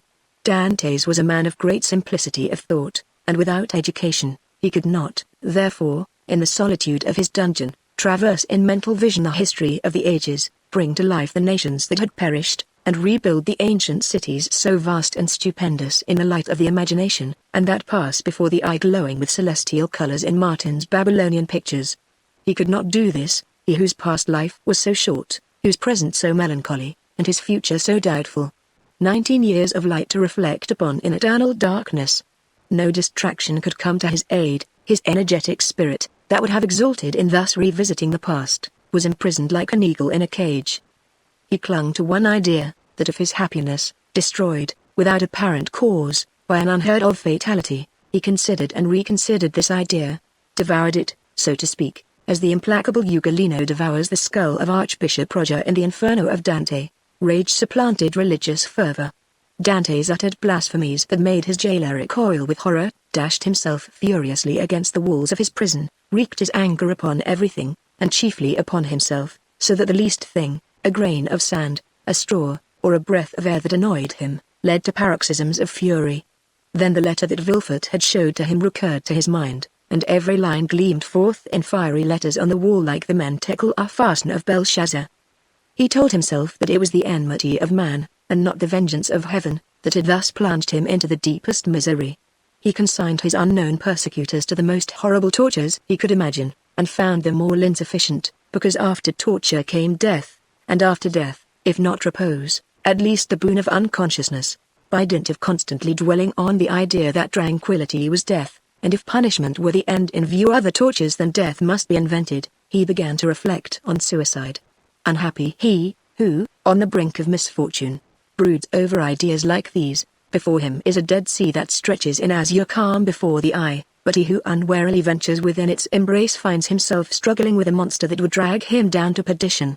Once thus ensnared, unless the protecting hand of God snatch him thence, all is over, and his struggles but tend to hasten his destruction. This state of mental anguish is, however, less terrible than the sufferings that precede or the punishment that possibly will follow. There is a sort of consolation at the contemplation of the yawning abyss, at the bottom of which lie darkness and obscurity. Edmund found some solace in these ideas. All his sorrows, all his sufferings, with their train of gloomy spectres, fled from his soul when the angel of death seemed about to enter. Dante's reviewed his past life with composure, and, looking forward with terror to his future existence, chose that middle line that seemed to afford him a refuge. Sometimes, said he, in my voyages, when I was a man and commanded other men, I have seen the heavens overcast, the sea rage and foam, the storm arise, and, like a monstrous bird, beating the two horizons with its wings. Then I felt that my vessel was a vain refuge, that trembled and shook before the tempest. Soon the fury of the waves and the sight of the sharp rocks announced the approach of death, and death then terrified me, and I used all my skill and intelligence as a man and a sailor to struggle against the wrath of God. But I did so because I was happy, because I had not courted death, because to be cast upon a bed of rocks and seaweed seemed terrible, because I was unwilling that I, a creature made for the service of God, should serve for food to the gulls and ravens. But now it is different. I have lost all that bound me to life. Death smiles and invites me to repose. I die after my own manner. I die exhausted and broken-spirited, as I fall asleep when I have paced 3,000 times round my cell. No sooner had this idea taken possession of him than he became more composed, arranged his couch to the best of his power, ate little and slept less, and found existence almost supportable, because he felt that he could throw it off at pleasure, like a worn-out garment. 2 methods of self-destruction were at his disposal. He could hang himself with his handkerchief to the window bars, or refuse food and die of starvation. But the first was repugnant to him. Dante's had always entertained the greatest horror of pirates, who are hung up to the yardarm. He would not die by what seemed an infamous death. He resolved to adopt the second, and began that day to carry out his resolve. Nearly 4 years had passed away. At the end of the second he had ceased to mark the lapse of time. Dante said, I wish to die, and had chosen the manner of his death, and fearful of changing his mind, he had taken an oath to die. When my morning and evening meals are brought, thought he, I will cast them out of the window, and they will think that I have eaten them. He kept his word. Twice a day he cast out, through the barred aperture, the provisions his jailer brought him, at first gaily, then with deliberation, and at last with regret. Nothing but the recollection of his oath gave him strength to proceed. Hunger made viands once repugnant, now acceptable. He held the plate in his hand for an hour at a time, and gazed thoughtfully at the morsel of bad meat, of tainted fish, of black and mouldy bread. It was the last yearning for life contending with the resolution of despair. Then his dungeon seemed less somber, his prospects less desperate. He was still young, he was only 4 or 25. He had nearly 50 years to live. What unforeseen events might not open his prison door, and restore him to liberty? Then he raised to his lips the repast that, like a voluntary Tantalus, he refused himself. But he thought of his oath, and he would not break it. He persisted until, at last, he had not sufficient strength to rise and cast his supper out of the loophole. The next morning he could not see or hear. The jailer feared he was dangerously ill. Edmund hoped he was dying. Thus the day passed away. Edmund felt a sort of stupor creeping over him which brought with it a feeling almost of content. The gnawing pain at his stomach had ceased, his thirst had abated. When he closed his eyes he saw myriads of lights dancing before them like the will-o'-the-wisps that play about the marshes. It was the twilight of that mysterious country called death. Suddenly, about 9 o'clock in the evening, Edmund heard a hollow sound in the wall against which he was lying. So many loathsome animals inhabited the prison, that their noise did not, in general, awake him. But whether abstinence had quickened his faculties, or whether the noise was really louder than usual, Edmund raised his head and listened. It was a continual scratching, as if made by a huge claw, a powerful tooth, or some iron instrument attacking the stones. Although weakened, the young man's brain instantly responded to the idea that haunts all prisoners, liberty. It seemed to him that heaven had at length taken pity on him, and had sent this noise to warn him on the very brink of the abyss. Perhaps one of those beloved ones he had so often thought of was thinking of him, and striving to diminish the distance that separated them. No, doubtless he was deceived, and it was but one of those dreams that forerun death. Edmund still heard the sound. It lasted nearly 3 hours. He then heard a noise of something falling, and all was silent. Some hours afterwards it began again, nearer and more distinct. Edmund was intensely interested. Suddenly the jailer entered.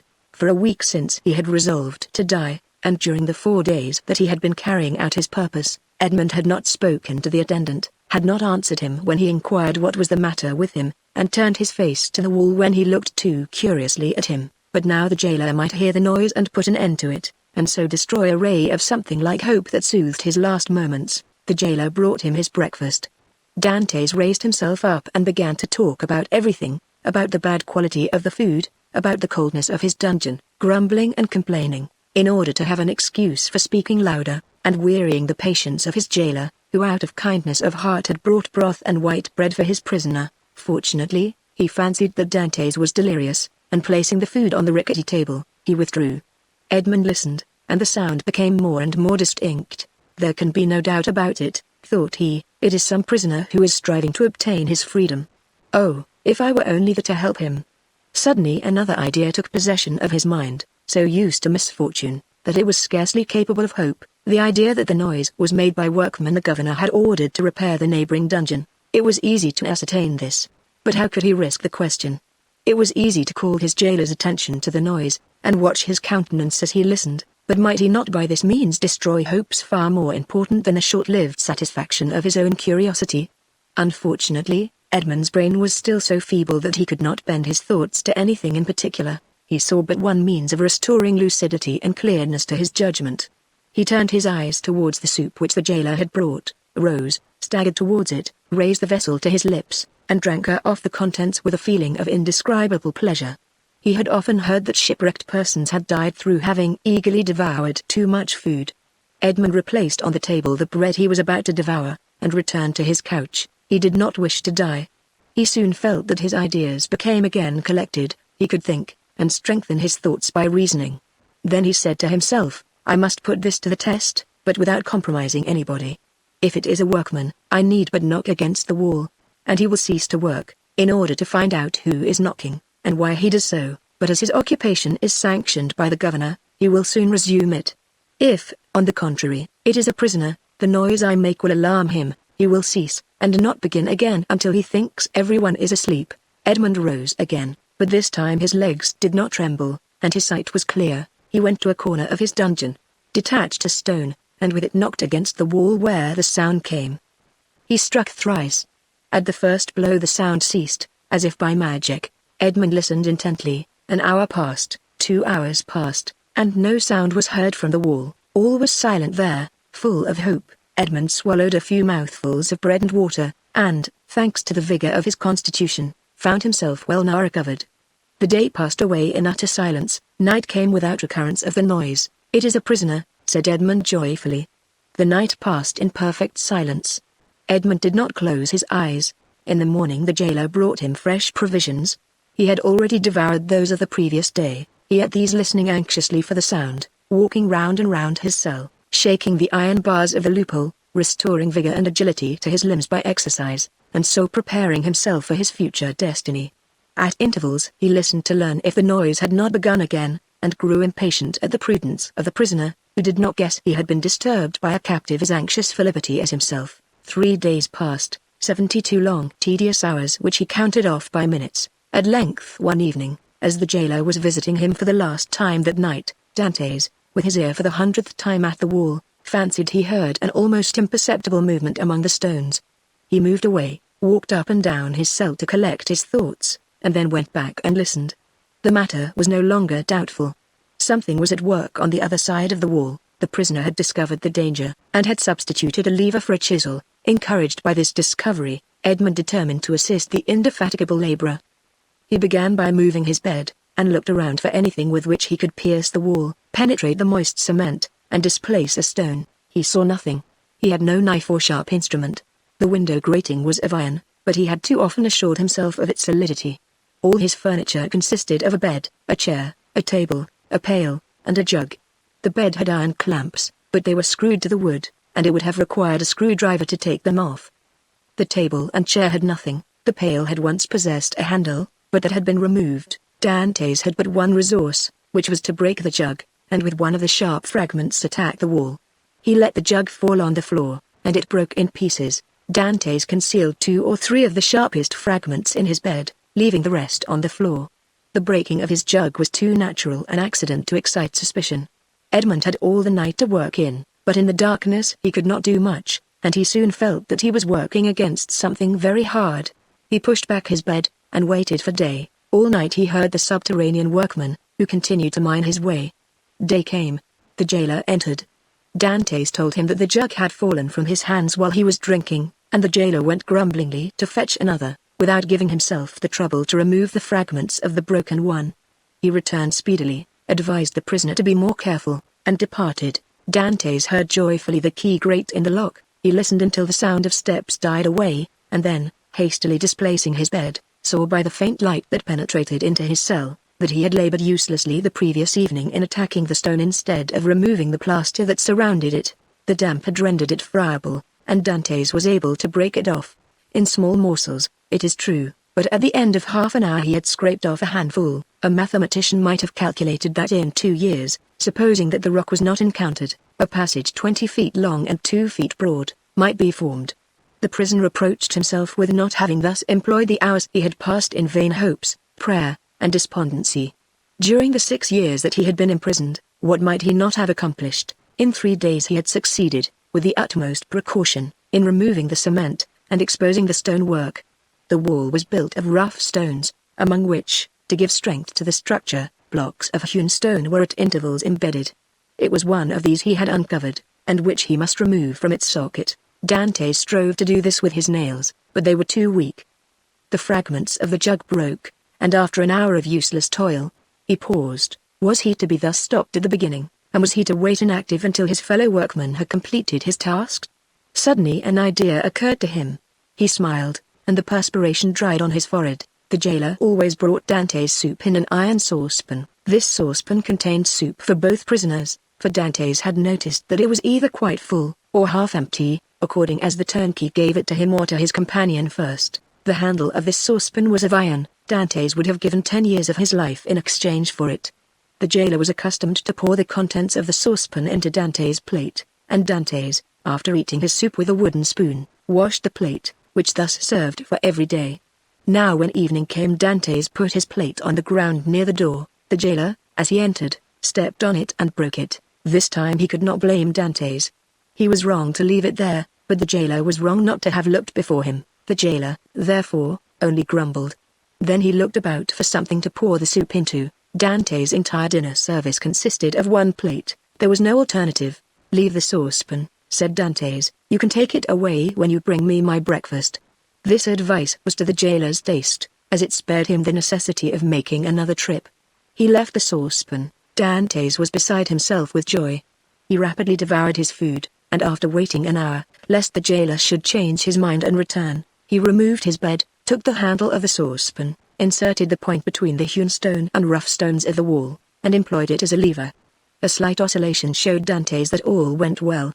At the end of an hour the stone was extricated from the wall, leaving a cavity 1.5 feet in diameter. Dantes carefully collected the plaster, carried it into the corner of his cell, and covered it with earth. Then, wishing to make the best use of his time while he had the means of labor, he continued to work without ceasing. At the dawn of day he replaced the stone, pushed his bed against the wall, and lay down. The breakfast consisted of a piece of bread. The jailer entered and placed the bread on the table. "Well, don't you intend to bring me another plate?"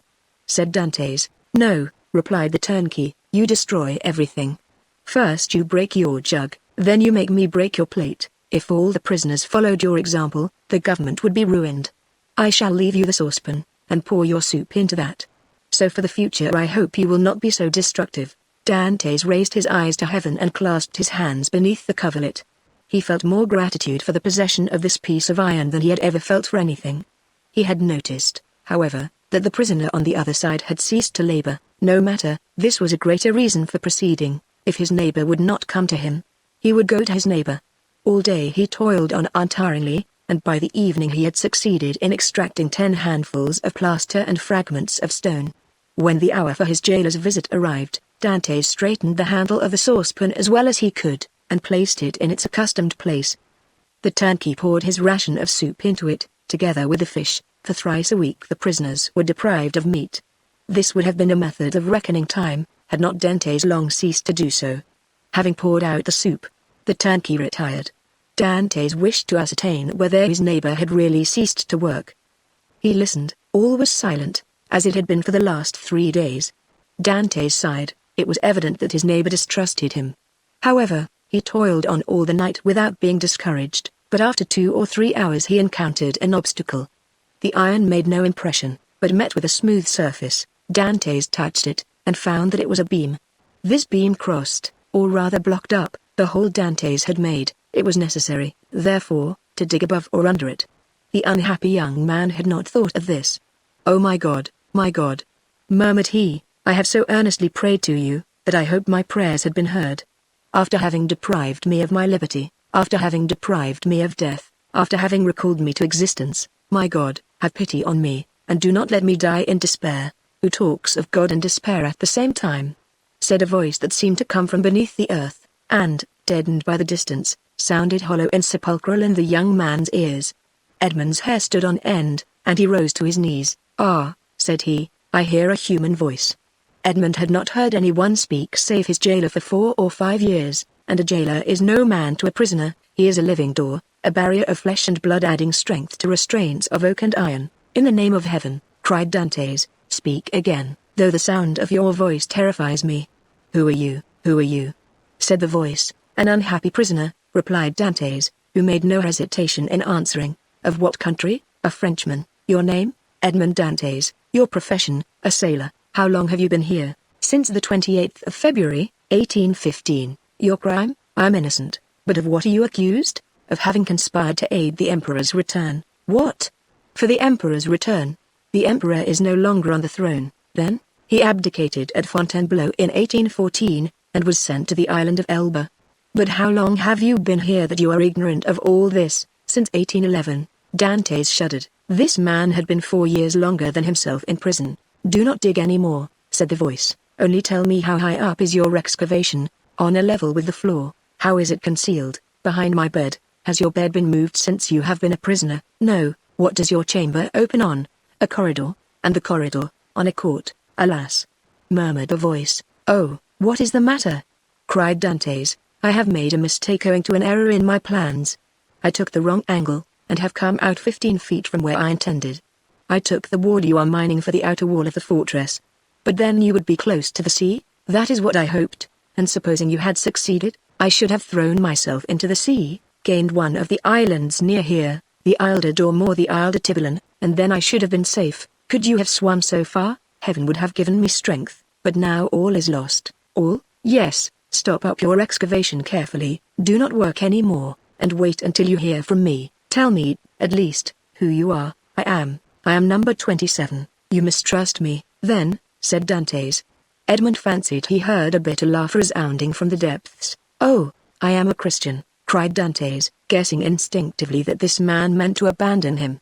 I swear to you by him who died for us that naught shall induce me to breathe one syllable to my jailers, but I conjure you do not abandon me. If you do, I swear to you, for I have got to the end of my strength, that I will dash my brains out against the wall, and you will have my death to reproach yourself with. How old are you? Your voice is that of a young man. I do not know my age, for I have not counted the years I have been here.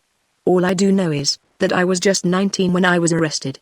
The 28th of February, 1815. Not quite 26. Murmured the voice. At that age he cannot be a traitor. Oh, no, no, cried Dantes. I swear to you again, rather than betray you, I would allow myself to be hacked in pieces. You have done well to speak to me, and ask for my assistance, for I was about to form another plan, and leave you. But your age reassures me. I will not forget you. Wait, how long? I must calculate our chances. I will give you the signal. But you will not leave me, you will come to me, or you will let me come to you. We will escape, and if we cannot escape we will talk. You have those whom you love, and I have those whom I love. You must love somebody? No, I am alone in the world, then you will love me. If you are young, I will be your comrade. If you are old, I will be your son. I have a father who is 70 if he yet lives. I only love him and a young girl called Mercedes. My father has not yet forgotten me, I am sure, but God alone knows if she loves me still. I shall love you as I loved my father. It is well, returned the voice, tomorrow. These few words were uttered with an accent that left no doubt of his sincerity. Dantes rose, dispersed the fragments with the same precaution as before, and pushed his bed back against the wall. He then gave himself up to his happiness. He would no longer be alone. He was, perhaps, about to regain his liberty. At the worst, he would have a companion, and captivity that is shared is but half captivity. Plaints made in common are almost prayers, and prayers where 2 or 3 are gathered together invoke the mercy of heaven. All day Dantes walked up and down his cell. He sat down occasionally on his bed, pressing his hand on his heart. At the slightest noise he bounded towards the door. Once or twice the thought crossed his mind that he might be separated from this unknown, whom he loved already, and then his mind was made up. When the jailer moved his bed and stooped to examine the opening, he would kill him with his water jug. He would be condemned to die, but he was about to die of grief and despair when this miraculous noise recalled him to life. The jailer came in the evening. Dantes was on his bed. It seemed to him that thus he better guarded the unfinished opening. Doubtless there was a strange expression in his eyes, for the jailer said, "Come, are you going mad again?" Dantes did not answer. He feared that the emotion of his voice would betray him. The jailer went away shaking his head. Night came. Dantes hoped that his neighbor would profit by the silence to address him, but he was mistaken. The next morning, however, just as he removed his bed from the wall, he heard 3 knocks. He threw himself on his knees. "Is it you?" said he. "I am here. Is your jailer gone?" "Yes," said Dantes. "He will not return until the evening, so that we have 12 hours before us. I can work, then?" said the voice. "Oh, yes, yes, this instant, I entreat you." In a moment that part of the floor on which Dantes was resting his 2 hands, as he knelt with his head in the opening, suddenly gave way. He drew back smartly, while a mass of stones and earth disappeared in a hole that opened beneath the aperture he himself had formed. Then from the bottom of this passage, the depth of which it was impossible to measure, he saw appear, first the head, then the shoulders, and lastly the body of a man, who sprang lightly into his cell. Chapter 16. A learned Italian, seizing in his arms the friend so long and ardently desired, Dantes almost carried him towards the window, in order to obtain a better view of his features by the aid of the imperfect light that struggled through the grating. He was a man of small stature, with hair blanched rather by suffering and sorrow than by age.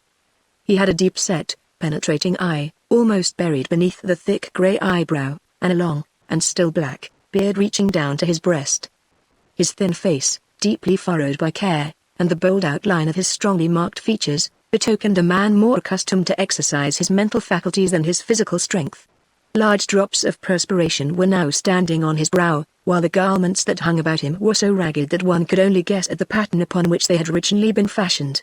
The stranger might have numbered 60 or 65 years, but a certain briskness and appearance of vigor in his movements made it probable that he was aged more from captivity than the course of time.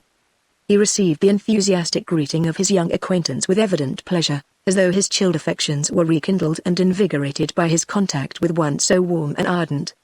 He thanked him with grateful cordiality for his kindly welcome, although he must at that moment have been suffering bitterly to find another dungeon where he had fondly reckoned on discovering a means of regaining his liberty. "Let us first see," said he, "whether it is possible to remove the traces of my entrance here. Our future tranquility depends upon our jailers being entirely ignorant of it." Advancing to the opening, he stooped and raised the stone easily in spite of its weight. Then, fitting it into its place, he said, "You removed this stone very carelessly? But I suppose you had no tools to aid you." "Why," exclaimed Dantes, with astonishment, "do you possess any?" "I made myself some, and with the exception of a file, I have all that are necessary, a chisel, pincers, and lever." "Oh, how I should like to see these products of your industry and patience. Well, in the first place, here is my chisel." So saying, he displayed a sharp strong blade, with a handle made of beechwood. "And with what did you contrive to make that?" inquired Dantes. "With one of the clamps of my bedstead, and this very tool has sufficed me to hollow out the road by which I came hither, a distance of about 50 feet. 50 feet," responded Dantes, almost terrified. "Do not speak so loud, young man, don't speak so loud.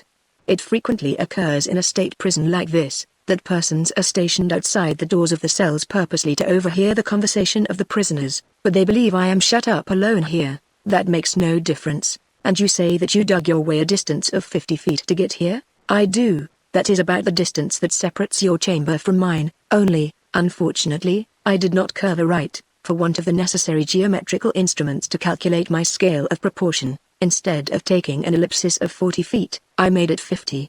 I expected, as I told you, to reach the outer wall, pierce through it, and throw myself into the sea. I have, however, kept along the corridor on which your chamber opens, instead of going beneath it.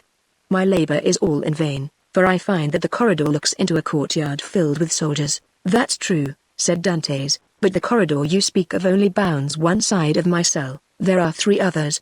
Do you know anything of their situation?" "This one is built against the solid rock, and it would take 10 experienced miners, duly furnished with the requisite tools, as many years to perforate it. This adjoins the lower part of the governor's apartments, and were we to work our way through, we should only get into some lock-up cellars, where we must necessarily be recaptured. The 4th and last side of your cell faces on. Stop a minute. Now where does it face?" The wall of which he spoke was the one in which was fixed the loophole by which light was admitted to the chamber. This loophole, which gradually diminished in size as it approached the outside, to an opening through which a child could not have passed, was, for better security, furnished with 3 iron bars, so as to quiet all apprehensions even in the mind of the most suspicious jailer as to the possibility of a prisoner's escape. As the stranger asked the question, he dragged the table beneath the window. "Climb up," said he to Dantes. The young man obeyed, mounted on the table, and, divining the wishes of his companion, placed his back securely against the wall and held out both hands.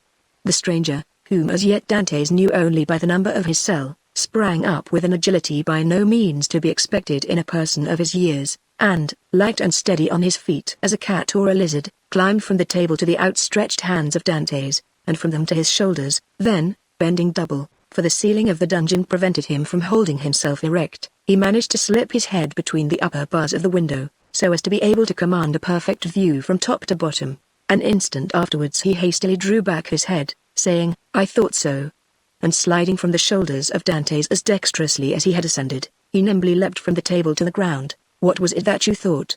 asked the young man anxiously, in his turn descending from the table. The elder prisoner pondered the matter. "Yes," said he at length, "it is so. This side of your chamber looks out upon a kind of open gallery, where patrols are continually passing, and sentries keep watch day and night." "Are you quite sure of that?" "Certain. I saw the soldier's shape and the top of his musket, that made me draw in my head so quickly, for I was fearful he might also see me." "Well?" inquired Dantes. "You perceive then the utter impossibility of escaping through your dungeon?" "Then," pursued the young man eagerly, "then," answered the elder prisoner, "the will of God be done." And as the old man slowly pronounced those words, an air of profound resignation spread itself over his careworn countenance, Dante's gazed on the man who could thus philosophically resign hopes so long and ardently nourished with an astonishment mingled with admiration. "Tell me, I entreat of you, who and what you are," said he at length. "Never have I met with so remarkable a person as yourself." "Willingly," answered the stranger, "if, indeed, you feel any curiosity respecting one. Now, alas, powerless to aid you in any way, say not so. You can console and support me by the strength of your own powerful mind.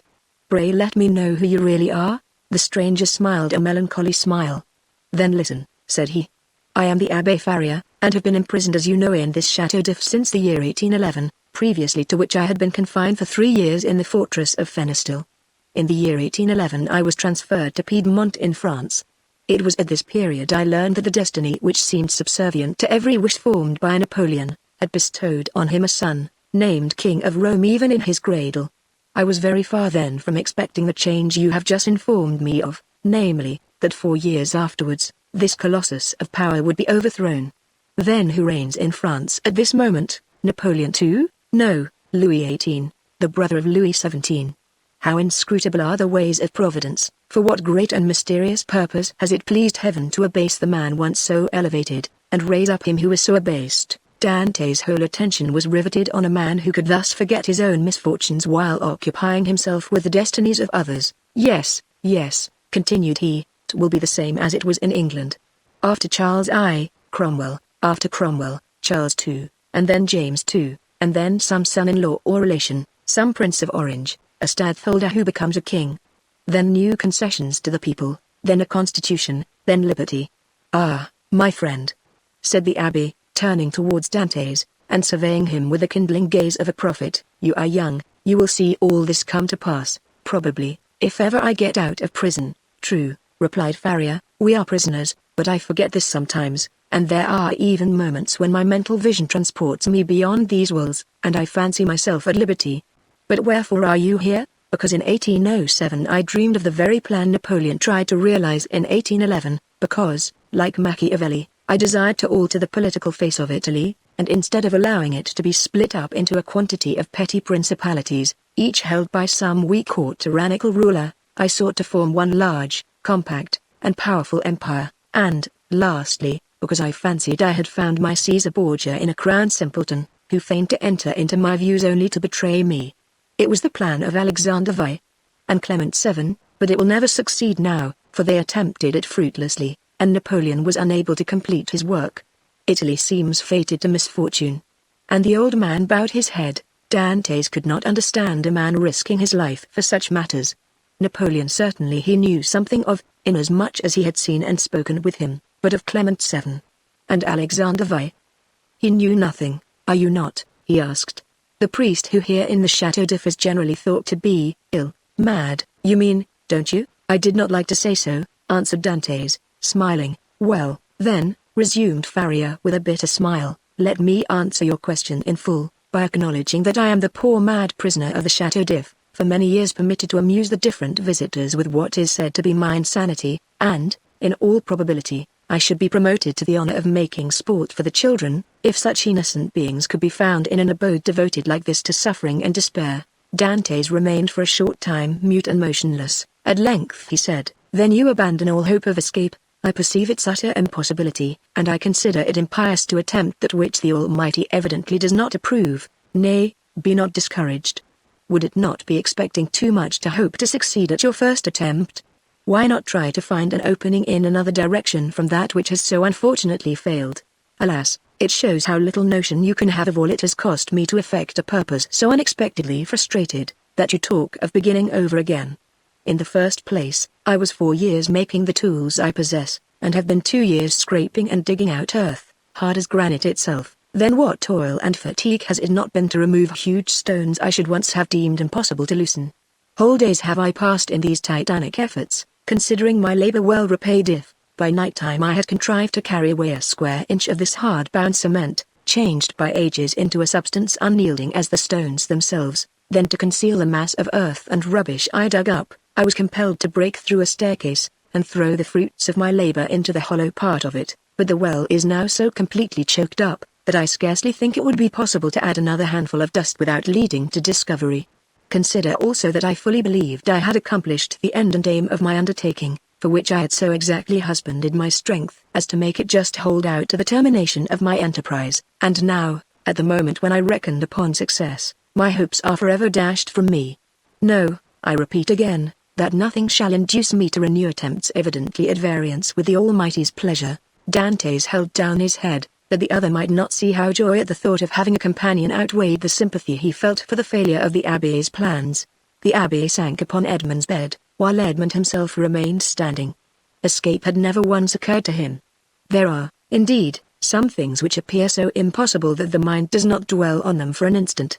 To undermine the ground for 50 feet, to devote 3 years to a labor which, if successful, would conduct you to a precipice overhanging the sea, to plunge into the waves from the height of 50, 60, perhaps 100 feet, at the risk of being dashed to pieces against the rocks, should you have been fortunate enough to have escaped the fire of the sentinels, and even, supposing all these perils past, then to have to swim for your life a distance of at least 3 miles ere you could reach the shore, were difficulties so startling and formidable that Dantes had never even dreamed of such a scheme, resigning himself rather to death.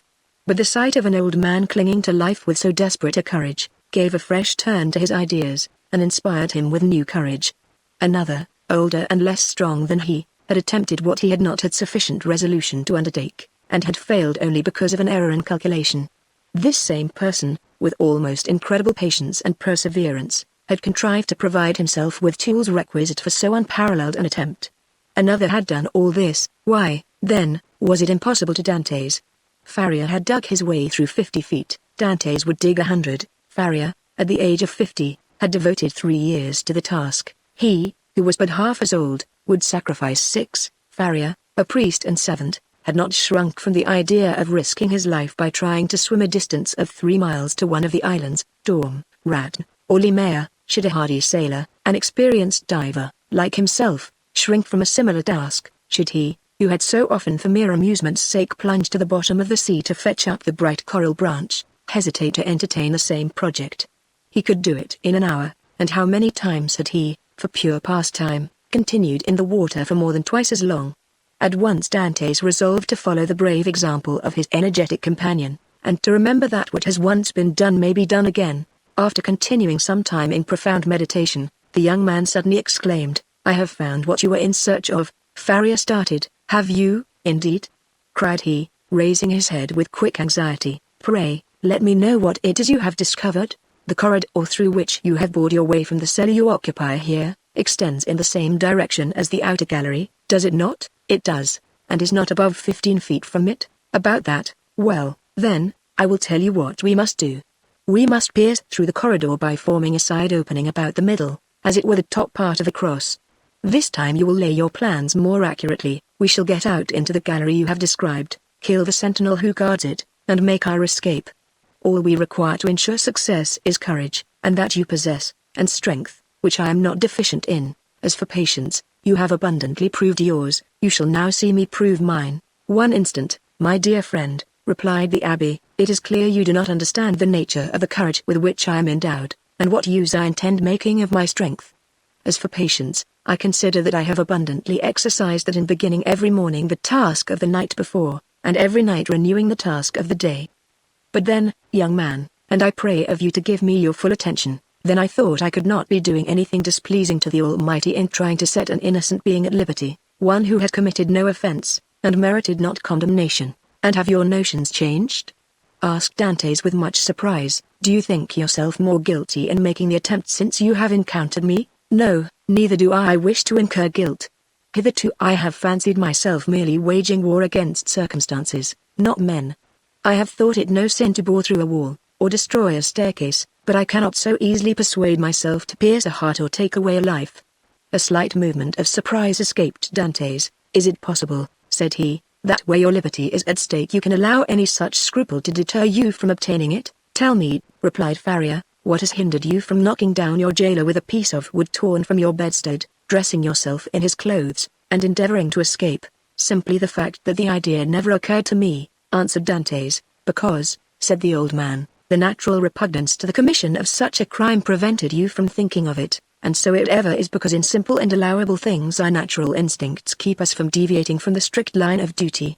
The tiger, whose nature teaches him to delight in shedding blood, needs but the sense of smell to show him when his prey is within his reach, and by following this instinct he is enabled to measure the leap necessary to permit him to spring on his victim. But man, on the contrary, loathes the idea of blood. It is not alone that the laws of social life inspire him with a shrinking dread of taking life. His natural construction and physiological formation Dantes was confused and silent at this explanation of the thoughts which had unconsciously been working in his mind, or rather soul, for there are two distinct sorts of ideas, those that proceed from the head and those that emanate from the heart. Since my imprisonment, said Faria, I have thought over all the most celebrated cases of escape on record. They have rarely been successful.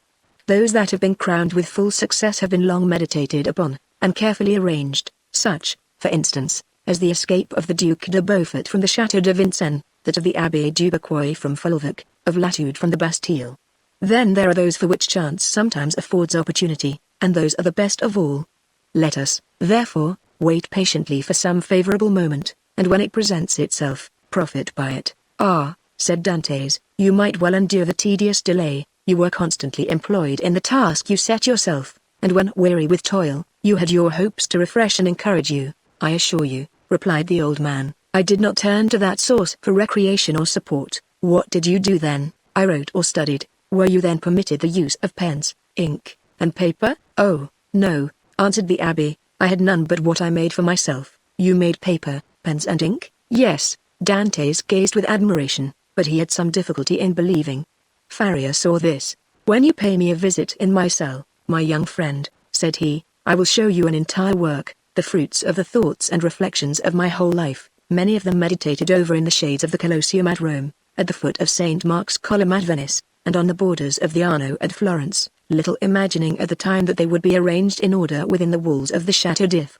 The work I speak of is called A Treatise on the Possibility of a General Monarchy in Italy, and will make one large quarto volume. And on what have you written all this? On 2 of my shirts. I invented a preparation that makes linen as smooth and as easy to write on as parchment. You are, then, a chemist, somewhat. I know Lavoisier, and was the intimate friend of Cabanis. But for such a work you must have needed books. Had you any? I had nearly 5,000 volumes in my library at Rome, but after reading them over many times, I found out that with 150 well-chosen books a man possesses, if not a complete summary of all human knowledge, at least all that a man need really know. I devoted 3 years of my life to reading and studying these 150 volumes, till I knew them nearly by heart, so that since I have been in prison, a very slight effort of memory has enabled me to recall their contents as readily as though the pages were open before me. I could recite you the whole of Thucydides, Xenophon, Plutarch, Titus Livius, Tacitus, Strida, Jornans, Dante, Montaigne, Jacques, Spinoza, Machiavelli, and Bossuet.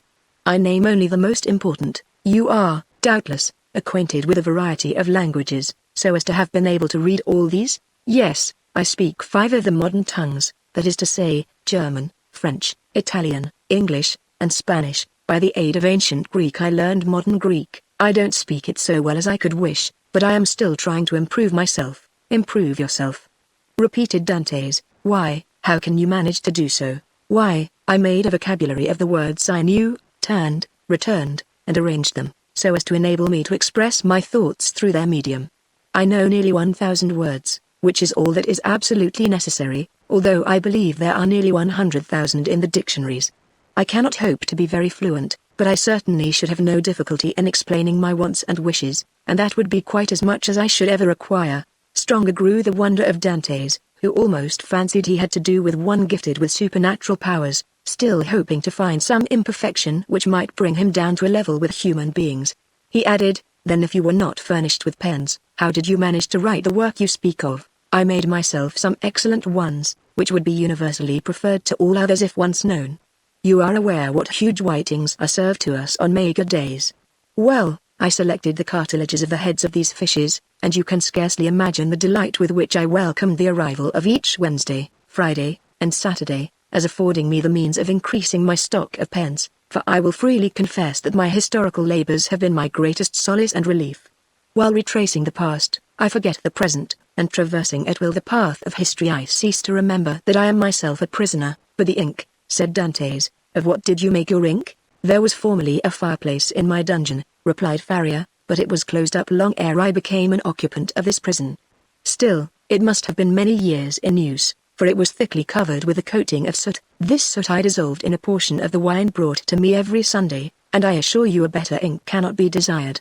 For very important notes, for which closer attention is required, I pricked one of my fingers, and wrote with my own blood, and when asked Dantes, "May I see all this?" "Whenever you please," replied the abbé. "Oh, then let it be directly," exclaimed the young man. "Follow me, then," said the abbé, as he re-entered the subterranean passage, in which he soon disappeared, followed by Dantes. Chapter 17. The abbé's chamber. After having passed with tolerable ease through the subterranean passage, which, however, did not admit of their holding themselves erect, the two friends reached the further end of the corridor, into which the abbé's cell opened. From that point the passage became much narrower, and barely permitted one to creep through on hands and knees. The floor of the abbé's cell was paved, and it had been by raising one of the stones in the most obscure corner that Faria had been able to commence the laborious task of which Dantes had witnessed the completion. As he entered the chamber of his friend, Dantes cast around one eager and searching glance in quest of the expected marvels, but nothing more than common met his view. "It is well," said the abbé, "we have some hours before us. It is now just 12:15 o'clock.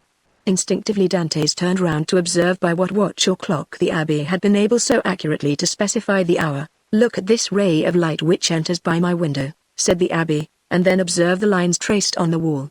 Well, by means of these lines, which are in accordance with the double motion of the earth, and the ellipse it describes round the sun, I am enabled to ascertain the precise hour with more minuteness than if I possessed a watch, for that might be broken or deranged in its movements, while the sun and earth never vary in their appointed paths." This last explanation was wholly lost upon Dantes, who had always imagined, from seeing the sun rise from behind the mountains and set in the Mediterranean, that it moved, and not the earth.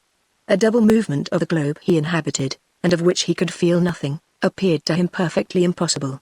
Each word that fell from his companion's lips seemed fraught with the mysteries of science, as worthy of digging out as the gold and diamonds in the mines of Guzarat and Golconda, which he could just recollect having visited during a voyage made in his earliest youth. "Come," said he to the abbé, "I am anxious to see your treasures." The abbé smiled, and, proceeding to the disused fireplace, raised, by the help of his chisel, a long stone, which had doubtless been the hearth, beneath which was a cavity of considerable depth, serving as a safe depository of the articles mentioned to Dantes. "What do you wish to see first?" asked the abbé. "Oh, your great work on the monarchy of Italy." Faria then drew forth from his hiding place 3 or 4 rolls of linen, laid one over the other, like folds of papyrus. These rolls consisted of slips of cloth about 4 inches wide and 18 long. They were all carefully numbered and closely covered with writing, so legible that Dantes could easily read it, as well as make out the sense, it being in Italian, a language he, as a Provençal, perfectly understood. "There," said he, "there is the work complete. I wrote the word finis at the end of the 68th strip about a week ago. I have torn up 2 of my shirts, and as many handkerchiefs as I was master of, to complete the precious pages. Should I ever get out of prison and find in all Italy a printer courageous enough to publish what I have composed, my literary reputation is forever secured." "I see," answered Dantes. "Now let me behold the curious pens with which you have written your work." "Look," said Faria, showing to the young man a slender stick about 6 inches long, and much resembling the size of the handle of a fine painting brush, to the end of which was tied, by a piece of thread, one of those cartilages of which the abbé had before spoken to Dantes. It was pointed, and divided at the nib like an ordinary pen. Dantes examined it with intense admiration, then looked around to see the instrument with which it had been shaped so correctly into form. "Ah, yes," said Faria, "the penknife. That's my masterpiece. I made it, as well as this larger knife, out of an old iron candlestick." The penknife was sharp and keen as a razor. As for the other knife, it would serve a double purpose, and with it one could cut and thrust. Dantes examined the various articles shown to him with the same attention that he had bestowed on the curiosities and strange tools exhibited in the shops at Marseilles as the works of the savages in the South Seas from whence they had been brought by the different trading vessels. "As for the ink," said Faria, "I told you how I managed to obtain that, and I only just make it from time to time, as I require it." "One thing still puzzles me," observed Dantes, "and that is how you managed to do all this by daylight." "I worked at night also," replied Faria. "Night? Why, for heaven's sake, are your eyes like cats, that you can see to work in the dark?" "Indeed they are not," that God has supplied man with the intelligence that enables him to overcome the limitations of natural conditions. I furnished myself with a light. You did? Pray tell me how. I separated the fat from the meat served to me, melted it, and so made oil. Here is my lamp. So saying, the abbé exhibited a sort of torch very similar to those used in public illuminations. But light? Here are 2 flints and a piece of burnt linen, and matches. I pretended that I had a disorder of the skin, and asked for a little sulphur, which was readily supplied. Dantes laid the different things he had been looking at on the table, and stood with his head drooping on his breast, as though overwhelmed by the perseverance and strength of Faria's mind. You have not seen all yet, continued Faria, for I did not think it wise to trust all my treasures in the same hiding place. Let us shut this one up. They put the stone back in its place. The abbé sprinkled a little dust over it to conceal the traces of its having been removed, rubbed his foot well on it to make it assume the same appearance as the other, and then, going towards his bed, he removed it from the spot it stood in. Behind the head of the bed, and concealed by a stone fitting in so closely as to defy all suspicion, was a hollow space, and in this space a ladder of cords between 25 and 30 feet in length. Dantes closely and eagerly examined it. He found it firm, solid, and compact enough to bear any weight. Who supplied you with the materials for making this wonderful work? I tore up several of my shirts, and ripped out the seams in the sheets of my bed, during my 3 years' imprisonment at Fenestal, and when I was removed to the Chateau d'If, I managed to bring the ravelings with me, so that I have been able to finish my work here. And was it not discovered that your sheets were unhemmed? Oh, no, for when I had taken out the thread I required, I hemmed the edges over again. With what? With this needle, said the abbé, as, opening his ragged vestments, he showed Dantes a long, sharp fishbone, with a small perforated eye for the thread, a small portion of which still remained in it. I once thought, continued Faria, of removing these iron bars, and letting myself down from the window, which, as you see, is somewhat wider than yours, although I should have enlarged it still more preparatory to my flight. However, I discovered that I should merely have dropped into a sort of inner court, and I therefore announced the project altogether as too full of risk and danger.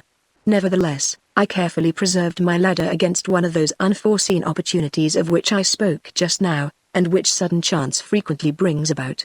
While affecting to be deeply engaged in examining the ladder, the mind of Dantes was, in fact, busily occupied by the idea that a person so intelligent, ingenious, and clear-sighted as the abbé might probably be able to solve the dark mystery of his own misfortunes, where he himself could see nothing. What are you thinking of? Asked the abbé smilingly, imputing the deep abstraction in which his visitor was plunged to the excess of his awe and wonder. I was reflecting, in the first place, replied Dantes, upon the enormous degree of intelligence and ability you must have employed to reach the high perfection to which you have attained. What would you not have accomplished if you had been free? Possibly nothing at all. The overflow of my brain would probably, in a state of freedom, have evaporated in 1,000 follies. Misfortune is needed to bring to light the treasures of the human intellect. Compression is needed to explode gunpowder. Captivity has brought my mental faculties to a focus, and you are well aware that from the collision of clouds electricity is produced, from electricity, lightning, from lightning, illumination. No, replied Dantes. I know nothing. Some of your words are to me quite empty of meaning. You must be blessed indeed to possess the knowledge you have. The abbé smiled. Well, said he, but you had another subject for your thoughts. Did you not say so just now? I did. You have told me as yet but one of them. Let me hear the other. It was this, that while you had related to me all the particulars of your past life, you were perfectly unacquainted with mine. Your life, my young friend, has not been of sufficient length to admit of your having passed through any very important events. It has been long enough to inflict on me a great and undeserved misfortune.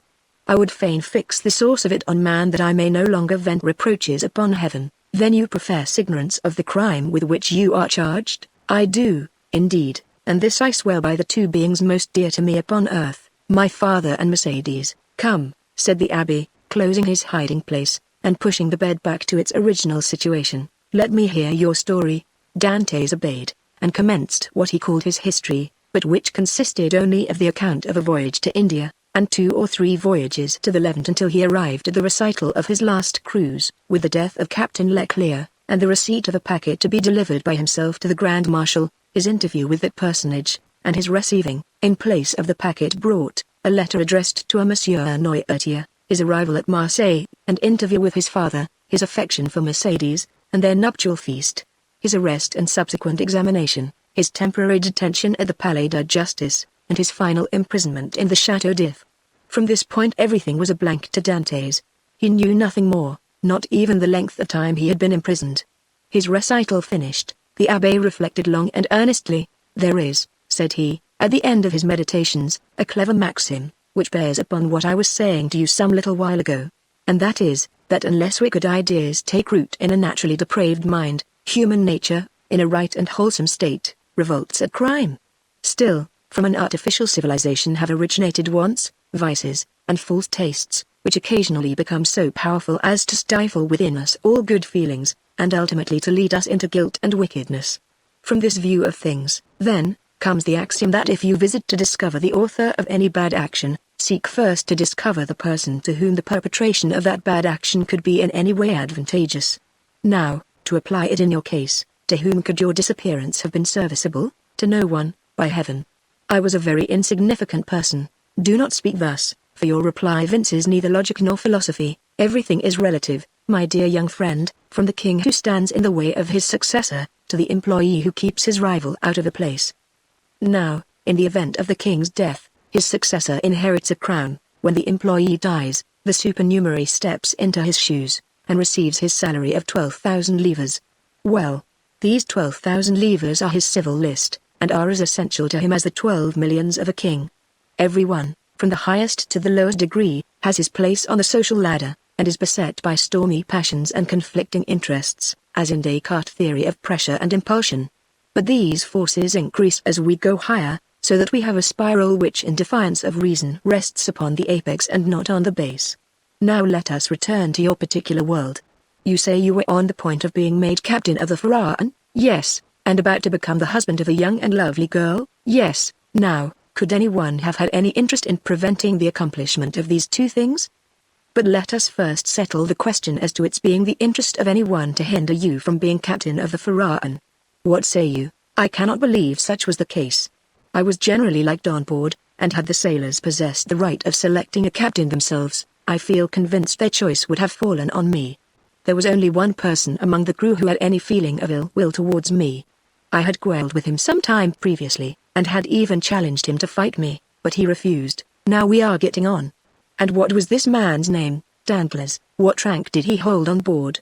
He was supercargo, and had you been captain, should you have retained him in his employment? Not if the choice had remained with me, for I had frequently observed inaccuracies in his accounts. Good again. Now then, tell me, was any person present during your last conversation with Captain Leclerc? No, we were quite alone. Could your conversation have been overheard by anyone? It might, for the cabin door was open, and, stay, now I recollect, Danglars himself passed by just as Captain Leclerc was giving me the packet for the Grand Marshal. That's better, cried the abbé, now we are on the right scent.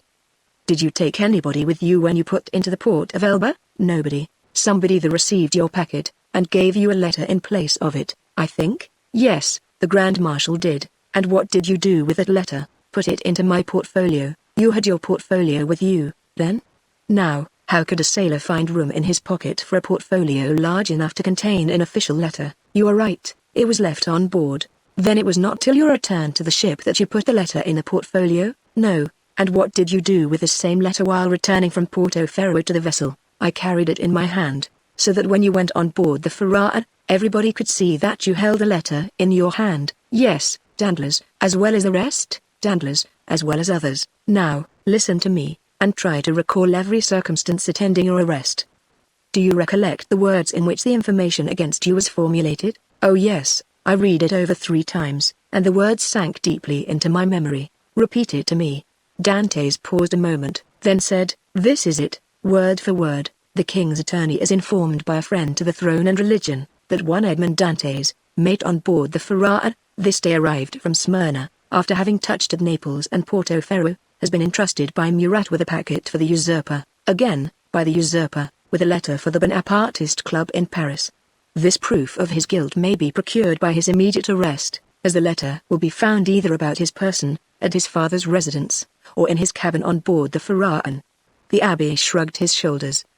"The thing is clear as day," said he, "and you must have had a very confiding nature, as well as a good heart, not to have suspected the origin of the whole affair.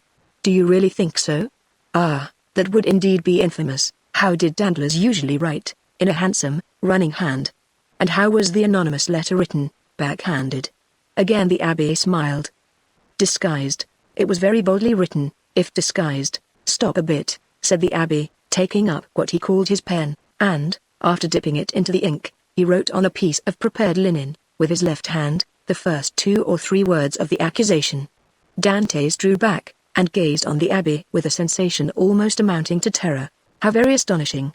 cried he at length.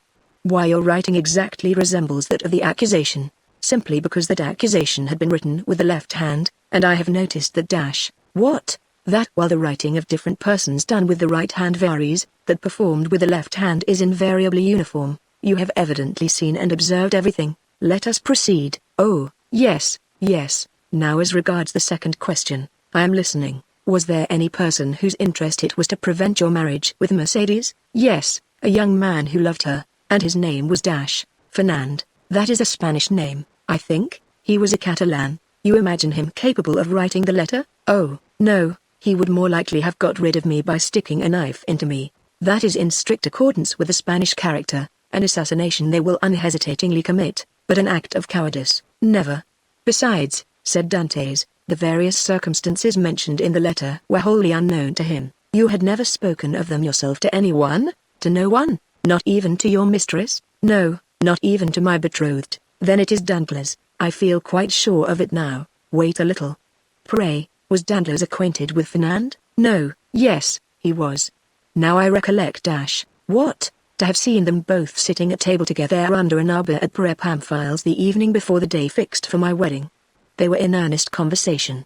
Danglars was joking in a friendly way, but Fernand looked pale and agitated. Were they alone? There was a third person with them whom I knew perfectly well, and who had, in all probability, made their acquaintance. He was a tailor named Caderousse, but he was very drunk. Stay, how strange that it should not have occurred to me before. Now I remember quite well, that on the table round which they were sitting were pens, ink, and paper." "Oh, the heartless, treacherous scoundrels!" exclaimed Dantès, pressing his hand to his throbbing brows.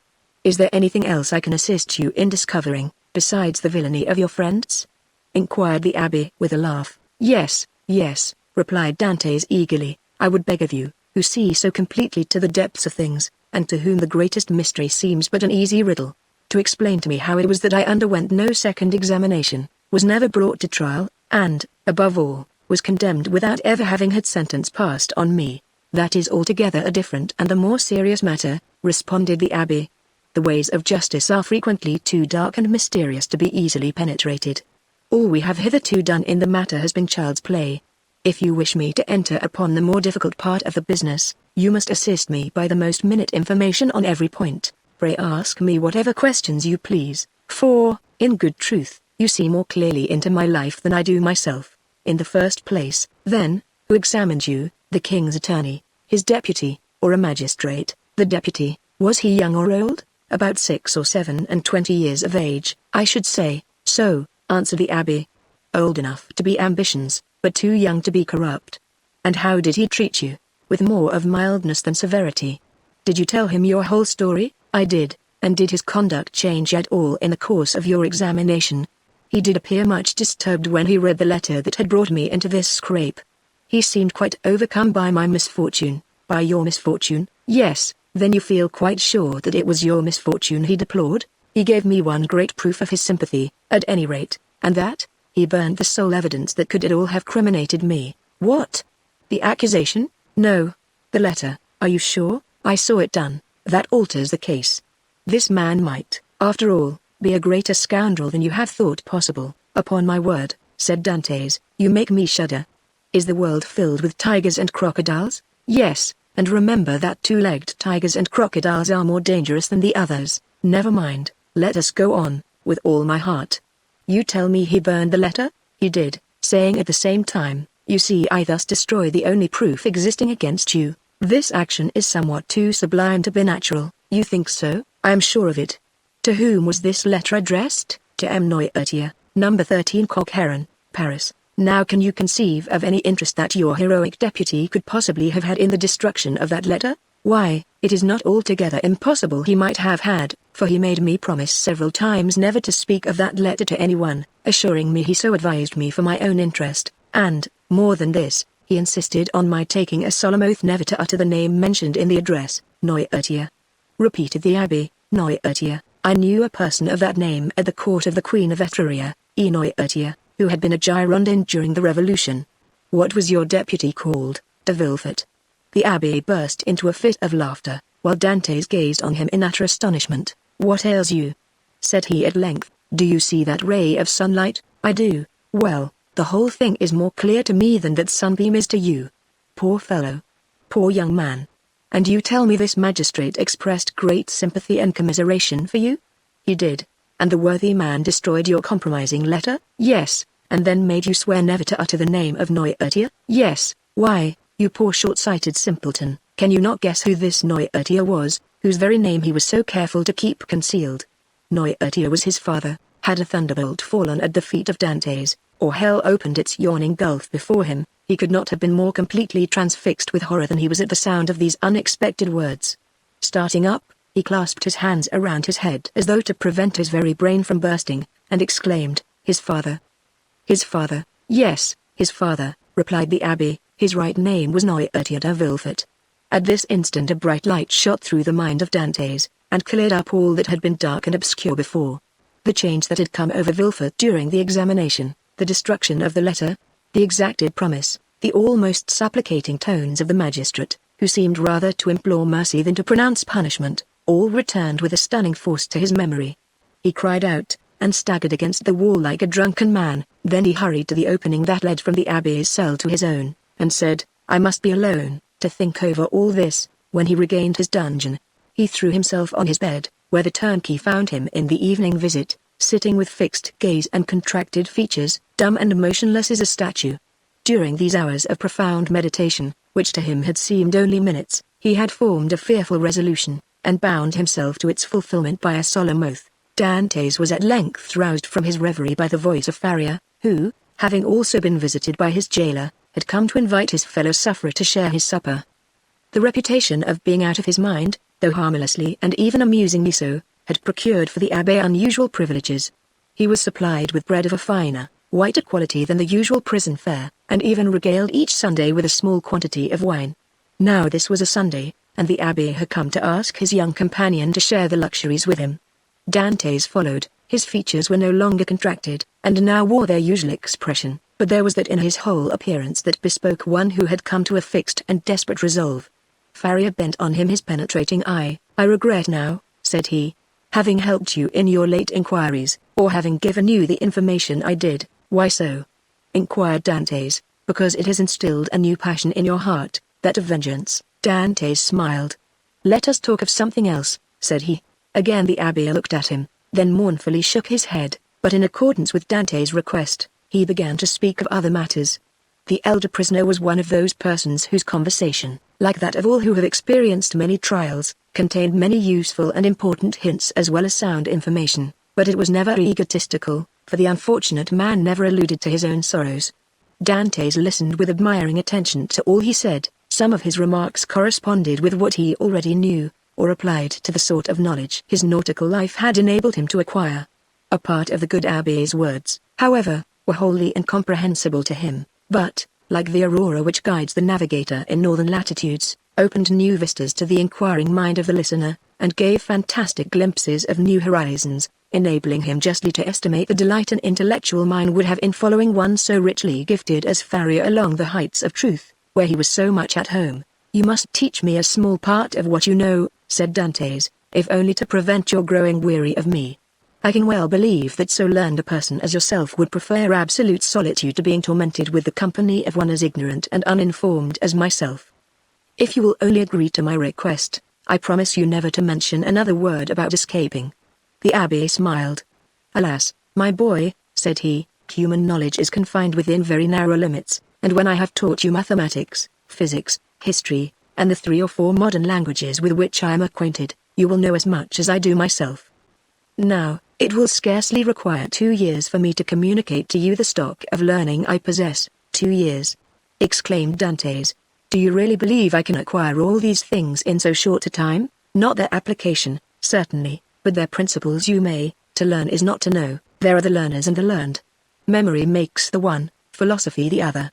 But cannot one learn philosophy? Philosophy cannot be taught, it is the application of the sciences to truth. It is like the golden cloud in which the Messiah went up into heaven. Well, then, said Dantes, what shall you teach me first? I am in a hurry to begin. I want to learn everything, said the abbé. And that very evening the prisoners sketched a plan of education, to be entered upon the following day. Dantes possessed a prodigious memory, combined with an astonishing quickness and readiness of conception. The mathematical turn of his mind rendered him apartment at all kinds of calculation, while his naturally poetical feelings threw a light and pleasing veil over the dry reality of arithmetical computation, or the rigid severity of geometry. He already knew Italian, and had also picked up a little of the Romaic dialect during voyages to the East, and by the aid of these two languages he easily comprehended the construction of all the others, so that at the end of 6 months he began to speak Spanish, English, and German. In strict accordance with the promise made to the abbé, Dantes spoke no more of escape. Perhaps the delight his studies afforded him left no room for such thoughts, perhaps the recollection that he had pledged his word, on which his sense of honor was keen, kept him from referring in any way to the possibilities of flight. Days, even months, passed by unheeded in one rapid and instructive course. At the end of a year Dantes was a new man. Dantes observed, however, that Faria, in spite of the relief his society afforded, daily grew sadder. One thought seemed incessantly to harass and distract his mind. Sometimes he would fall into long reveries, sigh heavily and involuntarily, then suddenly rise, and, with folded arms, begin pacing the confined space of his dungeon. One day he stopped all at once, and exclaimed, "Ah, if there were no sentinel." "There shall not be one a minute longer than you please," said Dantes, who had followed the working of his thoughts as accurately as though his brain were enclosed in crystal so clear as to display its minutest operations. "I have already told you," answered the abbé, "that I loathe the idea of shedding blood. And yet the murder, if you choose to call it so, would be simply a measure of self-preservation. No matter. I could never agree to it. Still, you have thought of it, incessantly." "Alas!" cried the abbé, "and you have discovered a means of regaining our freedom, have you not?" asked Dantes eagerly. "I have. If it were only possible to place a deaf and blind sentinel in the gallery beyond us." "He shall be both blind and deaf," replied the young man, with an air of determination that made his companion shudder. "No, no," cried the abbé, "impossible." Dantes endeavored to renew the subject. The abbé shook his head in token of disapproval, and refused to make any further response. 3 months passed away. "Are you strong?" the abbé asked one day of Dantes. The young man, in reply, took up the chisel, bent it into the form of a horseshoe, and then as readily straightened it. "And will you engage not to do any harm to the sentry, except as a last resort?" "I promise on my honor." "Then," said the abbé, "we may hope to put our design into execution. And how long shall we be in accomplishing the necessary work?" "At least a year." "And shall we begin at once?" "At once." "We have lost a year to no purpose," cried Dantes. "Do you consider the last 12 months to have been wasted?" asked the abbé. "Forgive me," cried Edmund, blushing deeply. "Tut, tut," answered the abbé, "man is but man after all, and you are about the best specimen of the genus I have ever known. Come, let me show you my plan." The abbé then showed Dantes the sketch he had made for their escape. It consisted of a plan of his own cell and that of Dantes, with the passage which united them. In this passage he proposed to drive a level as they do in mines. This level would bring the 2 prisoners immediately beneath the gallery where the sentry kept watch. Once there, a large excavation would be made, and one of the flagstones with which the gallery was paved be so completely loosened that at the desired moment it would give way beneath the feet of the soldier, who, stunned by his fall, would be immediately bound and gagged by Dantes before he had power to offer any resistance. The prisoners were then to make their way through one of the gallery windows, and to let themselves down from the outer walls by means of the abbé's ladder of cords. Dantes' eyes sparkled with joy, and he rubbed his hands with delight at the idea of a plan so simple, yet apparently so certain to succeed.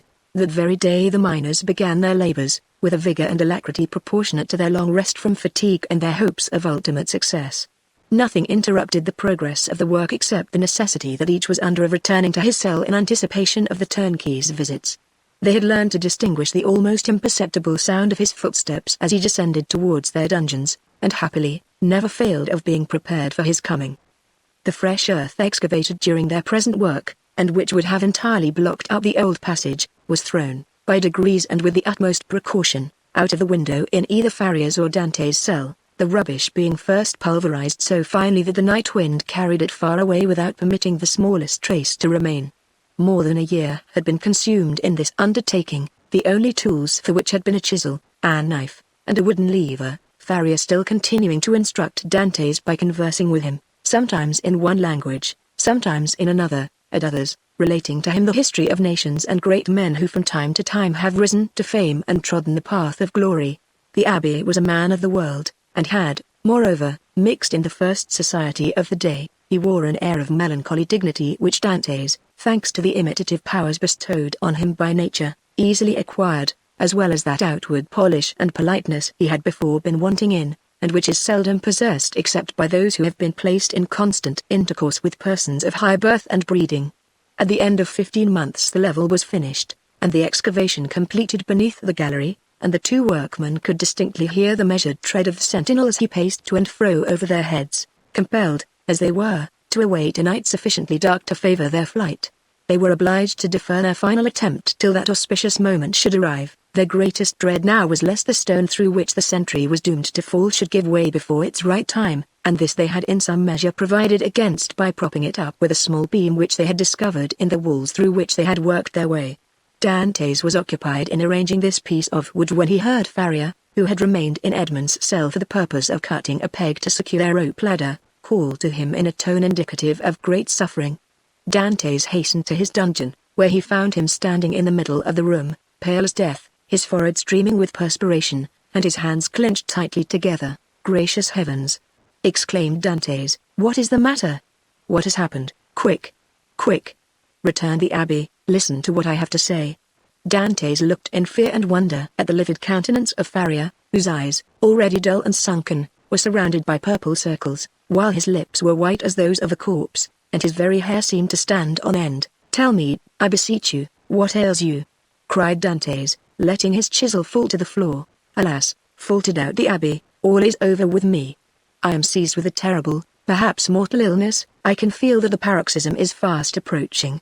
I had a similar attack the year previous to my imprisonment.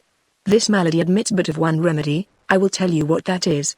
Go into my cell as quickly as you can, draw out one of the feet that support the bed. You will find it has been hollowed out for the purpose of containing a small phial. You will see the half filled with a red-looking fluid.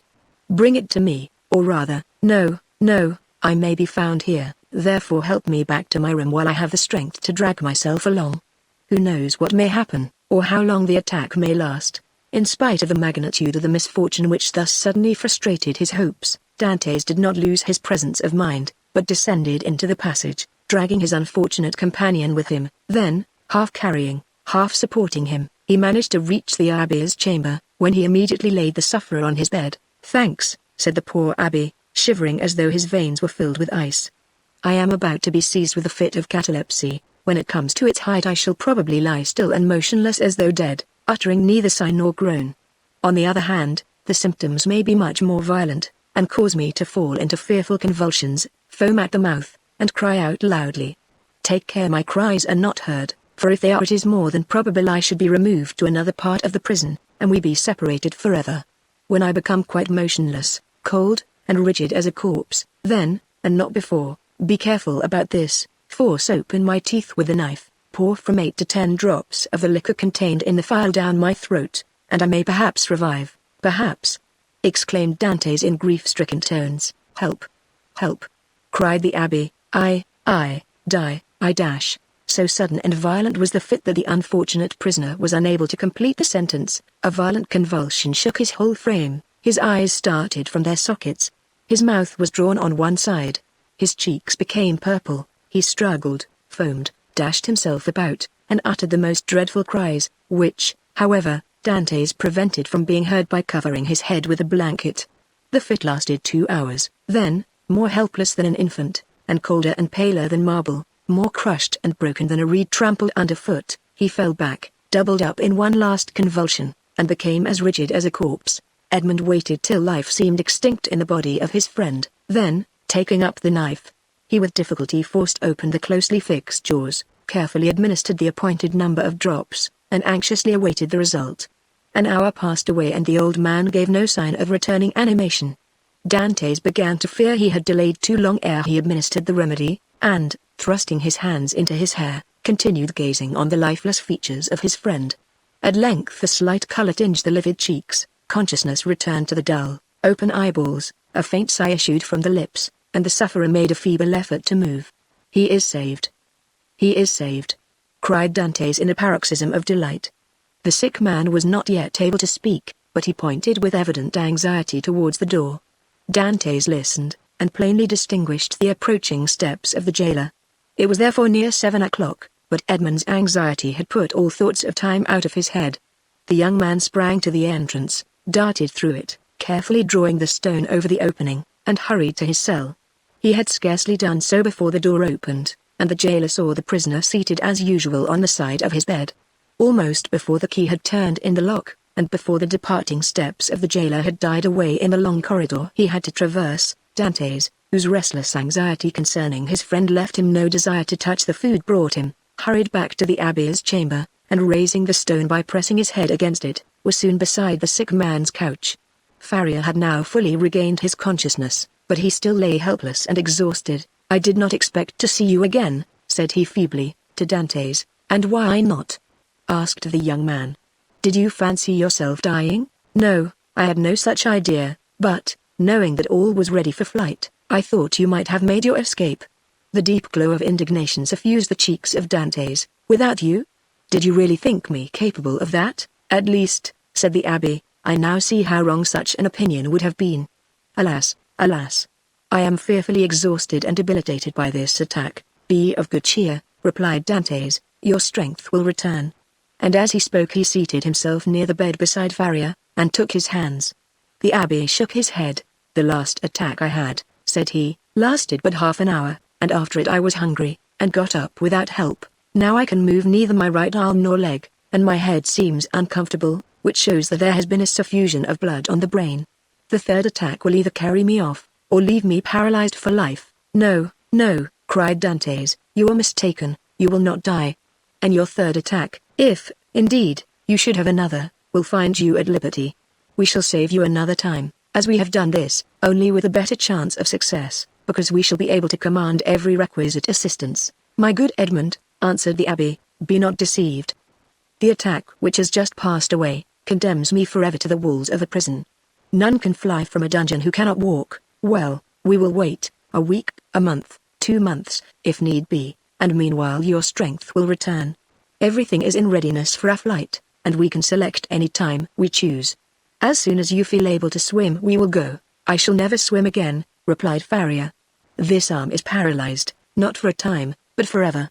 Lift it, and judge if I am mistaken." The young man raised the arm, which fell back by its own weight, perfectly inanimate and helpless. A sigh escaped him. "You are convinced now, Edmund, are you not?" asked the abbé. "Depend upon it, I know what I say. Since the first attack I experienced of this malady, I have continually reflected on it. Indeed, I expected it, for it is a family inheritance. Both my father and grandfather died of it in a third attack. The physician who prepared for me the remedy I have twice successfully taken, was no other than the celebrated Cubanese, and he predicted a similar end for me." "The physician may be mistaken," exclaimed Dantes. "And as for your poor arm, what difference will it make? I can take you on my shoulders, and swim for both of us." "My son," said the abbé, "you, who are a sailor and a swimmer, must know as well as I do that a man so loaded would sink before he had done 50 strokes. Cease, then, to allow yourself to be duped by vain hopes, that even your own excellent heart refuses to believe in. Here I shall remain till the hour of my deliverance arrives, and that, in all human probability, will be the hour of my death. As for you, who are young and active, delay not on my account, but fly, go. I give you back your promise." "It is well," said Dantes. "Then I shall also remain." Then, rising and extending his hand with an air of solemnity over the old man's head, he slowly added, "By the blood of Christ I swear never to leave you while you live." Faria gazed fondly on his noble-minded, single-hearted, high-principled young friend, and read in his countenance ample confirmation of the sincerity of his devotion and the loyalty of his purpose. "Thanks," murmured the invalid, extending one hand. "I accept. You may one of these days reap the reward of your disinterested devotion. But as I cannot, and you will not, quit this place, it becomes necessary to fill up the excavation beneath the soldiers' gallery." He might, by chance, hear the hollow sound of his footsteps, and call the attention of his officer to the circumstance. That would bring about a discovery which would inevitably lead to our being separated. Go, then, and set about this work, in which, unhappily, I can offer you no assistance. Keep at it all night, if necessary, and do not return here tomorrow till after the jailer has visited me. I shall have something of the greatest importance to communicate to you." Dantes took the hand of the abbé in his, and affectionately pressed it. Faria smiled encouragingly on him, and the young man retired to his task, in the spirit of obedience and respect which he had sworn to show towards his aged friend. Chapter 18. The Treasure. When Dantes returned next morning to the chamber of his companion in captivity, he found Faria seated and looking composed. In the ray of light which entered by the narrow window of his cell, he held open in his left hand, of which alone, it will be recollected, he retained the use, a sheet of paper, which, from being constantly rolled into a small compass, had the form of a cylinder, and was not easily kept open. He did not speak, but showed the paper to Dantes. "What is that?" he inquired. "Look at it," said the abbé with a smile. "I have looked at it with all possible attention," said Dantes, "and I only see a half-burnt paper, on which are traces of Gothic characters inscribed with a peculiar kind of ink." "This paper, my friend," said Faria, "I may now avow to you, since I have the proof of your fidelity, this paper is my treasure, of which, from this day forth, one half belongs to you." The sweat started forth on Dantes' brow. Until this day, and for how long a time, he had refrained from talking of the treasure, which had brought upon the abbé the accusation of madness. With his instinctive delicacy, Edmund had preferred avoiding any touch on this painful chord, and Faria had been equally silent. He had taken the silence of the old man for a return to reason, and now these few words uttered by Faria, after so painful a crisis, seemed to indicate a serious relapse into mental alienation. "Your treasure?" stammered Dantes. Faria smiled. "Yes," said he. "You have, indeed, a noble nature, Edmund, and I see by your paleness and agitation what is passing in your heart at this moment. No, be assured, I am not mad. This treasure exists, Dantes, and if I have not been allowed to possess it, you will. Yes, you. No one would listen or believe me, because everyone thought me mad, but you, who must know that I am not, listen to me, and believe me so afterwards if you will." "Alas," murmured Edmund to himself, "this is a terrible relapse. There was only this blow wanting." Then he said aloud, "My dear friend, your attack has, perhaps, fatigued you. Had you not better repose a while? Tomorrow, if you will, I will hear your narrative, but today I wish to nurse you carefully." "Besides," he said, "a treasure is not a thing we need hurry about. On the contrary, it is a matter of the utmost importance, Edmund," replied the old man. "Who knows if tomorrow, or the next day after, the third attack may not come on? And then must not all be over? Yes, indeed, I have often thought with a bitter joy that these riches, which would make the wealth of a dozen families, will be forever lost to those men who persecute me. This idea was one of vengeance to me, and I tasted it slowly in the night of my dungeon and the despair of my captivity. But now I have forgiven the world for the love of you. Now that I see you, young and with a promising future, now that I think of all that may result to you in the good fortune of such a disclosure, I shudder at any delay, and tremble lest I should not assure one as worthy as yourself the possession of so vast an amount of hidden wealth." Edmund turned away his head with a sigh. "You persist in your incredulity, Edmund," continued Faria. "My words have not convinced you. I see you require proofs. Well, then, read this paper, which I have never shown to anyone, tomorrow, my dear friend," said Edmund, desirous of not yielding to the old man's madness. "I thought it was understood that we should not talk of that until tomorrow. Then we will not talk of it until tomorrow, but read this paper today. I will not irritate him," thought Edmund, and taking the paper, of which half was wanting, having been burnt, no doubt, by some accident, he read, "This treasure, which may amount to 2 of Roman crowns in the most distant day of the second opening WH, declare to belong to him alone. Heir. 25th April, L49. "Well," said Faria, when the young man had finished reading it. "Why," replied Dantes, "I see nothing but broken lines and unconnected words, which are rendered illegible by fire. Yes, to you, my friend, who read them for the first time, but not for me, who have grown pale over them by many nights' study, and have reconstructed every phrase, completed every thought. And do you believe you have discovered the hidden meaning? I am sure I have, and you shall judge for yourself. But first listen to the history of this paper." "Silence!" exclaimed Dantes. Steps approach, I go, adieu.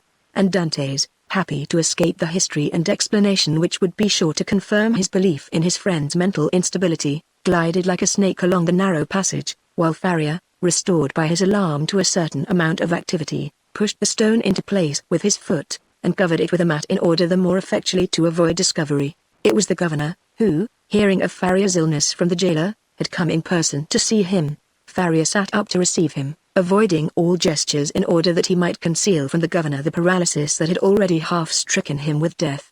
His fear was lest the governor, touched with pity, might order him to be removed to better quarters, and thus separate him from his young companion. But fortunately this was not the case, and the governor left him, convinced that the poor madman, for whom in his heart he felt a kind of affection, was only troubled with a slight indisposition. During this time, Edmund, seated on his bed with his head in his hands, tried to collect his scattered thoughts. Faria, since their first acquaintance, has been on all points so rational and logical, so wonderfully sagacious, in fact, that he could not understand how so much wisdom on all points could be allied with madness. Was Faria deceived as to his treasure, or was all the world deceived as to Faria? Dantes remained in his cell all day, not daring to return to his friend, thinking thus to defer the moment when he should be convinced, once for all, that the abbé was mad. Such a conviction would be so terrible. But, towards the evening after the hour for the customary visit had gone by, Faria, not seeing the young man appear, tried to move and get over the distance which separated them. Edmund shuddered when he heard the painful efforts which the old man made to drag himself along. His leg was inert, and he could no longer make use of one arm. Edmund was obliged to assist him, for otherwise he would not have been able to enter by the small aperture which led to Dante's chamber. "Here I am, pursuing you remorselessly," he said with a benignant smile. "You thought to escape my munificence, but it is in vain. Listen to me." Edmund saw there was no escape, and placing the old man on his bed, he seated himself on a stool beside him. "You know," said the abbé, "that I was the secretary and intimate friend of Cardinal Spada, the last of the princes of that name. I owe to this worthy lord all the happiness I ever knew. He was not rich, although the wealth of his family had passed into a proverb, and I heard the phrase very often, as rich as a Spada. But he, like public rumor, lived on this reputation for wealth. His palace was my paradise. I was tutor to his nephews, who are dead, and when he was alone in the world, I tried by absolute devotion to his will, to make up to him all he had done for me during 10 years of unremitting kindness. The cardinal's house had no secrets for me. I had often seen my noble patron annotating ancient volumes, and eagerly searching amongst dusty family manuscripts. One day when I was reproaching him for his unavailing searches, and deploring the prostration of mind that followed them, he looked at me, and, smiling bitterly, opened a volume relating to the history of the city of Rome. There, in the 20th chapter of the life of Pope Alexander VI, were the following lines, which I can never forget, "The great wars of Romagna had ended. Caesar Borgia, who had completed his conquest, had need of money to purchase all Italy. The Pope had also need of money to bring matters to an end with Louis XII, King of France, who was formidable still in spite of his recent reverses, and it was necessary, therefore, to have recourse to some profitable scheme, which was a matter of great difficulty in the impoverished condition of exhausted Italy. His Holiness had an idea. He determined to make 2 cardinals, by choosing 2 of the greatest personages of Rome, especially rich men. This was the return the Holy Father looked for. In the first place, he could sell the great appointments and splendid offices which the cardinals already held, and then he had the 2 hats to sell besides. There was a third point in view, which will appear hereafter. The Pope and Caesar Borgia first found the 2 future cardinals. They were Giovanni Rospigliosi, who held 4 of the highest dignities of the Holy See, and Caesar Spada, one of the noblest and richest of the Roman nobility. Both felt the high honor of such a favor from the Pope. They were ambitious, and Caesar Borgia soon found purchasers for their appointments. The result was that Rospigliosi and Spada paid for being cardinals, and 8 other persons paid for the offices the cardinals held before their elevation, and thus 800,000 crowns entered into the coffers of the speculators. It is time now to proceed to the last part of the speculation. The Pope heaped attentions upon Rospigliosi and Spada, conferred upon them the insignia of the cardinalate, and induced them to arrange their affairs and take up their residence at Rome. Then the Pope and Caesar Borgia invited the 2 cardinals to dinner. This was a matter of dispute between the Holy Father and his son.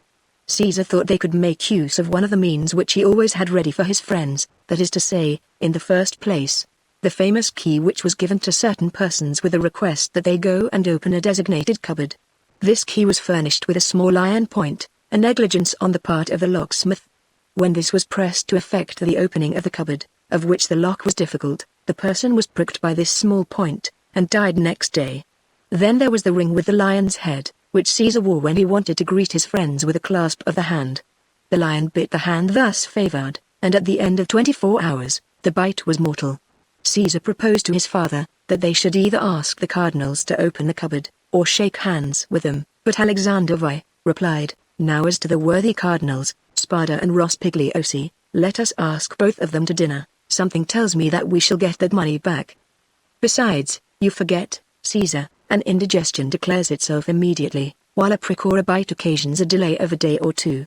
Caesar gave way before such cogent reasoning, and the cardinals were consequently invited to dinner. The table was laid in a vineyard belonging to the Pope, near San Pierduena, a charming retreat which the cardinals knew very well by report.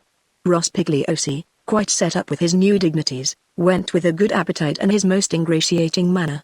Spada, a prudent man, and greatly attached to his only nephew, a young captain of the highest promise, took paper and pen, and made his will.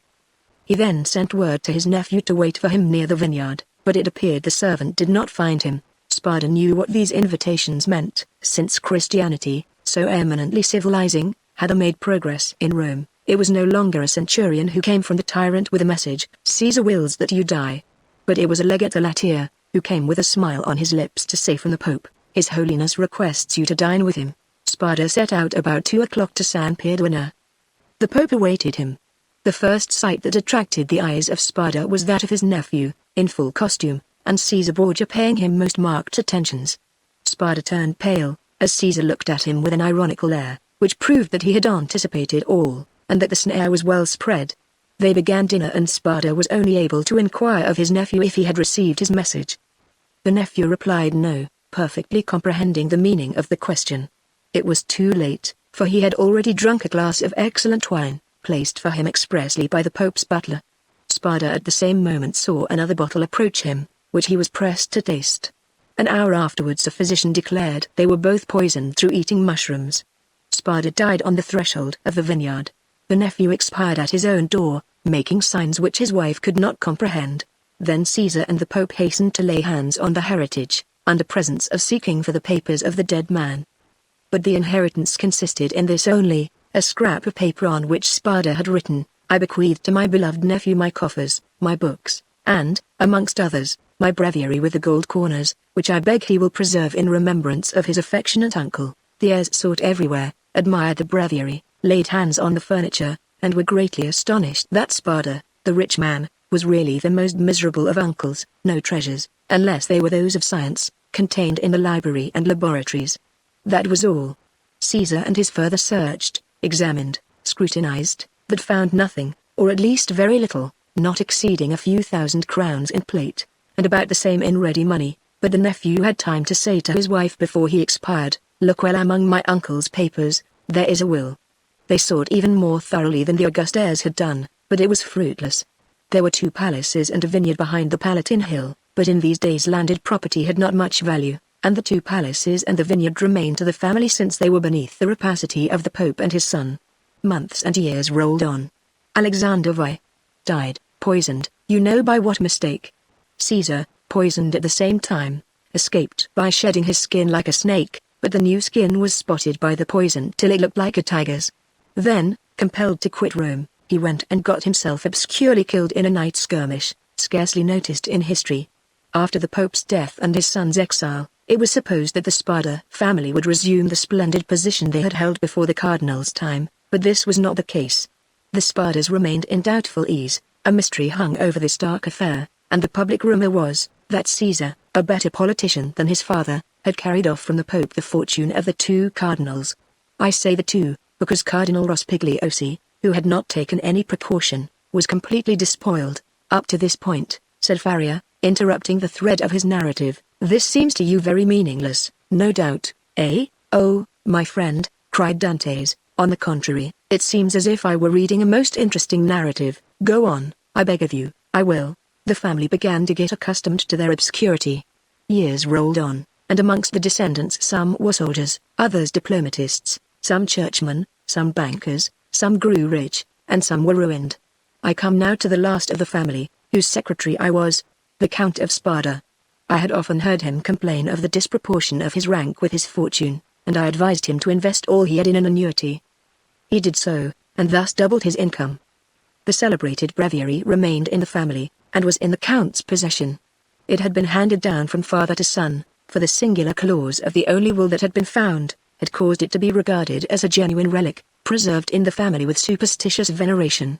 It was an illuminated book, with beautiful Gothic characters, and so weighty with gold, that a servant always carried it before the cardinal on days of great solemnity. At the sight of papers of all sorts, titles, contracts, parchments, which were kept in the archives of the family, all descending from the poisoned cardinal, I in my turn examined the immense bundles of documents, like 20 servitors, stewards, secretaries before me, but in spite of the most exhaustive researches, I found nothing. Yet I had even written a precise history of the Borgia family, for the sole purpose of assuring myself whether any increase of fortune had occurred to them on the death of the Cardinal Caesar Spada, but could only trace the acquisition of the property of the Cardinal Rospigliosi, his companion in misfortune. I was then almost assured that the inheritance had neither profited the Borgias nor the family, but had remained unpossessed like the treasures of the Arabian Nights, which slept in the bosom of the earth under the eyes of the genie. I searched, ransacked, counted, calculated 1,000 times the income and expenditure of the family for 300 years. It was useless. I remained in my ignorance, and the Count of Spada in his poverty. My patron died. He had reserved from his annuity his family papers, his library, composed of 5,000 volumes, and his famous breviary. All these he bequeathed to me, with 1,000 Roman crowns, which he had in ready money, on condition that I would have anniversary masses said for the repose of his soul, and that I would draw up a genealogical tree and history of his house. All this I did scrupulously. Be easy, my dear Edmund, we are near the conclusion. In 1807, a month before I was arrested, and a fortnight after the death of the Count of Spada, on the 25th of December, you will see presently how the date became fixed in my memory. I was reading, for the 1,000th time, the papers I was arranging, for the palace was sold to a stranger, and I was going to leave Rome and settle at Florence, intending to take with me 12,000 francs I possessed, my library, and the famous breviary, when, tired with my constant labor at the same thing, and overcome by a heavy dinner I had eaten, my head dropped on my hands, and I fell asleep about 3 o'clock in the afternoon. I awoke as the clock was striking 6. I raised my head, I was in utter darkness. I rang for a light, but as no one came, I determined to find one for myself. It was indeed but anticipating the simple manners which I should soon be under the necessity of adopting. I took a wax candle in one hand, and with the other groped about for a piece of paper, my matchbox being empty, with which I proposed to get a light from the small flame still playing on the embers. Fearing, however, to make use of any valuable piece of paper, I hesitated for a moment, then recollected that I had seen in the famous breviary, which was on the table beside me, an old paper quite yellow with age, and which had served as a marker for centuries, kept there by the request of the heirs. I felt for it, found it, twisted it up together, and putting it into the expiring flame, set light to it, but beneath my fingers, as if by magic, in proportion as the fire ascended, I saw yellowish characters appear on the paper. I grasped it in my hand, put out the flame as quickly as I could, lighted my taper in the fire itself, and opened the crumpled paper with inexpressible emotion, recognizing, when I had done so, that these characters had been traced in mysterious and sympathetic ink, only appearing when exposed to the fire. Nearly 1/3 of the paper had been consumed by the flame. It was that paper you read this morning. Read it again, Dante's, and then I will complete for you the incomplete words and unconnected sense. Faria, with an air of triumph, offered the paper to Dante's, who this time read the following words, traced with an ink of a reddish color resembling rust, this 25th day of April, 1498, B. Alexander V, and fearing that not, he may desire to become my heir, Henri, and Bentivoglio, who were poisoned. My sole heir, that I have boo, and has visited with me, that is, in island of Monte Cristo, all I possess, jewels, diamonds, gems, that I alone may amount to nearly 2 mil. Will find on raising the 20th row. Creek to the east in a right line. 2 open. In these caves, the treasure is in the further stay. Which treasure I bequeath and leave as my sole heir. 25th of April, 1498. And now, said the abbé, read this other paper, and he presented to Dantes a second leaf with fragments of lines written on it, which Edmund read as follows, invited to dine by His Holiness. Content with making me pay for my hat. Serves for me the fate of Cardinals Caprara. I declare to my nephew, Guido Spada. Ride in a place he knows. The caves of the small. Estivingats, gold, money. Know of the existence of this treasure, which lions of Roman crowns, and which he CK from the small ings have been made. Ngul in the second. Tire to him. Spada. Farrier followed him with an excited look. And now, he said, when he saw that Dantes had read the last line, put the two fragments together, and judge for yourself.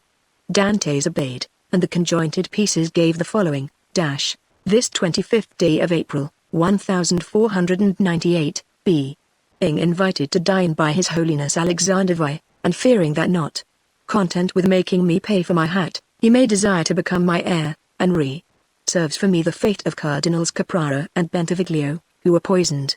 I declare to my nephew, Guido Spada, my sole heir, that I have ride in a place he knows and has visited with me, that is, in the caves of the small island of Monte Cristo or Lipos.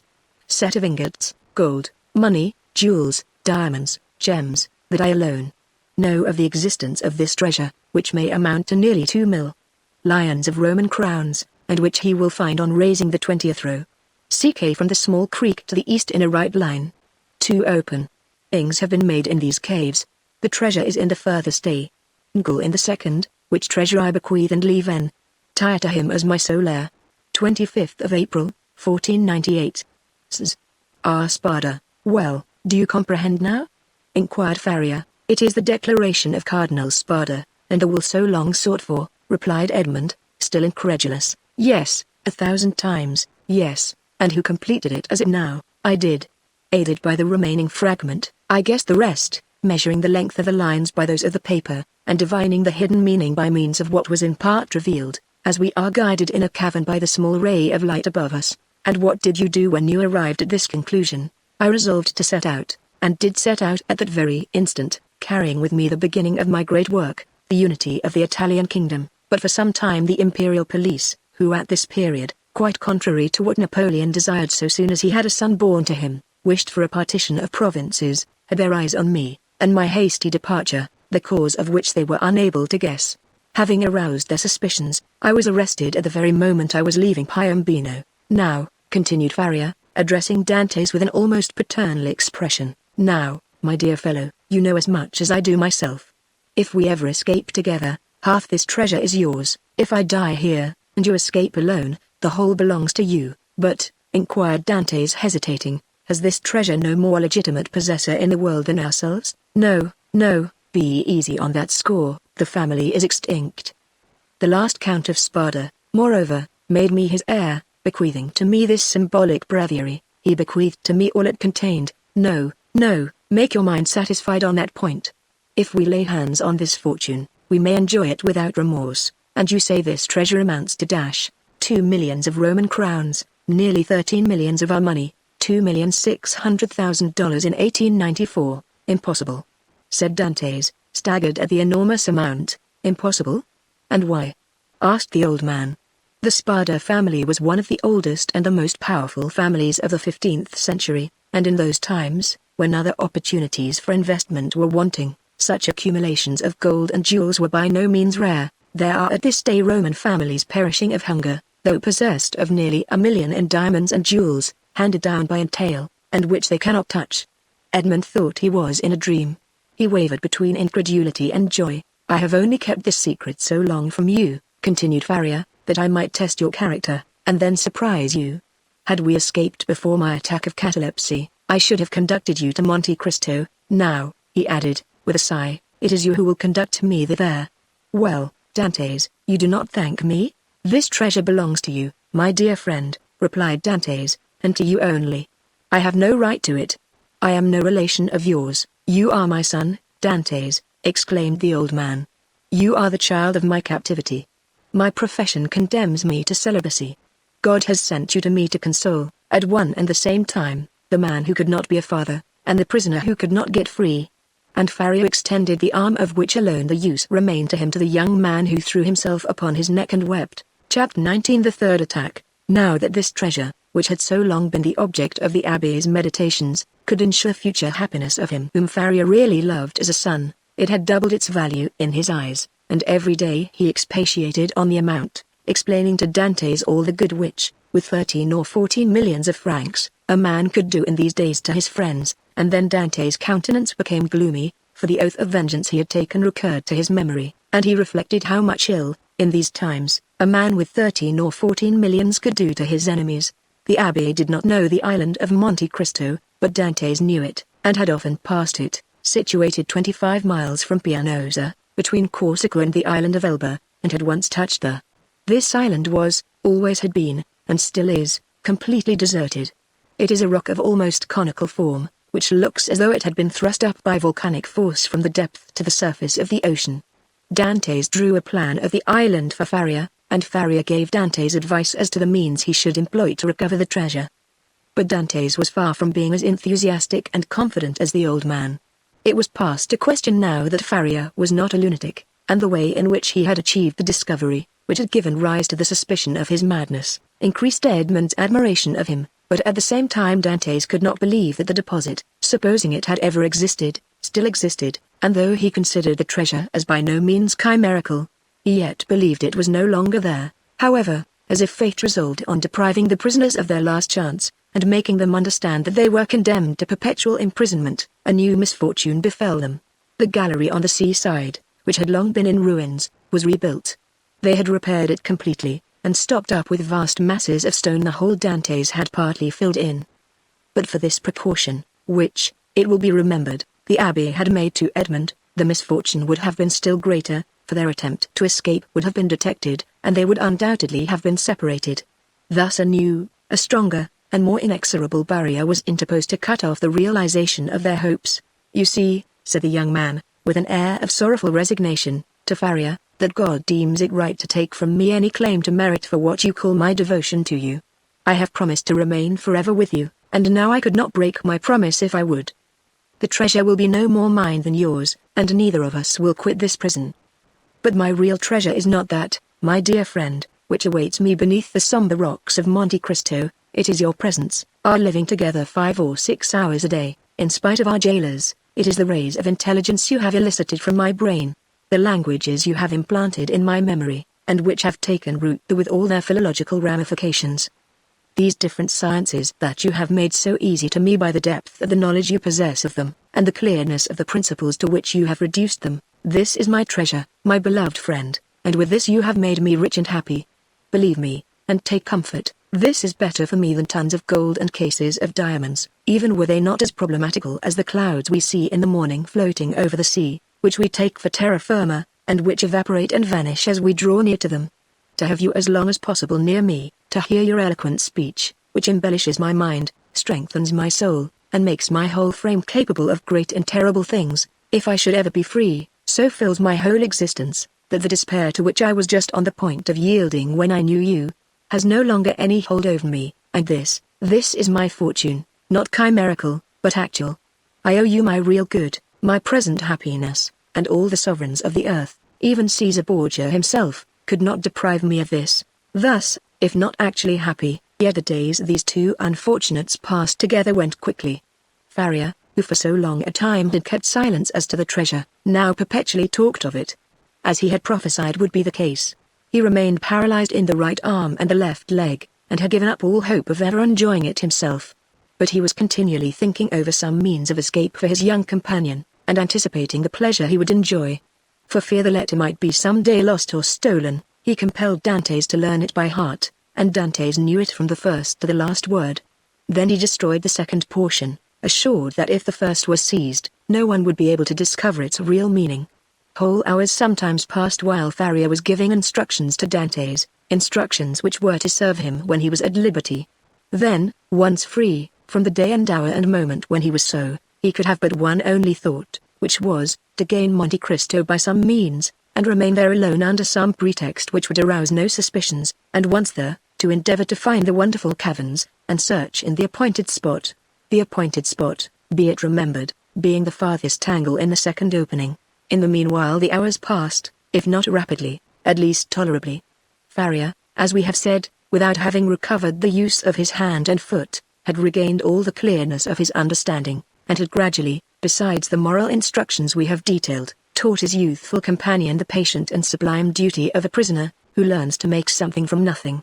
They were thus perpetually employed, Faria, that he might not see himself grow old, Dante's, for fear of recalling the almost extinct past which now only floated in his memory like a distant light wandering in the night.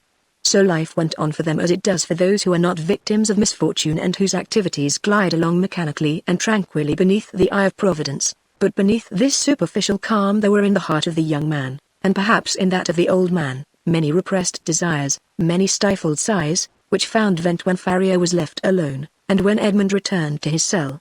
One night Edmund awoke suddenly, believing that he heard someone calling him. He opened his eyes upon utter darkness. His name, or rather a plaintive voice which essayed to pronounce his name, reached him. He sat up in bed and a cold sweat broke out upon his brow. Undoubtedly the call came from Faria's dungeon. "Alas," murmured Edmund, "can it be?" He moved his bed, drew up the stone, rushed into the passage, and reached the opposite extremity. The secret entrance was open. By the light of the wretched and wavering lamp, of which we have spoken, Dante saw the old man, pale, but yet erect, clinging to the bedstead. His features were writhing with those horrible symptoms which he already knew, and which had so seriously alarmed him when he saw them for the first time. "Alas, my dear friend," said Faria in a resigned tone, "you understand, do you not, and I need not attempt to explain to you?" Edmund uttered a cry of agony, and, quite out of his senses, rushed towards the door, exclaiming, "Help, help!" Faria had just sufficient strength to restrain him. "Silence," he said, "or you are lost. We must now only think of you, my dear friend, and so act as to render your captivity supportable or your flight possible. It would require years to do again what I have done here, and the results would be instantly destroyed if our jailers knew we had communicated with each other. Besides, be assured, my dear Edmund, the dungeon I am about to leave will not long remain empty. Some other unfortunate being will soon take my place, and to him you will appear like an angel of salvation. Perhaps he will be young, strong, and enduring, like yourself, and will aid you in your escape, while I have been but a hindrance. You will no longer have half a dead body tied to you as a drag to all your movements. At length Providence has done something for you. He restores to you more than he takes away, and it was time I should die." Edmund could only clasp his hands and exclaim, "Oh, my friend, speak not thus." And then resuming all his presence of mind, which had for a moment staggered under this blow, and his strength, which had failed at the words of the old man, he said, "Oh, I have saved you once, and I will save you a second time." And raising the foot of the bed, he drew out the phial, still a third filled with the red liquor. "See," he exclaimed, "there remains still some of the magic draught. Quick, quick! Tell me what I must do this time. Are there any fresh instructions?" "Speak, my friend, I listen." "There is not a hope," replied Faria, shaking his head, "but no matter, God wills it that man whom he has created, and in whose heart he has so profoundly rooted the love of life, should do all in his power to preserve that existence, which, however painful it may be, is yet always so dear." "Oh, yes, yes," exclaimed Dantes, "and I tell you that I will save you yet." "Well, then, try." "The cold gains upon me. I feel the blood flowing towards my brain. These horrible chills, which make my teeth chatter and seem to dislocate my bones, begin to pervade my whole frame. In 5 minutes the malady will reach its height, and in a quarter of an hour there will be nothing left of me but a corpse." "Oh!" exclaimed Dantes, his heart wrung with anguish, "do as you did before, only do not wait so long. All the springs of life are now exhausted in me, and death," he continued, looking at his paralyzed arm and leg, "has but half its work to do. If, after having made me swallow 12 drops instead of 10, you see that I do not recover, then pour the rest down my throat.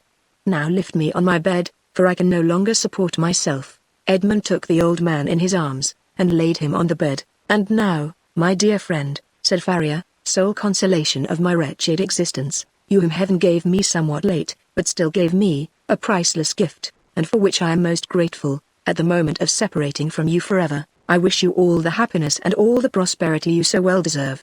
My son, I bless thee." The young man cast himself on his knees, leaning his head against the old man's bed. "Listen, now, to what I say in this my dying moment. The treasure of the Spartas exists. God grants me the boon of vision unrestricted by time or space. I see it in the depths of the inner cavern. My eyes pierce the inmost recesses of the earth, and are dazzled at the sight of so much riches.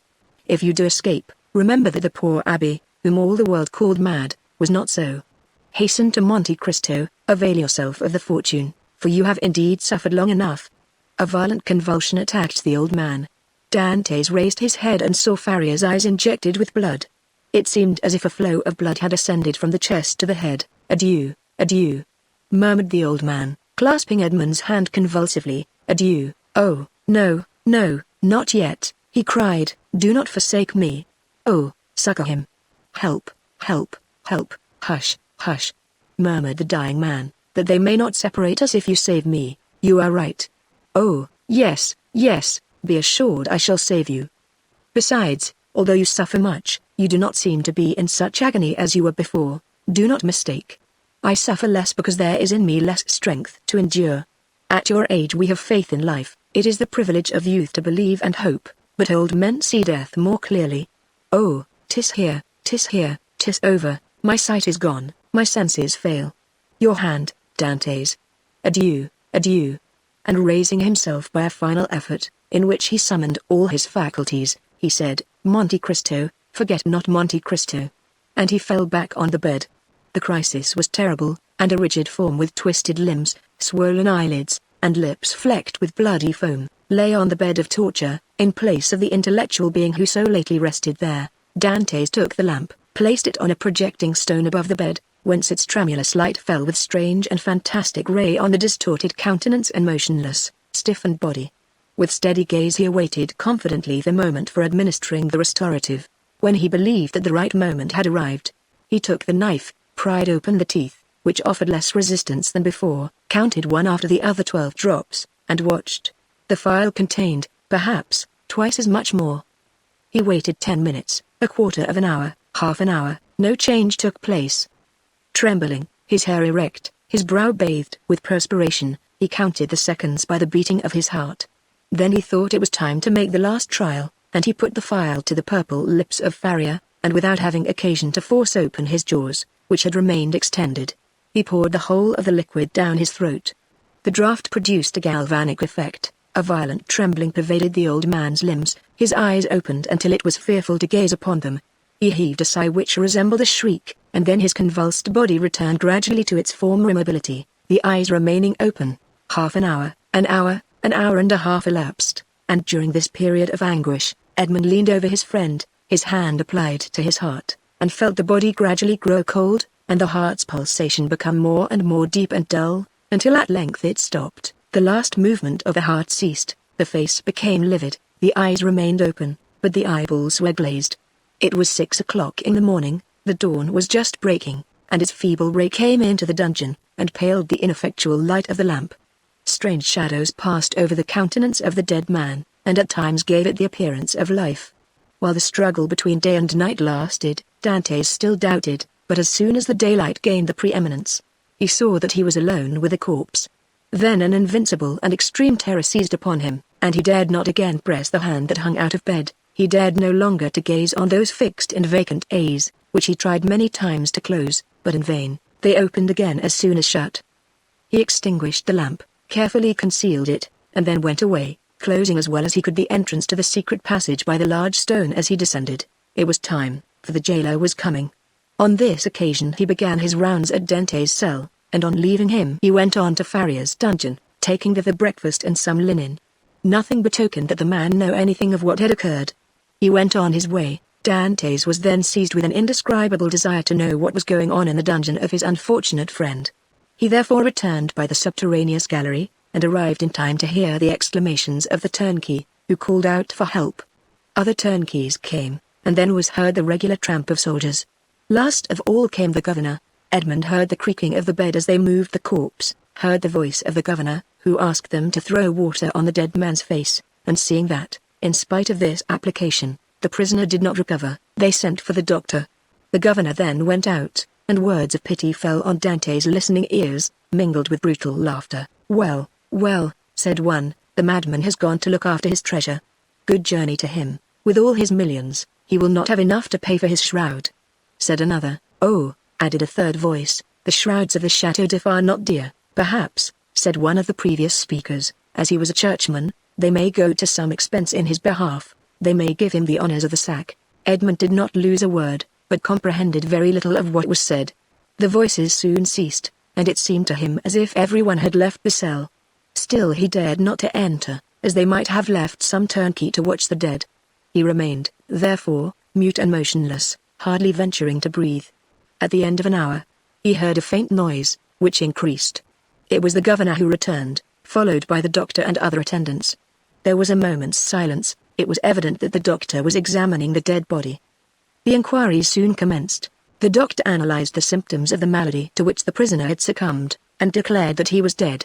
Questions and answers followed in a nonchalant manner that made Dantes indignant, for he felt that all the world should have for the poor abbé a love and respect equal to his own. "I am very sorry for what you tell me," said the governor, replying to the assurance of the doctor, that the old man is really dead, for he was a quiet, inoffensive prisoner, happy in his folly, and required no watching. "Ah," added the turnkey, "there was no occasion for watching him. He would have stayed here 50 years, I'll answer for it, without any attempt to escape." "Still," said the governor, "I believe it will be requisite, notwithstanding your certainty, and not that I doubt your science, but in discharge of my official duty, that we should be perfectly assured that the prisoner is dead." There was a moment of complete silence, during which Dantes, still listening, knew that the doctor was examining the corpse a second time. "You may make your mind easy," said the doctor, "he is dead." "I will answer for that. You know, sir," said the governor, persisting, "that we are not content in such cases as this with such a simple examination. In spite of all appearances, be so kind, therefore, as to finish your duty by fulfilling the formalities described by law. Let the irons be heated," said the doctor, "but really it is a useless precaution." This order to heat the irons made Dantes shudder. He heard hasty steps, the creaking of a door, people going and coming, and some minutes afterwards a turnkey entered, saying, "Here is the brazier, lighted." There was a moment's silence, and then was heard the crackling of burning flesh, of which the peculiar and nauseous smell penetrated even behind the wall where Dantes was listening in horror. The perspiration poured forth upon the young man's brow, and he felt as if he should faint. "You see, sir, he is really dead," said the doctor. "This burn in the heel is decisive. The poor fool is cured of his folly, and delivered from his captivity." "Wasn't his name Farrier?" inquired one of the officers who accompanied the governor. "Yes, sir, and, as he said, it was an ancient name. He was, too, very learned, and rational enough on all points which did not relate to his treasure, but on that, indeed, he was intractable. It is the sort of malady which we call monomania," said the doctor. "You had never anything to complain of?" said the governor to the jailer who had charge of the abbey. "Never, sir," replied the jailer, "never. On the contrary, he sometimes amused me very much by telling me stories. One day, too, when my wife was ill, he gave me a prescription which cured her." Said the doctor, "I did not know that I had a rival, but I hope, governor, that you will show him all proper respect." Yes, make your mind easy, he shall be decently interred in the newest sack we can find." "Will that satisfy you? Must this last formality take place in your presence, sir?" inquired a turnkey. "Certainly. But make haste, I cannot stay here all day." Other footsteps, going and coming, were now heard, and a moment afterwards the noise of rustling canvas reached Dantes' ears. The bed creaked, and the heavy footfall of a man who lifts a weight sounded on the floor. Then the bed again creaked under the weight deposited upon it. "This evening," said the governor. "Will there be any mass?" asked one of the attendants. "That is impossible," replied the governor.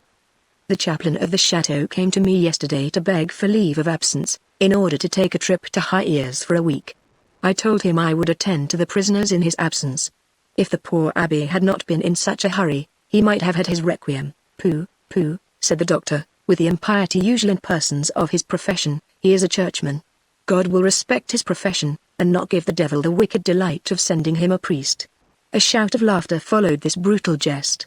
Meanwhile the operation of putting the body in the sack was going on. "This evening," said the governor, when the task was ended. "At what hour?" inquired a turnkey. "Why, about 10 or 11 o'clock. Shall we watch by the corpse? Of what use would it be? Shut the dungeon as if he were alive, that is all." Then the steps retreated, and the voices died away in the distance. The noise of the door, with its creaking hinges and bolts ceased, and a silence more somber than that of solitude ensued, the silence of death, which was all-pervasive, and struck its icy chill to the very soul of Dante's. Then he raised the flagstone cautiously with his head, and looked carefully around the chamber.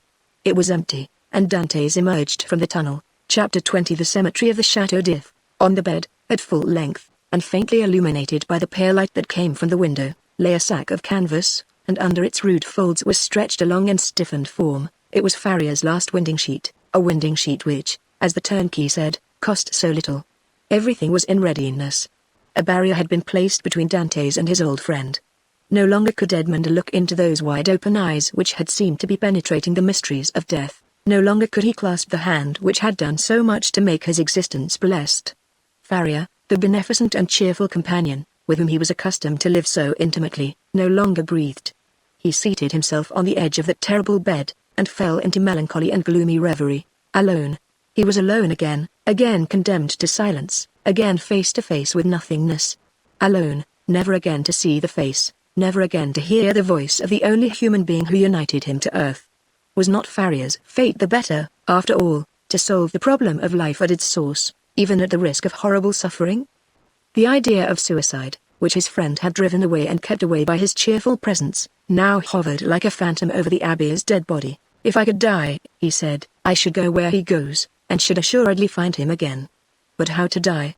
It is very easy, he went on with a smile. I will remain here, rush on the first person that opens the door, strangle him, and then they will guillotine me.